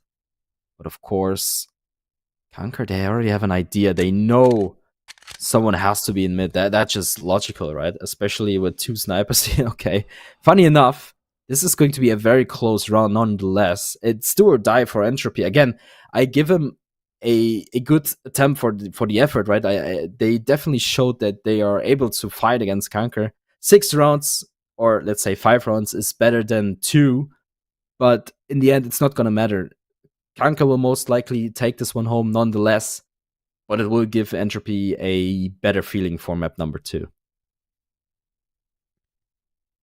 Yeah, definitely. But look, if this ends up being a 10-5, that's still a pretty dominant victory from CANKER, and they can use that to roll into Ankara and feel like they can get something done. 40.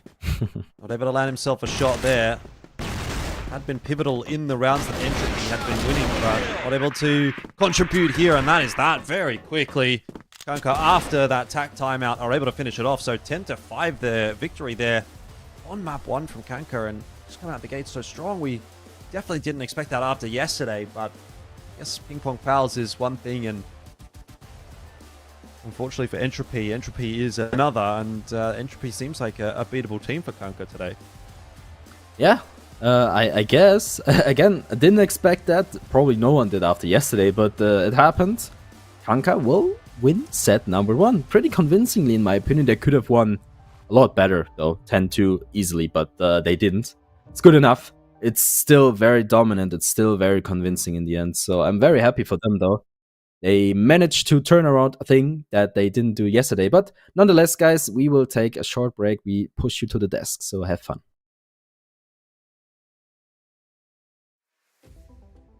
CANKER managed to get map 1. I mean, they started a new compound. We were talking about like catching Entropy off guard, and they did it in a fashion. It felt like they practiced this map 100 times before. Yeah, 8-1 is definitely very good for them as a start. They started as Blacklist, and they got 8 rounds on the Blacklist side, which made them very comfortable on the global side. Because we saw how shaky they were on the global side, and they managed to get EYG back into the game. Yeah. By the way, this can be very, very bad for them if they manage to get EYG back into their games and into their minds. That means that the next map is going to be way, way, way harder, because if you beat them 10-1, you destroyed their mental, you destroyed also their momentum. So you go on just having higher potential and higher momentum, and you're more motivated to beat EYG. But now EYG is kind of back to the game after a very, very strong start coming from CANKER. Yeah, I felt like EYG warmed up, and like the next map is Ankara. Like it's a map that, like you were talking about, Entropy is really good on Ankara. They're really good on the basic maps. I mean, CANKER managed to get the new compound. They managed to get a new map that like Entropy might not be comfortable at, but like in Ankara, like things should be different, especially that EYG, let's say they warmed up a bit by the end of the game. Yeah, they actually came into the game kind of late. But at least they started hitting their shots. We've seen clutches coming from 40. Yeah, this man, he almost clutched this round, but back in the end could have found the kill. But CANKER, they looked solid on new compound. And as I said, if you are coming into a matchup as an underdog, or maybe not the favorite team to beat your opponent, then you need to pick, as I said, a new map. Both of you have no information about, so you have a chance in order to beat them, and that's what CANKER did, and actually they did it in style. M5, I guess the win coming from CANKER side. They need one more map, and by the way, next game for CANKER is going to be LegendsOP, who are already eliminated, so they might be an easier opponent for them. So if they manage to win EYG, that means that we can have our second qualifying team from this group, which is going to be PingPongPals and CANKER. So it's almost all on the line, just all for the next map. Ankara should be very as strong as new compound. The guys should be going with very high confidence, and as you can see, everybody's logged into the servers. 1.33 coming from Nextland and Master as well. 1.5 KD, Vega, Beg 1.3, and Zex 0.8. On the other hand, only 40 and Pio that came in and playing as an individual skills that showed off in this matchup. The rest is not having the best games, and we know that Madison is a very strong player and he's one of the best in Entropy Gaming, but that this was not the best map for him. So I'm pretty sure that this guy is going to be playing way better on the next game, and Ankara will be way better for EYG Gaming. But I believe if we've seen the same version of CK as we saw it in new compound, even if it's going to be Ankara, I think that CK have a chance to win. Yeah, and like the pressure on Entropy is it's pretty high, because like you said, the CANKER, they are playing against LegendsOP. LegendsOP are already out of the tournament, so like it might be an easier matchup. Entropy on the other hand, is going to be playing PingPongPals, which already qualified, by the way, for them. So it might be also an easier matchup, because I don't think PingPongPals will go and play in full strategies, putting full focus on their strategies and utilities, because they don't want to burn anything for the regional finals. They are already qualified. Yes, they want to be going as a top on their group as a first seed, but still it's just gonna be like screaming this match versus EYG. So both have equal chances. It's all the matter of who's gonna be winning the next match. If Ankara's was won by EYG, I would say that EYG can come back and beat them on port. Yes, CANKER is good on port, by the way, as well. But if CANKER managed to beat them 2-0, I say that CANKER can be just qualify by beating LegendsOP as well. Yeah, let's talk about map 2, because like it's Ankara, and like we know Entropy, they are really good on Ankara. They played it yesterday and they dominated on the map. Yeah. So like, do you think CANKER, with the momentum, with what they did in new compound, they can like surprise us and take us like to 2-0 against Entropy Gaming? Yes, definitely. After the performance that we've seen from these guys and the individual skills that we've seen, everybody's is 1 point KD. They are all positive KDs. That means that these guys are warmed up. They came here. They're so focused. They're so concentrated on getting the wins. So I guess, yes, after what we've seen, I would say that CANKER have a chance to get it 2-0. Yes, it's going to be hard. It's going to be way harder than new compound. It's not going to be easy as new compound, because as I said, Entropy Gaming, they came back late. They started hitting their shots late. They started talking and communicating with each other. We've seen them also taking the tactical pose, which paid off a bit, made them come back into 3-4 consecutive rounds. But in the end, because of the gap in the first half, 8-1 was so big for CANKER, I mean, for Entropy Gaming to come back and it was very good for CK to have some confidence and potential to close the map. But now it's going to be Ankara. The guys are both logged in. These guys are warmed up, and the other guys as well, Entropy Gaming, they kind of warmed up in this matchup. So we might have a closer matchup, but I would say that CK position and confidence level right now can just let them eliminate EYG out in this series. Yeah, and I want to talk about like the new compound, because like if you are Entropy Gaming, should you have banned new compound? I think that they need to be focusing on next match. Right. Maybe they said we're going to be doing the same, screaming versus them, but I guess CANKER didn't scream. They had some strategies, they had some setups, some momentums and everything, because Master is very good on compound, so I guess that's the goal for them to pick it. Let's see if CANKER can do a 2-0 or will Entropy come back to the series. Elfish and the Bandux, you have the mic. All right, back we are. Is it going to be a 2-0 or are we pushing a third map? It's a good question. I honestly have no idea.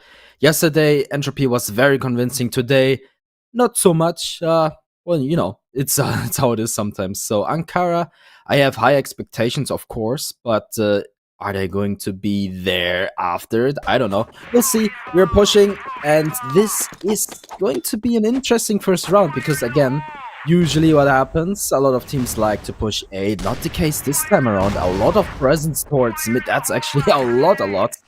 But no one has fallen just yet. Yeah, look, I definitely have my doubts as to whether or not CANKER can close this one out 2-0, but we'll have to wait and see. I've been surprised by some of the results already in this EUMENA qualifier, and I may well be again.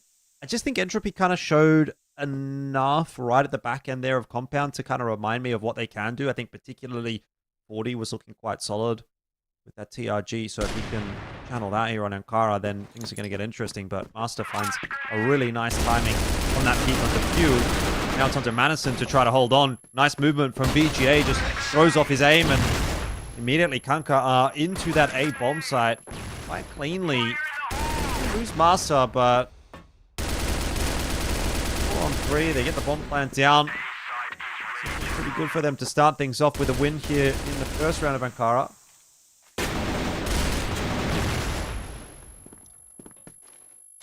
Yeah. Doesn't look too convincing just yet. I mean, that's a good thing. Sada, wrap around, good for free. But not gonna be good enough in the end. Just too much doing. Okay, never mind. Yeah, just too much to do for him.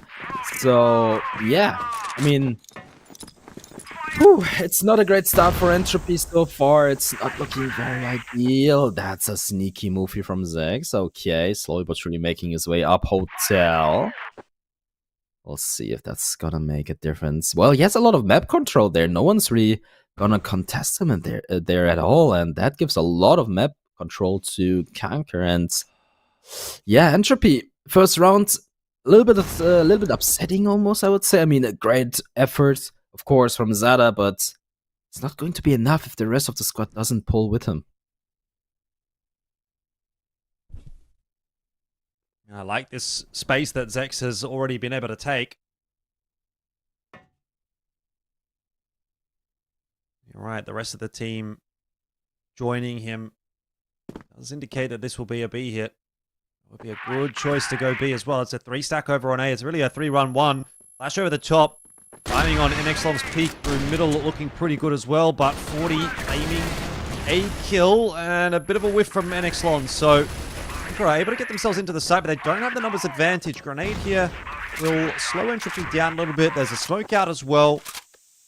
Entropy will feel as though this retake is going to be possible. CANKER need to sort out their post-plant positioning as well. Shifting things up as that smoke keeps them covered for now. 24 seconds left. Entropy happy to wait this smoke out. And then they're going to pincer strike their way through. They've got hotel control. Master and Zex opening the account. We're back now into 3-on-3. Zex's position known. Where is Beg? That's going to be the big question. Zex hanging on for dear life. Beg coming through to try to clutch it out. Bomb's not planted for him. You get the kill onto 40, but he can't win the round. And CANKER 1-1 the scoreline. Just not quite able to close that one out. I think a lot of that comes down to NXLON just not being able to get that kill on the entry. If he gets the kill into GR spawn that he was looking for there, back to 4-on-4, it would have been much more difficult. Yes, indeed. This time around, I see a Raiden making his move. That's a little bit weird. That is very weird. What is happening there? Okay, let's see. Legend?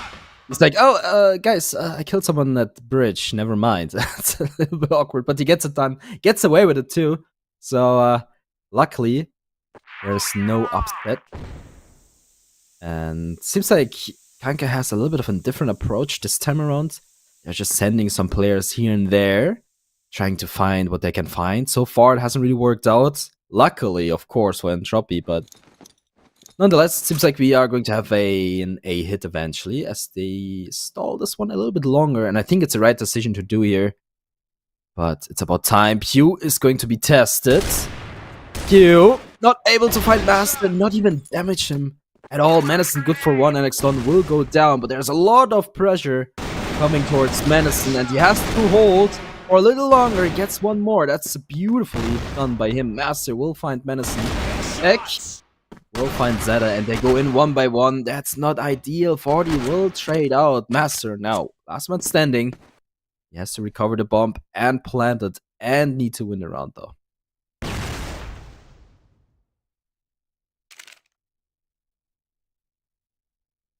It's not unwinnable. Ooh. Wait. I actually don't mind this from Master. Using the time on the clock to try and find a duel. Is he going to check? No. Don't hate the call. Execution doesn't quite work out in the end. Entropy go up 2-1. It's just starting to look a little bit more difficult for CANKER than what we saw on New Compound. But a lot of these rounds still coming down to pretty close affairs. Hmm. In the back of our minds, Zex, again, trying to be that player to activate early in the round, has been punished down to 9 HP. So he'll just end up being that supportive element, throwing the util for the pop on A. Enexlon goes ahead of the flash and catches Madison off guard. Now Pew under a bit of pressure, and Enexlon's found himself 2 entries. I mean, how about that? That is a way to win a round. Obviously not over yet, but... Yeah. It's just so unfortunate. Man, I'm telling you, Entropy, they must be punching their desk right now, because I don't see why they are performing like that. I mean, it's just nothing like yesterday, nothing. I mean, they honestly, they are doing a little bit better than on map number 1.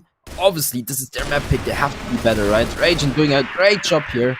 Not gonna be enough. Look at all that damage done to CANKER there. Could have been a very interesting round, but yeah.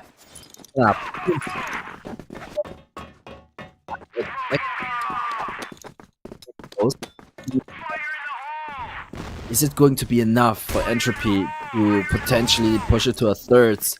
I don't think so. I disagree with Penguin here. And as you can see, CANKER is not wasting any time. They're pushing. They want this to be theirs, and they're catching Entropy by surprise here as well. And Ragent, fully blinded by the lights, has to wait for backup here. He's already been spotted. He is going to be shut down eventually. There you go. Zada good for 2. Is it going to be enough? I don't think so. Menacin once again left alone. He finds one though. Zex will go down 2 versus 1. Menacin, the bomb hasn't been planted. Well, it is going to be planted right now. So clutch required, a lot to do for him. And this round, it's so quick, and I don't see him win here unless he pulls off a miracle. He's been spotted now. It switches to the AK though, but Enexlon will get the better of him though. Yeah. Pretty good map so far from Enexlon. Got the entries that he was able to get on A, and he's able to close that round out as well. 3 and 2. CANKER have got the lead, but we'll see if they can hold on to it. I do like those faster plays, really trying to unsettle Entropy. Boy, that's a bold one, though, from Enexlon. I'm not too sure about that. Completely solo. No util to back it up at all. Just goes swinging out on A, and so CANKER will have to reroute. And I mean, the reroute's not bad. They can walk their way into B. Nothing that Rain's going to be able to do about it right now. BGA not going to even be required, because Master's going to get 2. What is that on the entry? My God. CANKER are having huge individual step-up moments right now. First it was Enexlon on the A side. Now it's Master on the B side. And that's another round for CANKER. I mean, what is going on here? I think... I'm a little speechless, sorry, but... okay, yeah. Like you said, individually, they're stepping up insanely. I mean, that is out of the picture, really. I'm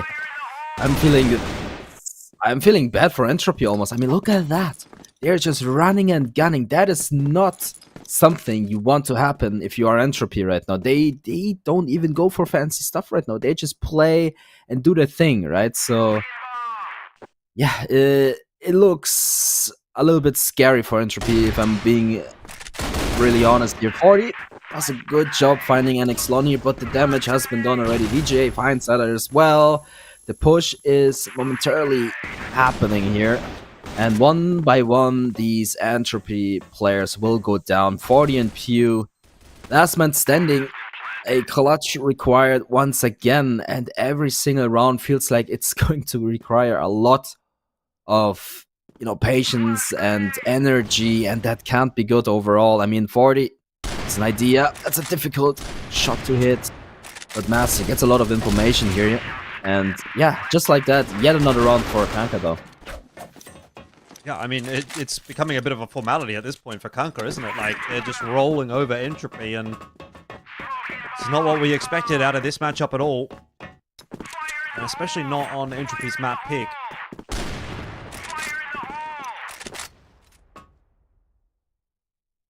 Well, Manison will be given a bit of room to work, and again, that swing is going to come through, but this time on the flashbang timing, so a little bit better from CANKER. No connection this time for Entropy. It's the 3-1-1 split. There are 3 players on A. CANKER have been trying to put that element of doubt in the minds of Entropy, condition them to think that it's going to be B finishes, but Entropy still holding strong with this 3-player on A hold, which in this round looks to be the correct call. Yay! Can't get any more. Pew holding strong for the moment. Nice 2K, and that's what I'm talking about. 3 players on that A site. Difficult to dislodge. Rain up on top of the site. We'll keep the numbers pretty good here for Entropy. Zex with a bit of a task. He's going to retrieve that C4 and just swindle his way out of A. Back through the vent. Doesn't know exactly where 40 is, where he's coming from. Trying to take some space, but he's not got the timing right here. Rain is going to find him. Should be a 2-man swing, and it is, and Entropy are going to get themselves another round. You know, even though Entropy had the upper hand there in the end, I was still not convinced that, you know, they're gonna win the round. But they did, pushing the numbers closer together. 2 rounds only. Still a lot to do for Entropy. I think one more round would be the trick to, you know, make it more even. But of course, CANKER, if they push one more round, it gets similar to the first map. And I'm not too sure. I'm not happy with Entropy today. Honestly, I just can't give them the benefit of the doubt anymore. I feel like it's just, they don't deserve it at this point, but maybe they're gonna prove me wrong. Maybe Penguin is right. I don't think so though, but we'll see. Hey, so far in this round, nothing has happened so far. It's a slow round, right? Everyone is just lurking around. You can see NXLon here in AC, just checking what he can check. Nothing to find just yet, but the rest of the squad is slowly but surely creeping up towards Hotel. Well, I can't blame you for having that opinion. CANKER have definitely looked good.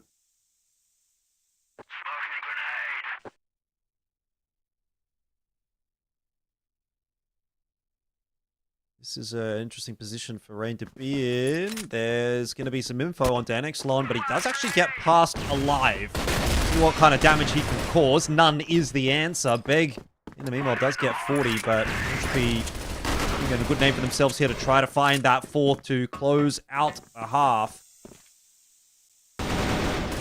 Tempting for a kill through the smoke, unable to land that spray onto Manison, and Beg goes down as a result. So it does look like Entropy are just going to be able to recover this half a little bit toward the back end. It's not quite been the dominant display that it was maybe indicated to be initially there by CANKER, but I mean, they still hold on to the lead.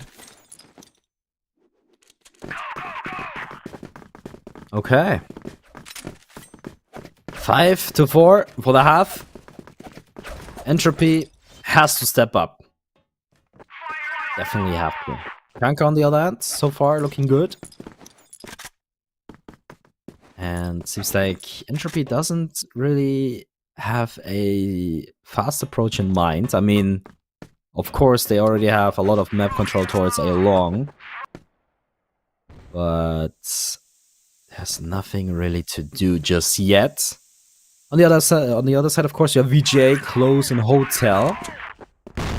There's a little bit of map presence, but other than that, Entropy is just all over the map checking for anything they can find. But CANKER does a great job of not giving him anything to work with, and the timer will go down slowly but surely. 1 minute and 30 seconds remaining.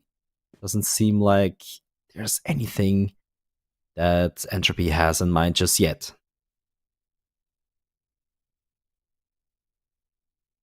It might be a little bit of a look in toward the B-bomb site. Seems to be where they're headed for now. Master with a big job to do. Now, he was pretty fantastic on map 1. And there's a good connection from him here to start off the second half of map 2. But he sticks around for too much. And Madison will claim that victory in the one-on-one. Zex. It's another VGA, the one to ultimately kind of let it fall apart a little bit here for CANKER. Now, there isn't a play on the side. Big double. Good spray down. Brings it back into the one-on-one. And an Exlon will know that Rain wants to stick around here on the B side. Has to recollect that C4 at some point. So he's just going to change up his position, play it from hotel.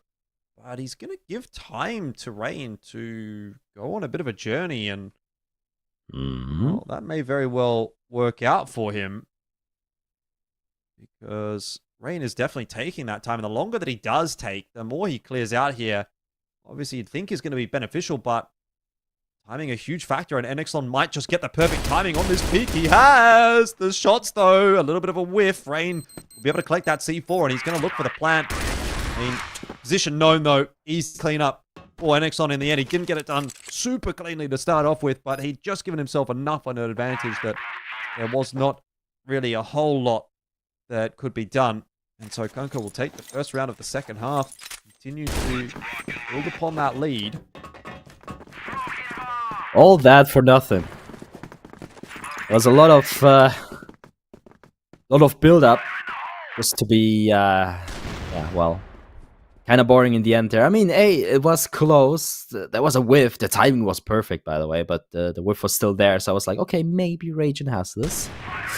He doesn't. It's very unfortunate, and he will also go down very early on in this round. It's just not working out for him right now. Even though, I mean, he's putting up these numbers, right? He still does frag, but the numbers speak for themselves, right? And yeah, in this round, it's an even trade, I would say. It's 1-for-1, but I don't know. It's not very convincing. 40 almost gets taken out here by Master. He misses the shot though, and once again we see Entropy making a move towards hotel here, and look at that. It's completely open. It's completely easy to take for Entropy, and they will take this chance, but they take a little bit too long. Obviously, they don't know, but you have VGA close corner here, and he will be tested in a moment. Sada misses a crucial shot. All the information is given to CANKER now. VGA can't really outplay Pew there, but he buys a little bit of time. Doesn't really matter in the end. Beck will go down as well. Now the numbers speak for Entropy, though. Yeah, the problem was Beck wasn't quite there in time, so they weren't able to really swing together. And ended up being multiple 1v1s or 1vx's as opposed to 2 or 3 players kind of swinging at the same time there for CANKER. So Entropy continue to hold on. That, though, has, I think, been the way to describe this map for them, is that they've kind of held on. They haven't really ever been in a position where it's felt like they've been in real command of the game. So we'll wait and see whether or not they can actually pull back a lead at some point. But for now, CANKER still holding on to it. Still keeping Entropy honest. U2 getting tossed in toward A, but not drawing much of a rotation out of CANKER. There is Zex starting to come across.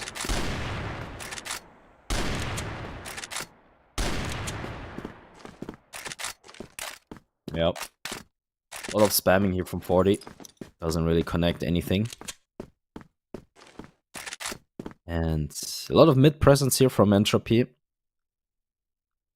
And once again, we see a similar approach than we had before. Didn't really quite work out in their favor, but maybe this time around. CANKER They don't take a lot of map control either. They just, you know, hold their positions. They make sure no one is too close. And Ixlon will smoke off a main, which is good timing here. But you can tell Entropy is preparing an A-go, and it's not gonna wait too long. I mean, that's a good trade. Pew will find an Ixlon, but there's more to find. Initially back in the back here. Okay, he finds one. And he finds two. He finds two. Ooh. Through the smoke. Madison will go down, though, and that's a big disadvantage now. Yeah, certainly a 4-on-2 makes this look much more doable for CANKER. 40. This is his opening shot. Should be traded back out here and is missed the second onto Zex. That is... Ooh, Rain having a bit of a crack. He's got no idea where VGA comes from, though. He pre-fired a couple of positions that he kind of hoped in desperation would get him that final kill, but VGA just coming in at a good timing to find that trade. A little bit too close for comfort, frankly, for CANKER, but, you know, getting the round is really what matters at this point. It doesn't matter at all how close the rounds are. Yeah. Hey, that is spot on, honestly. And it's just, again, it's a little bit awkward for Entropy to be in this position, but CANKER is just playing very well right now. And even though it doesn't look very convincing here and there, it's still better. 40, once again spamming with the TRG. Not gonna connect this time around either. And again, if we compare this round with the round we had before, it's very similar. Once again, Entropy is all over mid. You have one guy towards A long, 40 with the sniper, of course. On the other side, CANKER, you have VGA and Hotel, and that's the end of the story, right? This is the exact same setup in comparison from the round before, right? So I wonder what will be different this time around, because I don't see it happening here. Master already finding two. That's insane. Sada there to trade, but the damage has been done, though. There's Zex. Oh, he finds a pretty nasty timing there onto Rain as well.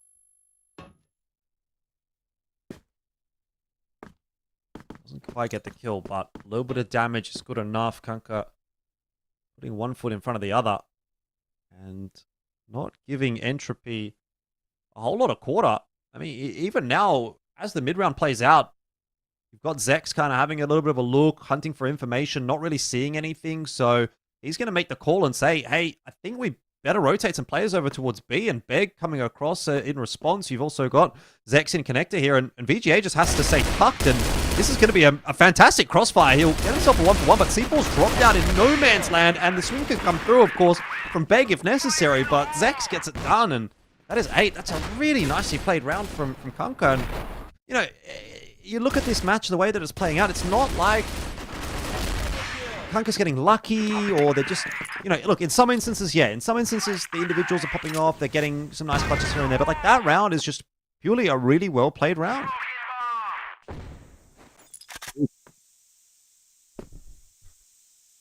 Agreed. Okay. Entropy this time around, no more mid presence. Let's say a long presence, slowly but surely making their way up AC. And they will end up in mid once again. Op is still on A long though. Very risky move here from 40. Yeah, you can tell. Okay, so Entropy is just making a lot of noise everywhere. And you can tell CANKER is kind of buying it. They're kind of shifting. It is very open. Okay, so we will have NX London back once again being tested. And honestly, in the past, it has looked very good. So I give him a great chance of at least 3 kills here. Beck will spot them. Flash comes out. Here you go. Push will come through. The flash is a very good back. Finds Rage and oh, that's an insane kill. But that's what I mean, right? They find one each. And Nixlot even finds one more. And that's just it. That's it. 40 last man standing. That is so convincing. I love what I'm seeing right now. They give Entropy no chance whatsoever. 9-5. Very much deserved scoreline right now. Yeah, and at this point, you've got to imagine that the mental is just absolutely broken for Entropy. This has been a really solid display for CANKER. Entropy still going to be hunting for it, hoping for it, but it's not been too easy for them at all. Zex is the only one to actually frag on the A side of the map. He's going to stick around and try and fight for it. 40, of course, will punish. Looks like CANKER will be left wanting at least for this round. Maybe Beg can catch a timing. If he's going to go, he'd have to go now while 40 is being distracted by VGA and was able to use that moment to grab the kill on Rain, but beyond that, what to do now? You think for VGA, time ticking against him, he's going to have to just try and take this fight against 40. It's not an easy one. He will go down in the end. So 40 activates in that round. He's 14 and 11. He has been like the shining light of hope for Entropy in this matchup, but Yeah. he's not doing enough. Okay, here we go. Entropy. They have what it takes. They can't really show it all that often, apparently. Once again, very aggressive towards A-Long. I like it. It worked out good. CANKER, on the other hand, they play very similar every single round. I'm not sure why they don't really like to change anything. I mean, obviously it has worked, right? Otherwise we wouldn't be here right now. But it leaves a question mark for me, at least, why they don't try something fancy. Like, I don't know. Shift a sniper towards A-Long, let him peek once, try to get an entry here, or try to get him an entry in mid. But they don't necessarily have to, and I don't mind. But we'll see. Entropy once again. They have what it takes, but it's very similar to what we saw in map number 1. And right now, I would love to see Penguin's face right now, because his judgment is kind of wrong right now. We'll see. I don't think that guy really knows what he's talking about, to be honest. Anyway, NXLon and Beg finding themselves an opener. It's not going to be enough to hold on to the A site. Zex. Oh, he looks like he's going to push the issue, and very nearly got that kill on Sada, but maybe the flash causing a bit of a problem for him. It's a fast flank from Masa, and it's not going to allow Entropy the opportunity to come off of the site. So if you were ever going to be winning a 2-on-3 retake on B, it probably would be in this fashion. VGA has been able to creep his way out. That's a nice high-low setup. Need to see Master activating, and he's just gone a little bit too late. So another one on the board for Entropy. It's not over yet. Let's not get too far ahead of ourselves. Indeed. I mean, that was much more convincing in the end. It was looking very good, but CANKER still have the upper hand. I hope they won't fall under the pressure. And it seems like 40 finally has some ideas himself. Goes for the A-Long pick, finds a pick. That's very good. Very well done. And Entropy. Now this is the time where they finally decide to, okay, you know what? Let's just do what we can do best, and that's just performing, right? So definitely running and gunning. NXLon is completely blinded by the lights, and Pew will find him, and that looks so convincing. Where was this the entire game wrong, right? So this round might as well go to, you know, the account of Entropy, but again, it requires a little bit more to bring us home, but this looks so good from Entropy, and I'm loving it. But one more to go. Actually, it's 2 more to go. Let's see what they can do, though.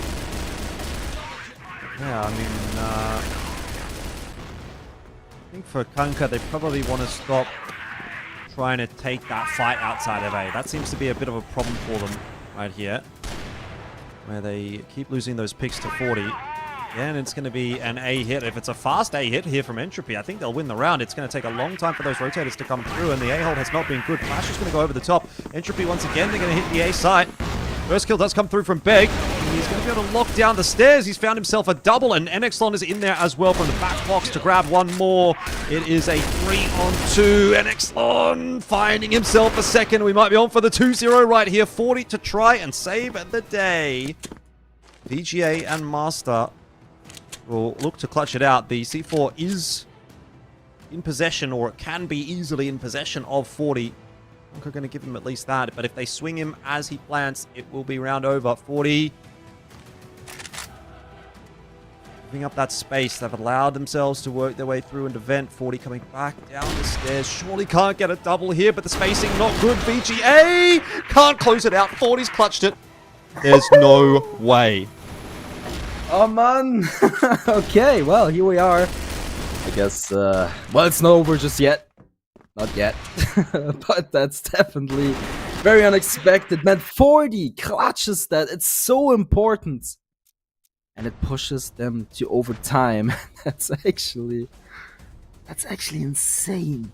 That's insane. They get it done. Okay, might have cursed it a little bit, but yeah, hey, it is what it is. We're here now. Overtime scenario. What can we expect? CANKER is shell-shocked. They can't seem to finish when they need to. Yeah, I think if you're not going to win that round as CANKER, you're definitely leaving a lot on the table. The hold was just so good. Like, Beg gets 2, Enixon gets 1 and lives.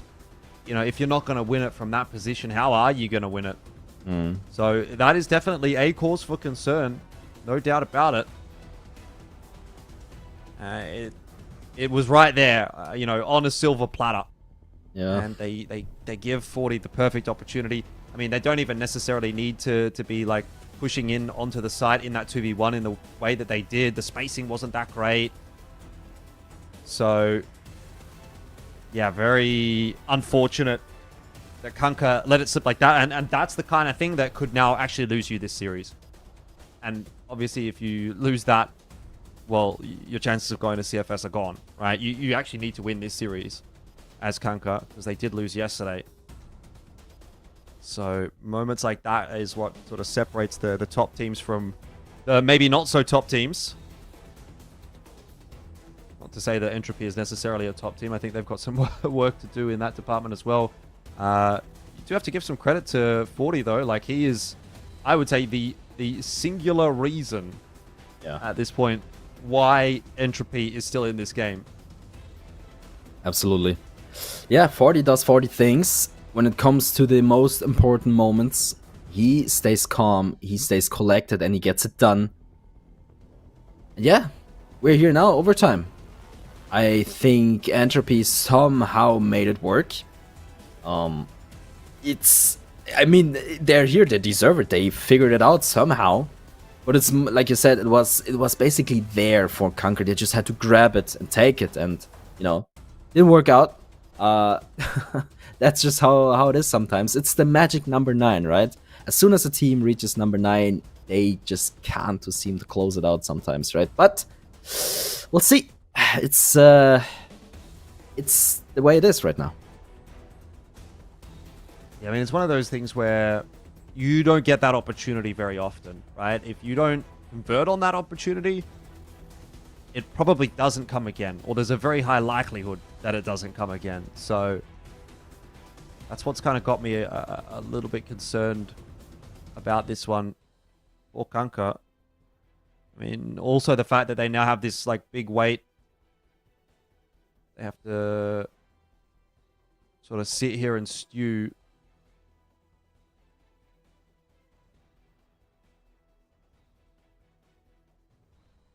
And try to, you know, keep themselves locked in for this game, right? Like, can they run it back? Can they continue to bring that same energy, that same pace, the same confidence that they did have on the BL side? Or, you know, are they going to be as clutch in some moments as what they were on GR? You know, there was a good bit of work being done on GR side, but just not quite enough. Yep. Just about any time before we join back into the game. Seems like we have a little issue here. Unfortunately. But it's fine. Hey, we're here to enjoy. So so far so good. I like how Master's playing. He was very good yesterday already, but today obviously he had some more success. The rest of the squad, of course, they're also playing. They're trying their very best to, you know, push this to a 2-0. Couldn't really figure it out here in the end, but still not over until it is overtime.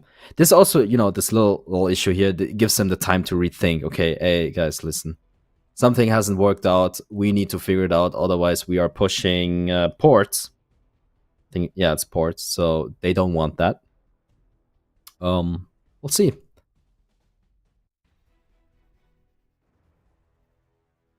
Still a long way away from that. Let's not get too far ahead of ourselves just yet.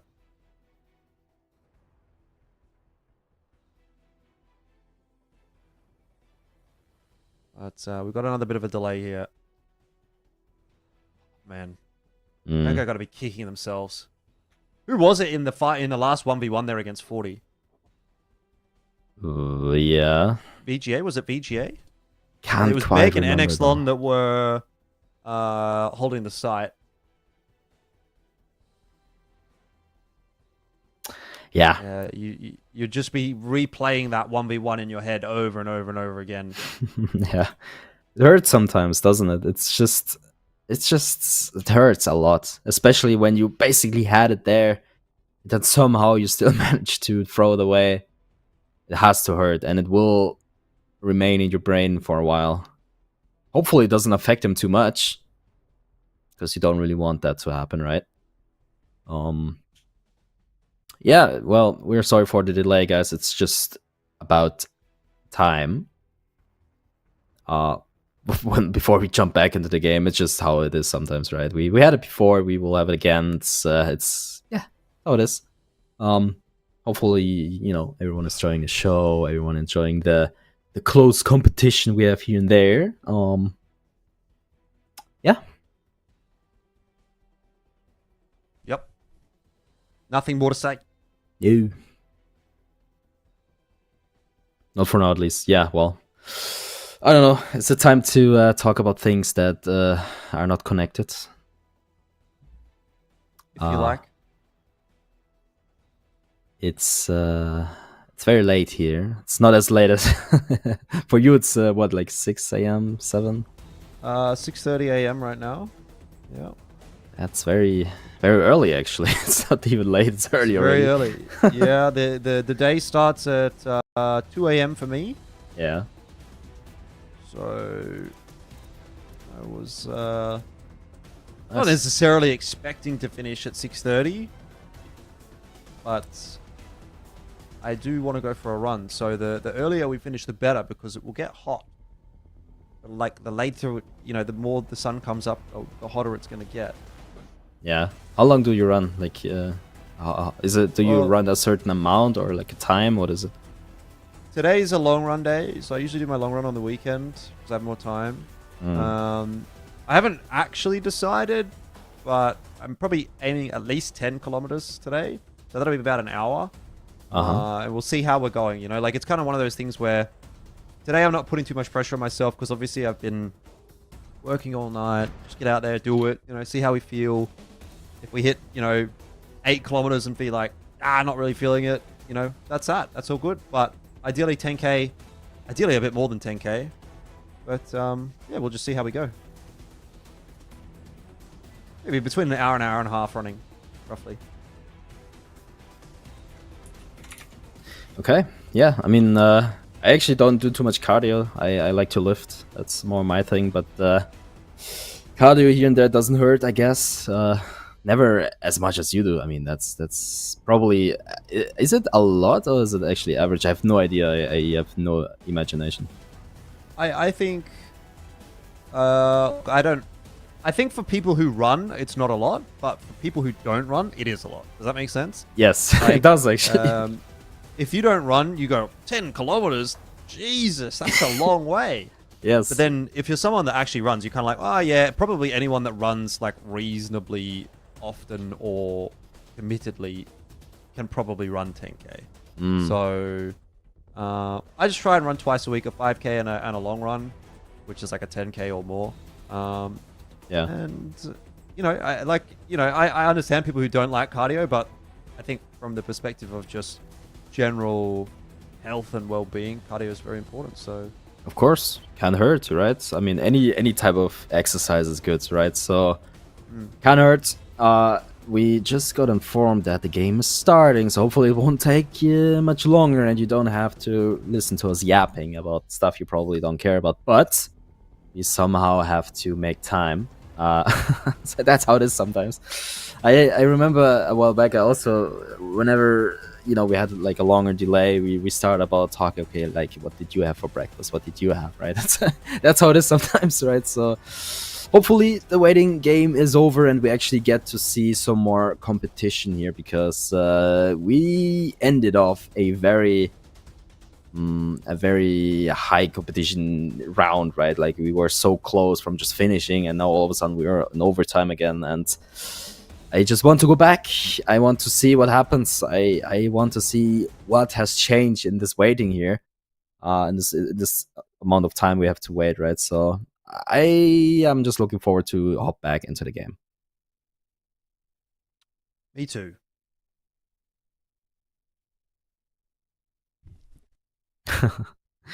Maybe we've been lied to.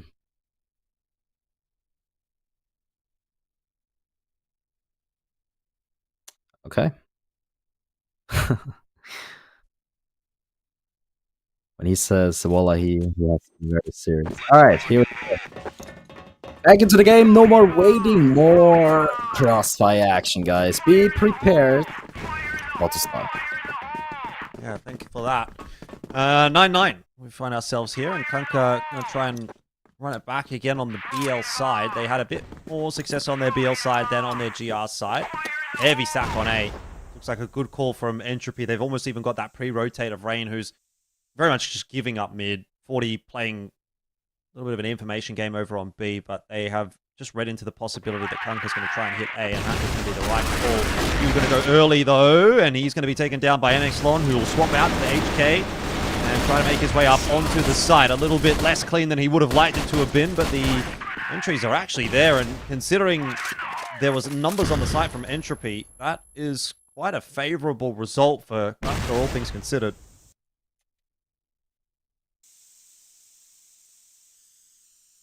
Okay. CANKER on bot. And the bomb has been planted. Question is, 40 and Regen, what can they do when they come for you? We'll see. 40 slowly but surely approaching a main. He's been spotted though, and NXLon has the right idea. The flash will not do too much. And they will probably just double swing Regen. I mean, I would love to see that, but it's not necessary. The flash onto Regen is actually quite good. Look at the timer. 13 seconds now. Regen good for 2. That's an insane amount of kills. Master whiffing so many shots, and this might actually be it. Unless Ooh. that's not. No way! They cancelled it! And He they cancelled throw it away. What? GG. He cancelled the defuse. He was on it. I think he had time.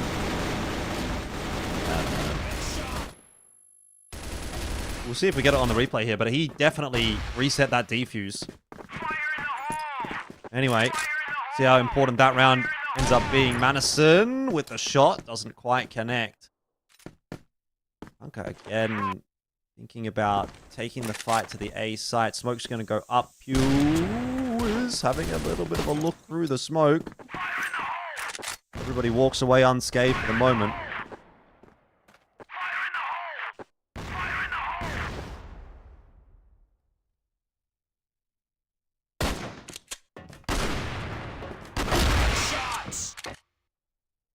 Okay, NXLon will find the entry on 40. It's not even done there. Pressure is up. Whoa, back. What an insane shot onto Manison. Followed up. Here. Zada trying to, prevent more damage, but the damage has been done already. Zada and Regen now in the clutch once again. CANKER, they use the timeouts, well, the delay, for a huge step up. I mean, that looks convincing. They're just basically just running towards A every time, right? So, Regen still alive. Round is not over until it is. And he kind of exposed himself here. He got one. Subbase about to find a second. Spray's not good, though. Not good enough, at least.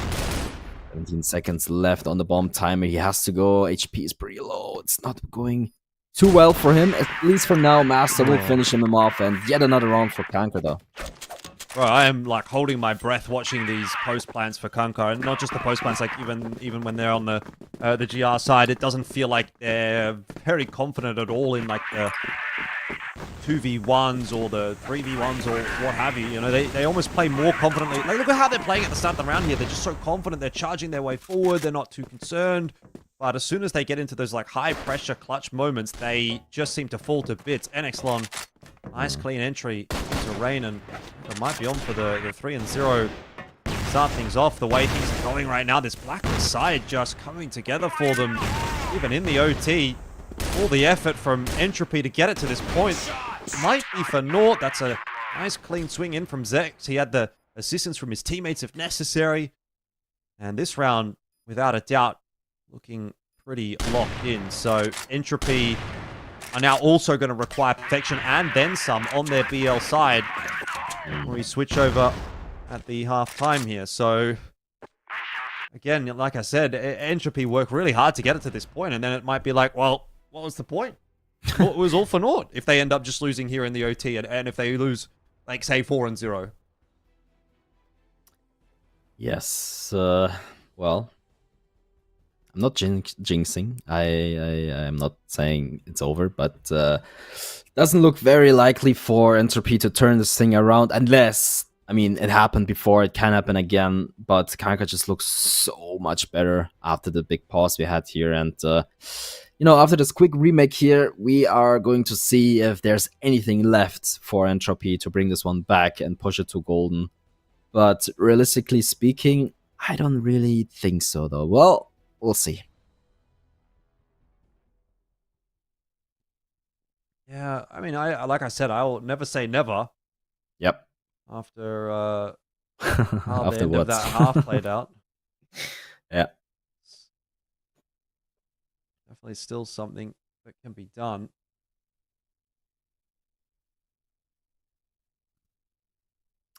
Okay. Okay. Here we go. No more waiting. Back into the game. Action is required. Action you will receive. Here we go. 12-9. Entropy left behind after the start of overtime. And it seems like Entropy have a similar idea. Other than CANKER, actually. They changed up something. It didn't really quite work out. Sada will find frag onto back, opening things up. And if Entropy would attack A right now, that would be a crucial thing to happen. It's only NXLon. Well, now joined by VGA. This is a much different round, so potentially could go well for Entropy if they play it right. I mean, I do like the fact that CANKER have changed things up as opposed to just kind of getting farmed by 40 on the A side. It was a big problem for them toward the back end of the regulation time. But, yeah, the DRG's being a bit of a problem for CANKER on this GR side. Entropy getting a lot of opening picks on their BL side. It's funny to sort of see the difference in styles of the BL sides as well. CANKER just playing very fast, very sort of rifle-heavy, rifle-focused, taking the sights. CANKER having to deal with a bit more of a sort of pick-and-split kind of style out from Entropy, which both, I guess, seem to have their merit. Now we're into a 3v5. This round seems like it will probably fall by the wayside for CANKER unless they call a stack and maybe get that gamble correct. Rain picked up on the timing here. NXLon, though, just missing his shots. But he will sort of see nothing outside of A. So he might use that to inform the rotate. They know that they're going to lose middle. NXLon gets one onto Rain. VGA goes down in the meanwhile, and it would have required a bit of a miracle for CANKER to win that round. And so Entropy close that deficit back to 2.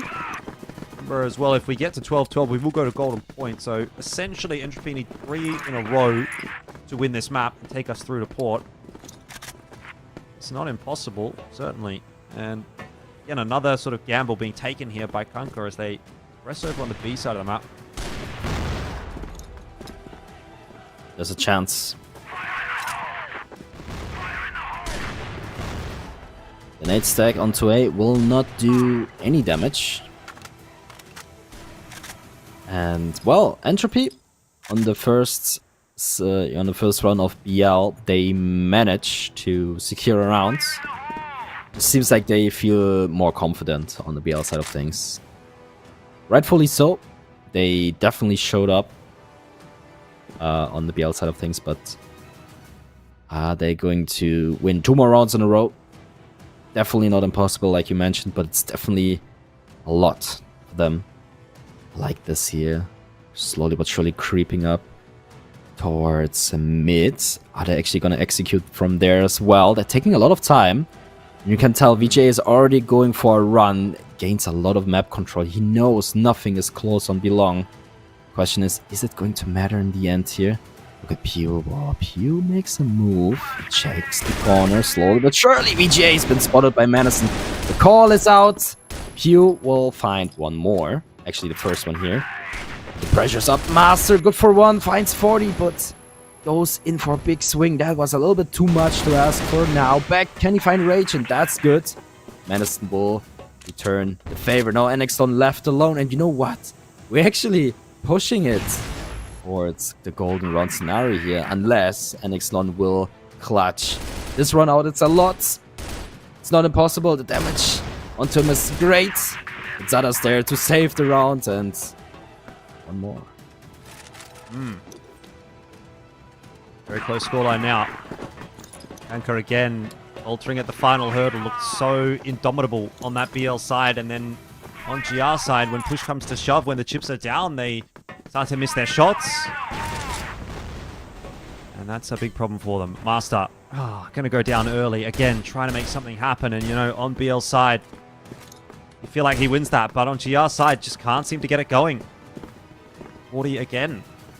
Reigning supreme in that opening matchup. And now Entropy have the run of the round.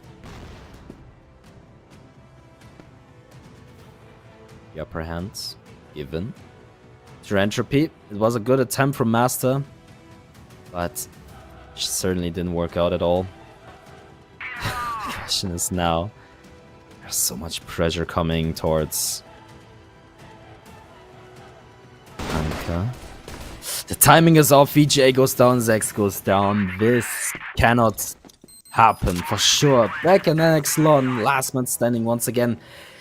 Entropy so good on their BL side of things, right? They are playing it to perfection. I mean, CANKER looks stunned. They have nothing to do. There's just no response whatsoever, and we are potentially pushing it to the golden round scenario. Potentially even pushing it to a third map. 14 seconds now remaining on the bomb timer. Flashes are good, Madison is better. Back now, last man standing. Surely not, he will go down. And this is going to be a golden round scenario. Well, last bite at the cherry for CANKER. I mean, they have had no shortage of opportunities to close this series out 2-0. It's been, what, 3 or 4 required in regulation from Entropy in a row, and then now 4 as well here. This will be the 4th, so it's probably like 7 or 8 rounds that CANKER have had map and series points and have, if they don't manage to get it done here, failed to close out the series. At which point they deserve to lose the series as far as I'm concerned, because this is something that is not going to be acceptable at the higher levels of play. And if CANKER want to go any further, if they want to go deeper, if they want to go higher, then they need to be able to close out series like this one. So let's see what they've got. The final round of Ankara. And 40 will be the one leading the way with the TRG. Now it's going to be Rain to start to push his way forward. They're making a bit of noise in middle. That is drawing out a bit of a positional change up from VGA. He's had a little bit of a look outside of B and he's not really seeing anything. Everybody holds on. All those important fights. It's a very similar setup to what we saw earlier from CANKER. Zex missed his initial shots in the opening round of this half of the OT. VGA also lost a duel at those doors. They've elected to go for the same setup here, and CANKER can hope to make that one work. Here's that tight angle again, and Zex can't get it done. He'll go down early. VGA also dropping, so it's all eyes on Master. He has to get it done, and he has to do it now solo as he swings back up onto the site. Tries as he might to hold it. He can't. The bomb was dropped, though, and that will be the sliver of a chance in here for CANKER as that C4 needs to be retrieved, but NXLon goes swinging into 40's sightline, and now it seems like it's all over. Beg would have to clutch it out. 1v3. I think it's impossible. It is impossible. CANKER have lost the map, and Entropy somehow just do not go down. Okay. All right, then. I guess Entropy, they take set number 2.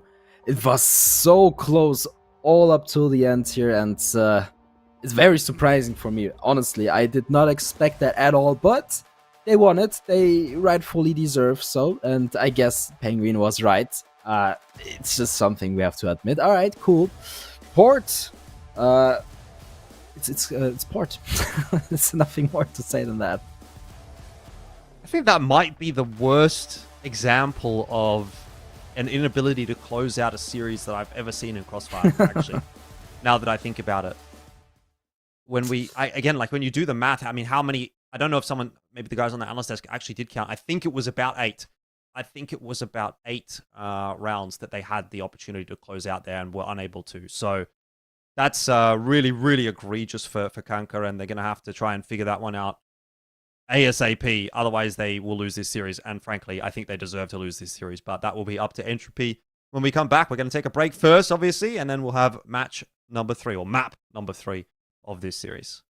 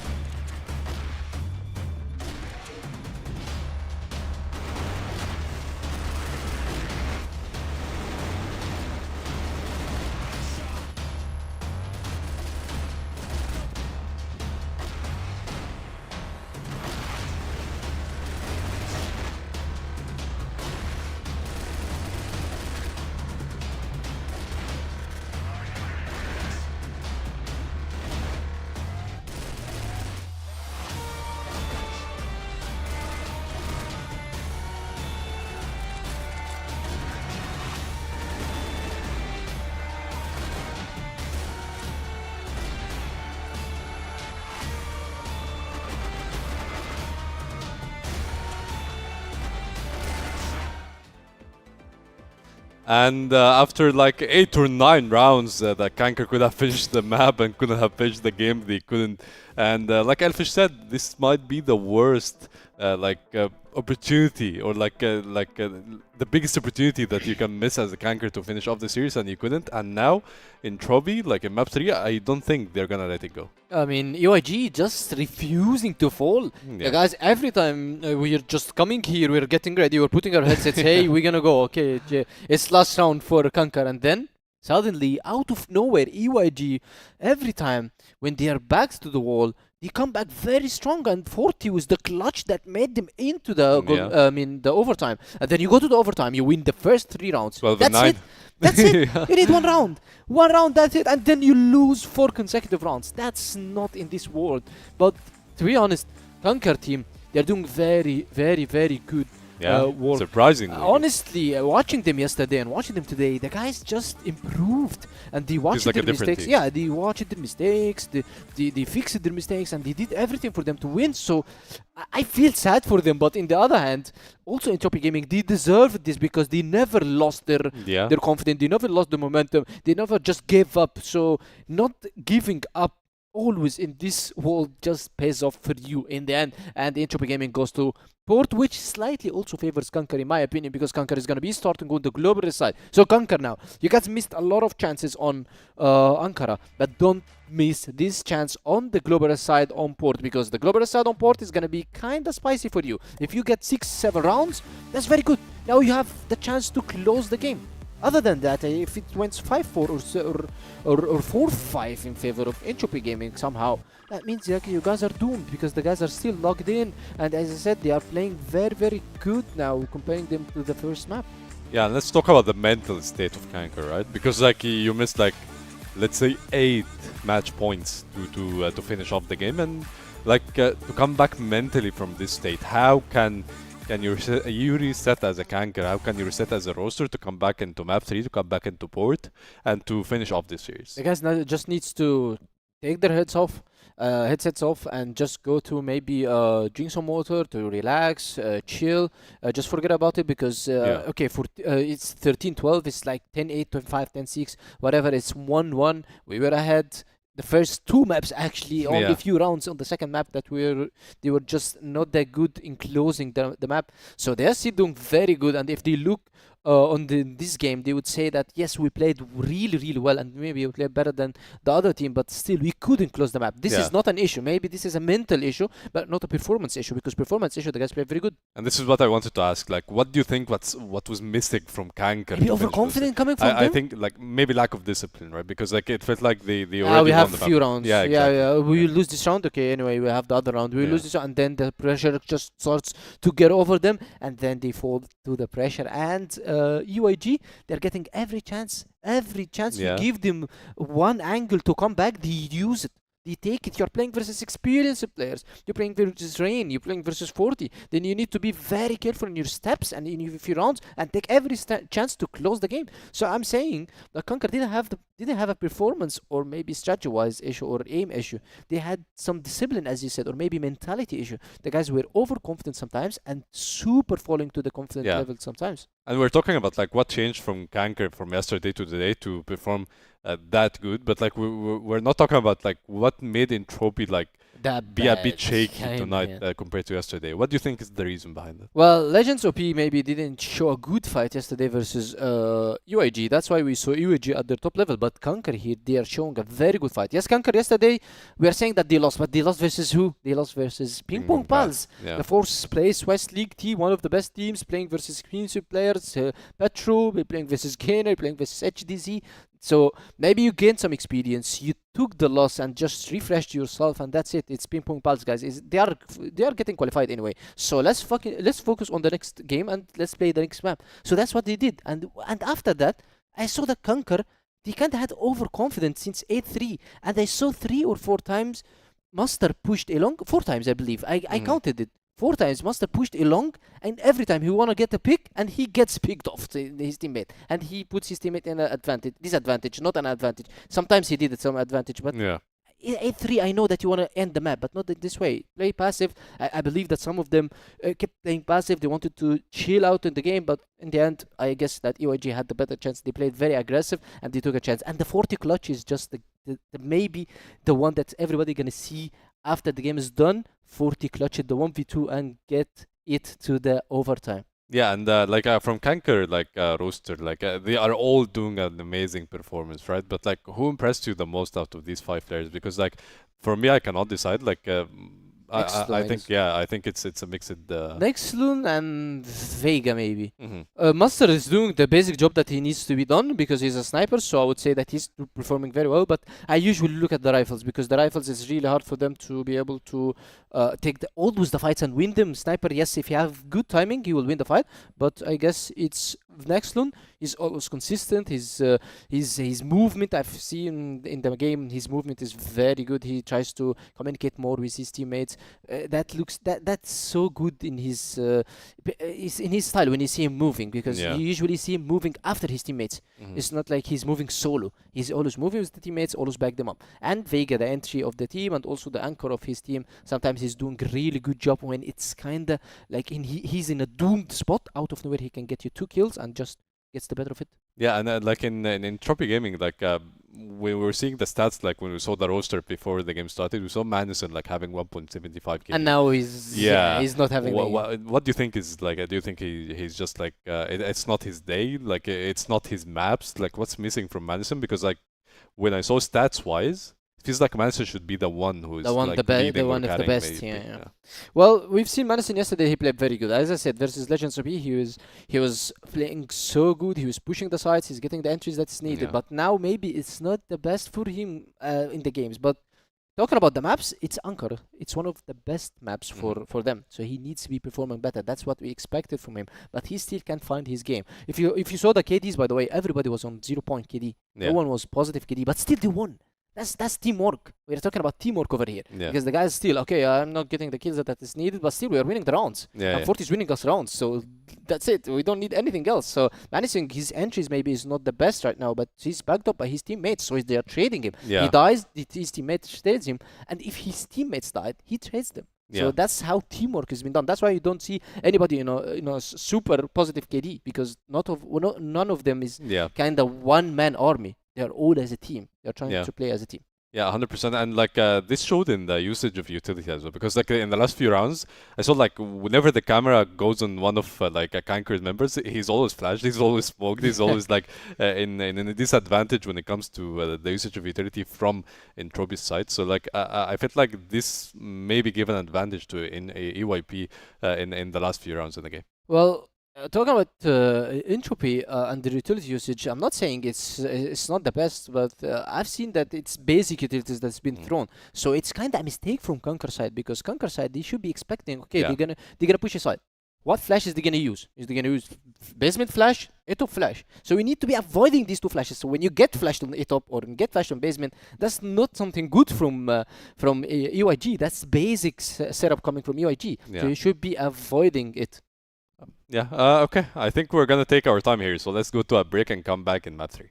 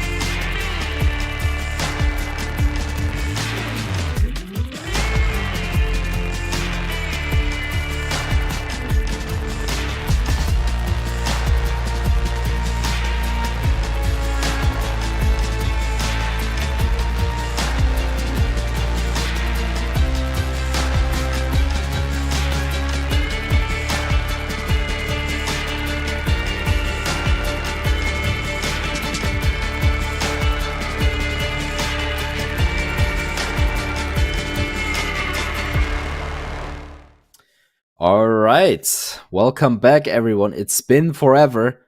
It is how it is. We are here now. We are ready for set number 3.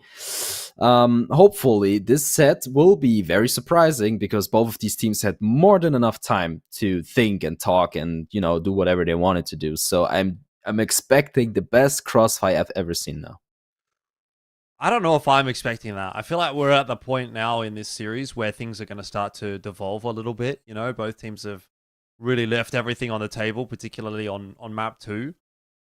My gut feeling, honestly, is like Entropy having lost the first map, kind of lock back in, hard grind to win map 2, just kind of sweep map 3 here. That's kind of how I find a lot of these situations usually go when you have an underdog that like almost wins the series, doesn't quite win the series.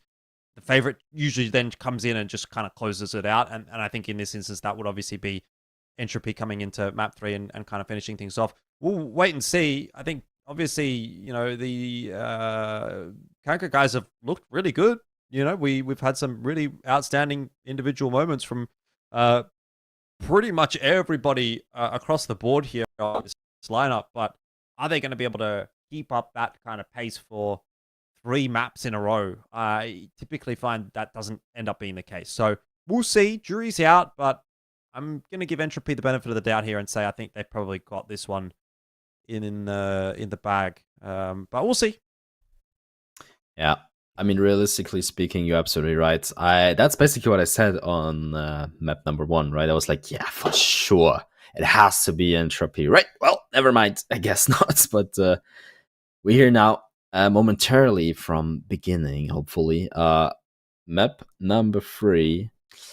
It's a strong map for pretty much anyone, I would say. It's a very basic map. You know, we have seen it a couple of times already. I just want to see the game. I just want to hop into it and watch these, you know, players play and perform. And seems like we're not quite ready yet. It's a little bit almost frustrating, but can't be that much longer, right? Come on, we gotta stay positive vibes. Yeah, don't really have an ETA, though, of exactly when this map's going to start.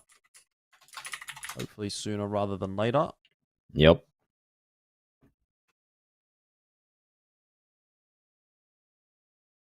I guess, again, you know, imperative to mention its port as the decider. So we are sort of waiting to see who's going to get to start on that GR side. Mm.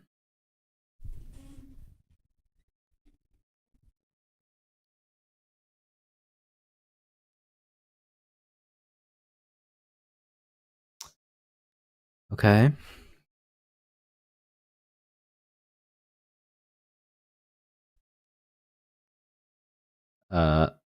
Yeah, sorry for the confusion, guys. We are just checking with the production here what we can do. You know, it's also hard for us. You know, we're trying to buy some more time, but it's an issue. It seems like we're gonna have to buy some more time. You know, we gotta give it some more time. So yeah, I guess we have nothing to say at this point. I'm just a little bit, like, literally speechless. We have been yapping for a long time. I'm out of words. I don't know. Yeah. Look, I think at this point, let's just take 5 while this game gets underway. We'll be back when the match is ready to go.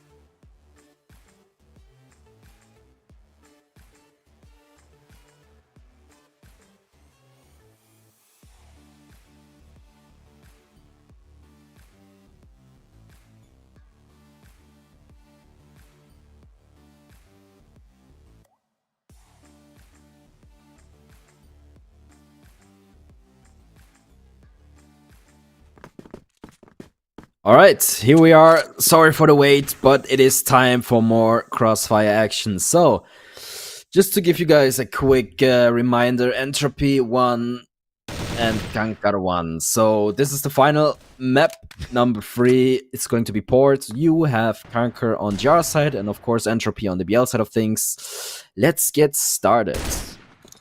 Yeah. We'll see how this one goes. Entropy obviously fought very hard to be in this position. So I want to imagine that they can uphold their end of the bargain and actually close this series out with a win. CANKER taking no liberties about things in those opening first couple of maps as well. Pretty good couple of maps of Crossfire. Although throwing away something like 7 or 8 series points on map 2, definitely going to leave them pretty disappointed by what they have done. Anyway, they're going to have to fight for map number 3 right here, and Entropy are very much taking their time about things in this opening round. Yeah. It's just going to be a standard A-side take. Flashes over the top. Not much of an answer here from CANKER so far. Master does get himself a nice shot, but Hugh and Rain, they're nice and clean. Looks like Entropy are just going to roll over the site. Bear in mind, at least based on Ankara, the BL side was a little bit easier for these teams to play out. So we'll see if that ends up being the case again. It's a good start for Entropy, though, on the final map.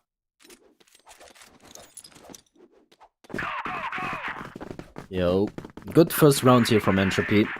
Even though, you know, CANKER had the right idea, they were stacking the correct side, or at least favoring it. They still couldn't really hold on to it. And seems like they came to play on port. 40 starts off with an entry onto VGA. That's a great start. A little bit of an aggressive move here from back towards BC. Not the end of the world. And so far, so good. Entropy taking this one much slower. Just 40 all over the place. Sniping here, sniping there. And almost getting a second here onto Master. Didn't quite work out though.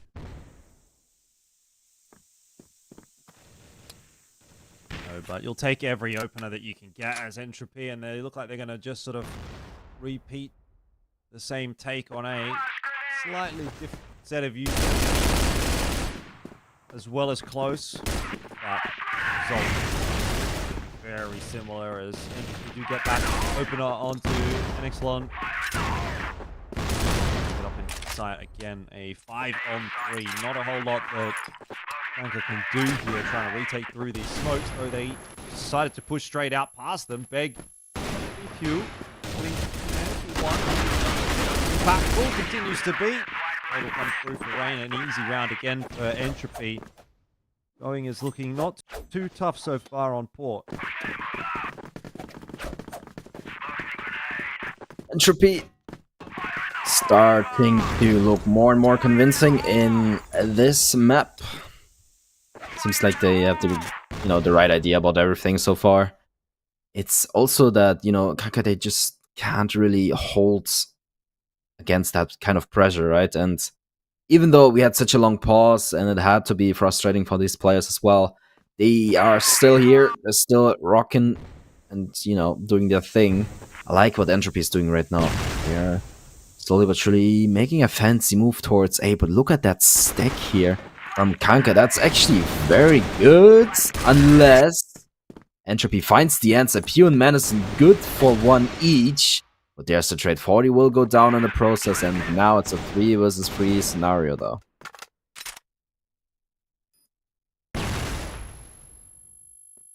Once again though, 3 for Entropy at least. Sept working in their favour. Madison and delivering. The rest of the lads are there to help him out as well. This is looking a little bit too easy for Entropy.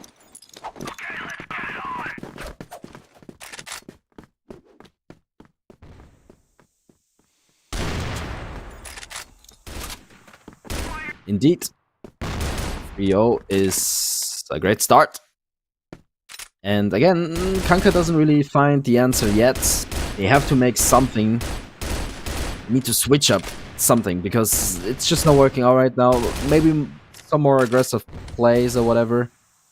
Something has to change, otherwise, you know, Entropy will just continue with, you know, the dominance right now. Everyone is pretty much on point. Pure 5-1. And of course, the rest of the squad also putting up decent numbers. So, yeah. The double sniper setup here from, you know, CANKER is not working out quite well just yet. And still, CANKER has the right ideas. They stack the right sides, but it's just not working out for them. I mean, it's been pretty standard stuff as well from Entropy, hasn't it? They haven't really had to dig deep or hustle too hard for these rounds. It's looked pretty good.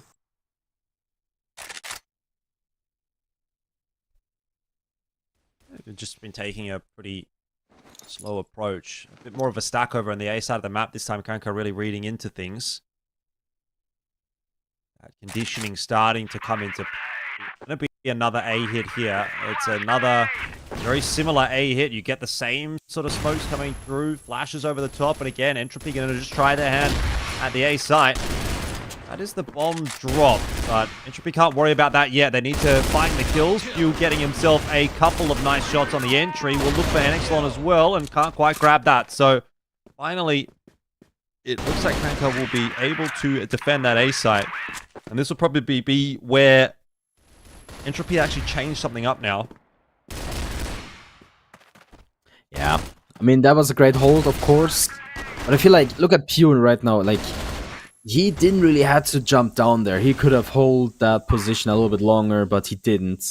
Just a little bit too aggressive. But same for Regen. He didn't really have to climb up the ladder. He could have played around a little bit more.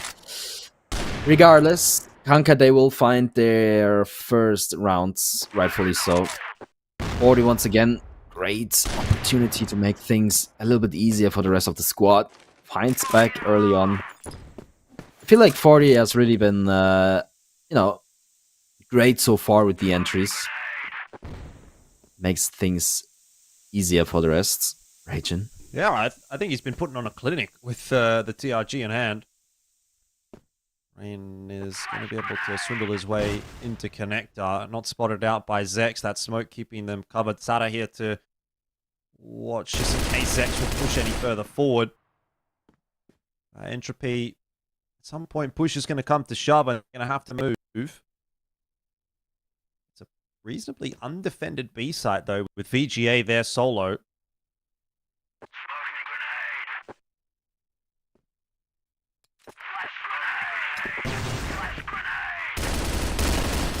Push comes through. VJ will find Zeta. Madison will return the favor. Few very aggressive towards the bottom here. He will still help his friend out. And NXLon will find 40 in the process as well. Seems like, you know, Entropy, they will still have the upper hand in this one. And NXLon and Master, of course, they have to find a way in. But they have to clear up a lot of these members to get a chance and to defuse the bomb. They're playing a lot with the time here. I mean, there's a lot of work to do, and they take a little bit too long, in my opinion. But Master slowly but surely creeps up from behind, misses the shot. Who will finish him off? Regen will finish off NXLon. And yeah, Entropy looking very clean so far, and yeah, Port basically seems to be the right map for them. Yeah, I mean, you shouldn't be getting this much done on the BL side. You'd have to say that much. You're right. CANKER having a bit of difficulty. Entropy not having too much trouble at all, although they're going to try and go fast in this round. They get the trade through comfortably, and they will take that B site as a result. It is a 3-on-2. Full health for Beg and NXLon, although Beg now getting tagged down by that nade, and Sada going early. He's gone alone. I'm not sure about that one at all. It was even before the plant. It's a good bit of damage off of the grenade, but 40 unable to land his shot. Manus now under pressure. His position kind of known. Flash is going to go through. 40 hits his shot. And pistol out now. Beg is low, so this USP could really get the job done. 40 will take the fight, but he does not win this one. And so CANKER will get themselves another round. A 2-on-3 retake has been secured. Yeah. 8 HP left. Beg got away with it. CANKER have to feel very good about this round. I mean, it was unlikely. They still found a way to, you know, get it done. It's a great idea but there's a lot more required to break things even. 2 more rounds. And obviously, you know, they still have to somehow find a way around Entropy because they just can't let them do what they want to do, right? So we'll see. This time around, Entropy, they are not wasting any time either. That looks like a very fast approach towards a Master, missing yet another very crucial shot here.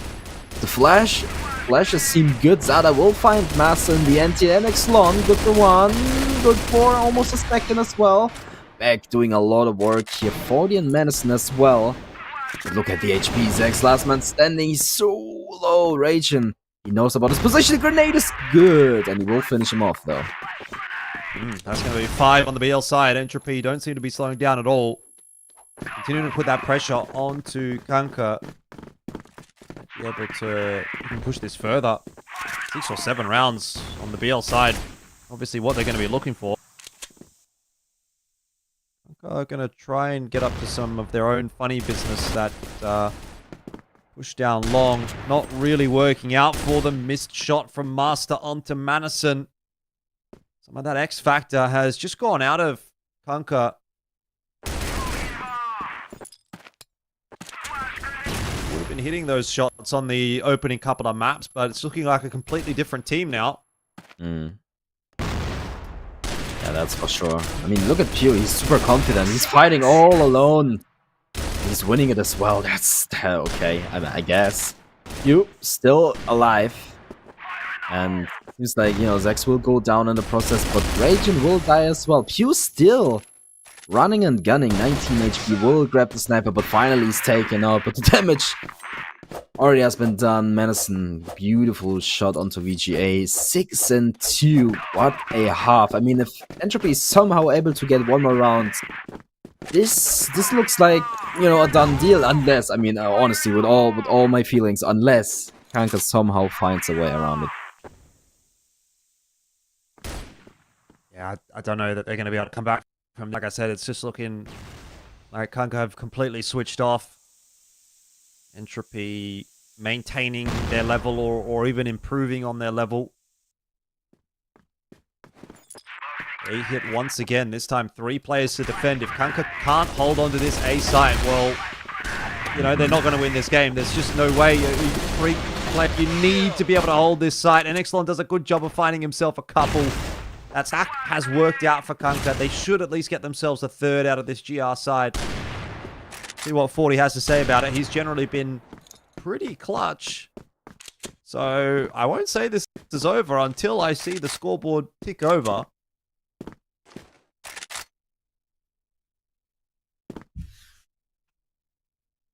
.40 has been super clutch all day. And I 100% agree with you here. It's not very unlikely for him to clutch this one out. Obviously, it's going to be tough, but also like the, you know, once again, the decision making here from CANKER. Stack the A side, it worked out beautifully. Of course, NXLon did, you know, a lot of work all by himself, but still, that's just how it is sometimes. 40, he will slowly but surely make his way towards B, which is, you know, good decision here because it's basically open.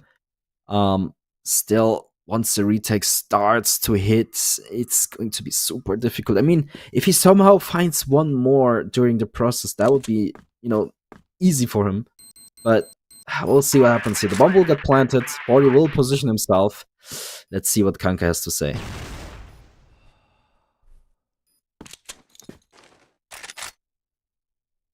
I mean, if anyone's going to do it, 40's going to do it. That's a great shot to start things off. Beg goes down. He's got no idea that there's no one behind him, but if he continues to take these fights forward, 40's got another one. A 1v3. Oh, how does he keep winning? You were absolutely right.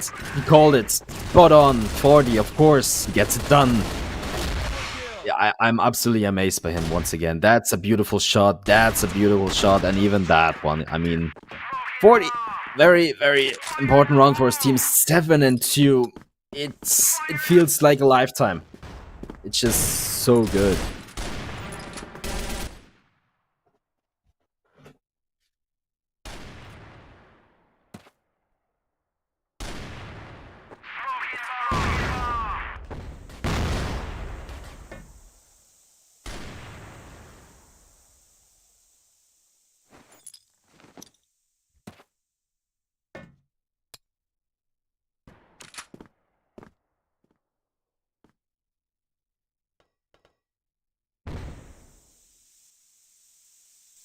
Well, CANKER try and go through that smoke. Rain just peeking away. Big spray. Looking for that third. Has to swap out for the USP, but will be brought down. And by the way, in that meanwhile, Zex has gotten all the way in onto the site, which has completely caught 40 and Sada off guard. So this will come down to another clutch.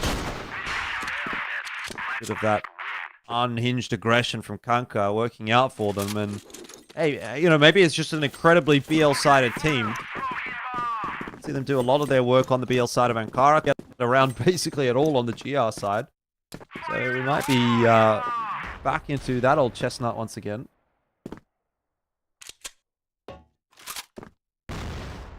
Sada making his move up to the A connector.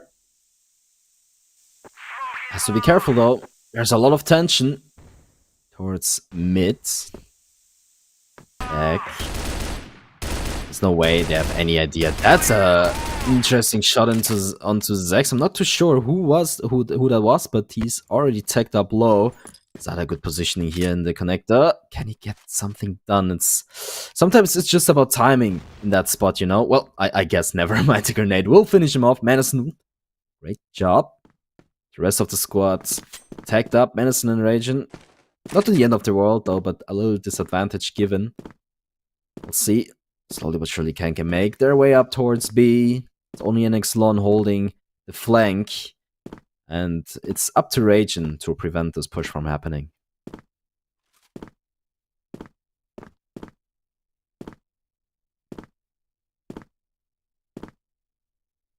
Well, is that push in fact going to happen? Jump spotting at the moment. Got the flash ready to go. We'll presumably call for transition from Pew and then Madison into middle. Then contact be made. But it's good. Right here. Shout.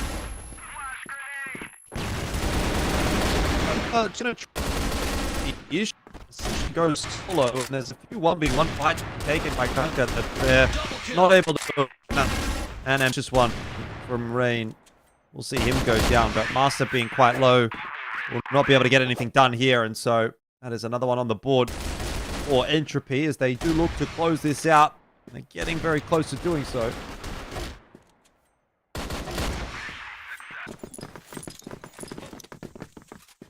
Yes, indeed. CANKER looking for something more spicy here towards a long. It's a lot of risk here from Zada. He will potentially maybe take a peek. Don't think he will actually. He'll just position himself on the the connector there. It's an okay move. We'll see. CANKER. They have an idea. They have a plan. But are they going to check Zada there? That's a very awkward position to be in. Well, doesn't matter. Ooh, Zada peeks in. Somehow still gets some damage onto these players, and 40 does 40 things. That's that's how the game goes sometimes. 40. That guy, he came to play. He's really stepping it up once again. Master now mid. Under pressure, Pew starts to, get some more attention from him. But here comes Raging. And Madison, of course, will finish up Master as well. And yeah, one by one, they will find these players. They will secure yet another round. And yeah, Entropy looks a lot better on this map. Yeah, there's no doubt about that. Oh, Pew. Good for one. Rain, though, good for much more than that, and that might just be the series over and done with. CANKER missed their opportunity.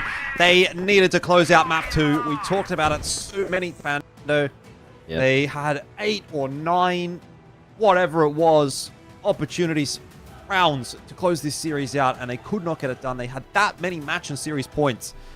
And to throw all of those away, well, this is the result, and that is going to be the end of CANKER and their dream run, or their dream attempt at a run to go through to CFS, because they've now lost 2 matches, and once you've lost 2 matches in this group, there is no chance to make it further forward. For Entropy, of course, they are looking pretty good to do so as they pick themselves up a win today. So, all said and done, a very interesting day of events, at least particularly in that final series, but Entropy picking themselves up a dub, so we'll be interested to see how they go tomorrow against PingPongPals. But that's enough from us. We're going to wrap up the show.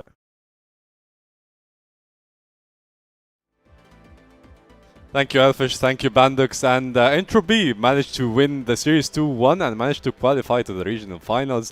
I mean, CANKER, after Game 2, to be honest, it's very hard to come back mentally. What a reverse sweep coming from EUAG. Yeah. The CANKER team felt in the first map. I bet all my money on CANKER that these guys is gonna win.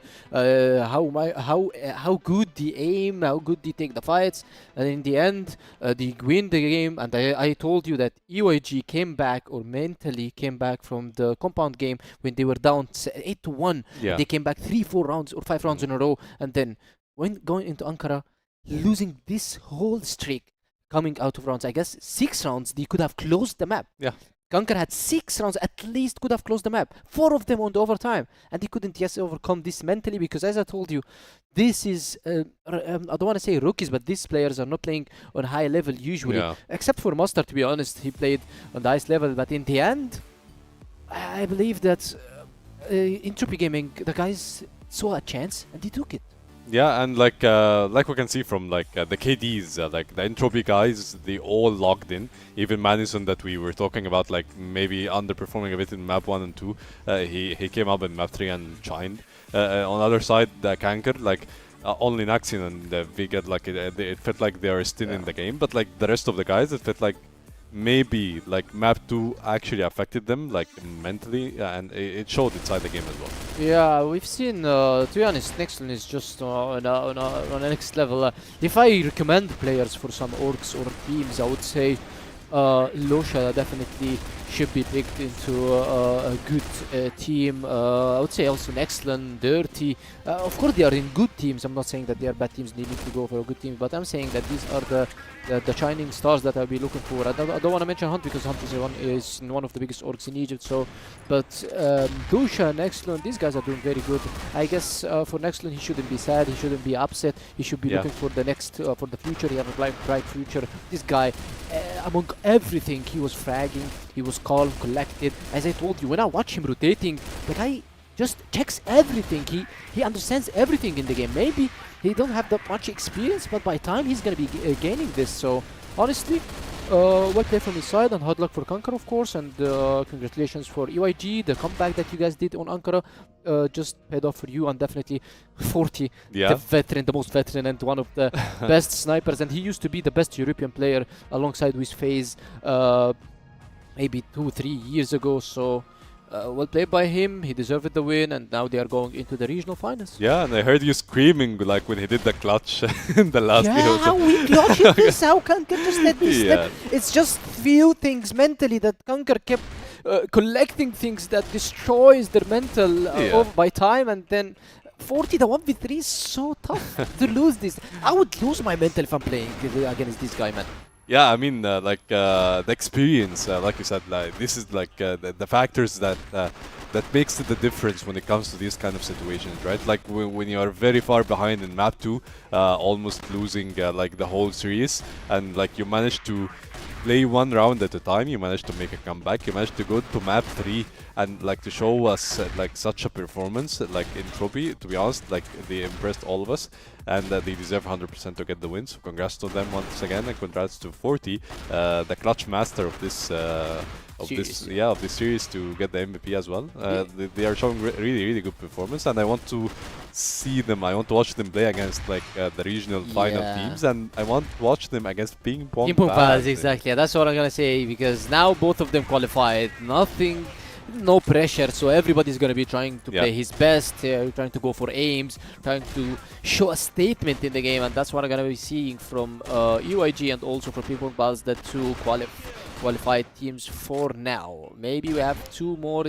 Maybe if TBI wins tomorrow, then we have 3 teams, but if REH Gaming wins, then it's also 3 teams on the other side. So now, UIG, PingPongPals, it's gonna be the game for the fame, as we can say. It's just for the first place. First seed and second seed, both qualified. But the other 2 teams also they're gonna be playing, but maybe just for closing the show, as we can say. Yeah, I mean, both these teams will want to grab a win, you know, like before. Definitely, because you don't want to leave with nothing in your hands. Yeah, exactly. And like for again for EYG and PingPongPals, it's a very interesting matchup. I want to see like what version of EYP are we gonna watch against PingPongPals, because like Like in the first and second map, it was a bit shaky, but like in map 3, it was very decisive. Against LegendsOP, it was pretty good as well. So let's see what version of EYP we're gonna see, and I mean it's a pretty interesting day. We saw a lot of interesting matches, and we saw a lot of surprises as well. Like for example, like starting this series, we didn't expect CANKER to do such a performance. Yeah, honestly, they just gave us everything and they Yeah. took everything from They us fought. instantly. Like, they gave us hope that they're gonna win. Of course, we're not cheering for CANKER, but I'm saying that I like to see the underdogs winning because I was underdog at some moment, maybe 2021, 2022. I used to be the underdog of the region. My team used to be the underdog of the region, so I like to see the underdogs winning because I feel I know how good they feel after this. But then they gave us everything in the first map. We show a very dominant performance. Yes, Yeah. they picked new compound. That means that definitely these guys are gonna be winning it, and they won it in style. It won first half. Maybe they threw some rounds just for having fun, and then they claimed the win. But going into Ankara, everything just vanished. Yeah.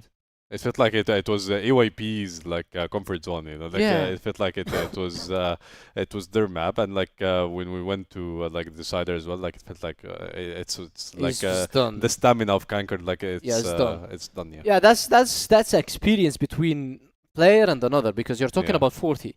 That guy maybe have experience like 10 years in CrossFire. You're talking about Pew.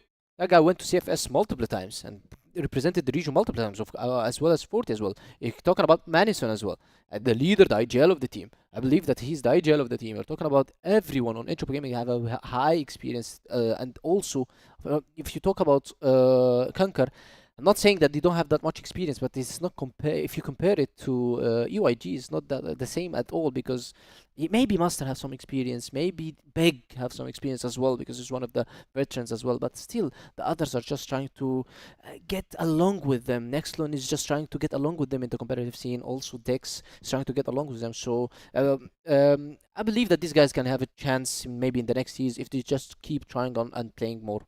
Yeah, I hope so. And they showed some really good performance, and they qualified, and I can't wait to watch them play against the other teams as well, because will be the real test, right? Because you're playing against the teams that actually might put you into test. So let's go into an interview with Pew from Entropy after a very, very long night, after a very long series. I'm sorry. It's okay, man. Congrats on the win. Congrats on qualifying to the regional finals. How do you feel after a very, very such a long series? Obviously relieved. Our start was really, really rough. Personally, also I had like 3 kills the entire map, so I wasn't doing too great. But on the second map, we came back again and again. Yeah. 2 times actually. 3 times maybe. 3 times. I don't even remember anymore. It's fine. Thanks to 40. Yeah, for the by the way. clutch. Yeah, the clutch that went you to the overtime. Yeah. Yeah, not the only one on the entire series, by the way. Yeah. What more can I say? It was like complete chaos at one point during Ankara, and then we went from there. We had so much time for the third map because of like technical difficulties. Yeah. So we had a lot of time to reset and talk about what's the plan for the map. And it worked out, so... Yeah, it showed pretty dominant map 3. And like map 2, I want to talk about the mental fortitude, because like not anyone can come back in such manners. Not anyone can come back 12 in such to 9, situations. that's huge. You guys can come back from 12 to 9. It's one round and you guys are done. You're out of the tournament. Yeah. It not really out of the tournament, but we would have had like a Yeah. rough match tomorrow against 3P. Yeah. Now it's more like, who goes to which group, which is fine. Like we qualified, that's all we wanted for now. And like the 12-9, I think we just went round by round, just go round by round, follow the plan, just play it, and it worked out. So I guess that's fine. And third map, yeah. We had so much laughs in between, and like we were just joking around during the break. So the mood was was really good the entire time. So we had no issues, no flaming. No one was like quiet or something. We all just talked it out, and I think that's really important, which used to be a struggle in previous teams before. Not anymore, obviously. We all understand each other and did great, I guess. Did you expect such like a fight from CANKERs? Because like we expected you guys to have that advantage before the start. Like we played each other a lot of times in Open before. In the regular season 2 times, and then doing the playoffs as well, which we comfortably won, I think, if I remember correctly. I'm not 100% sure anymore, but we won at least. And so we saw the match yesterday against 3P, and we even checked out some stuff they were doing on the maps.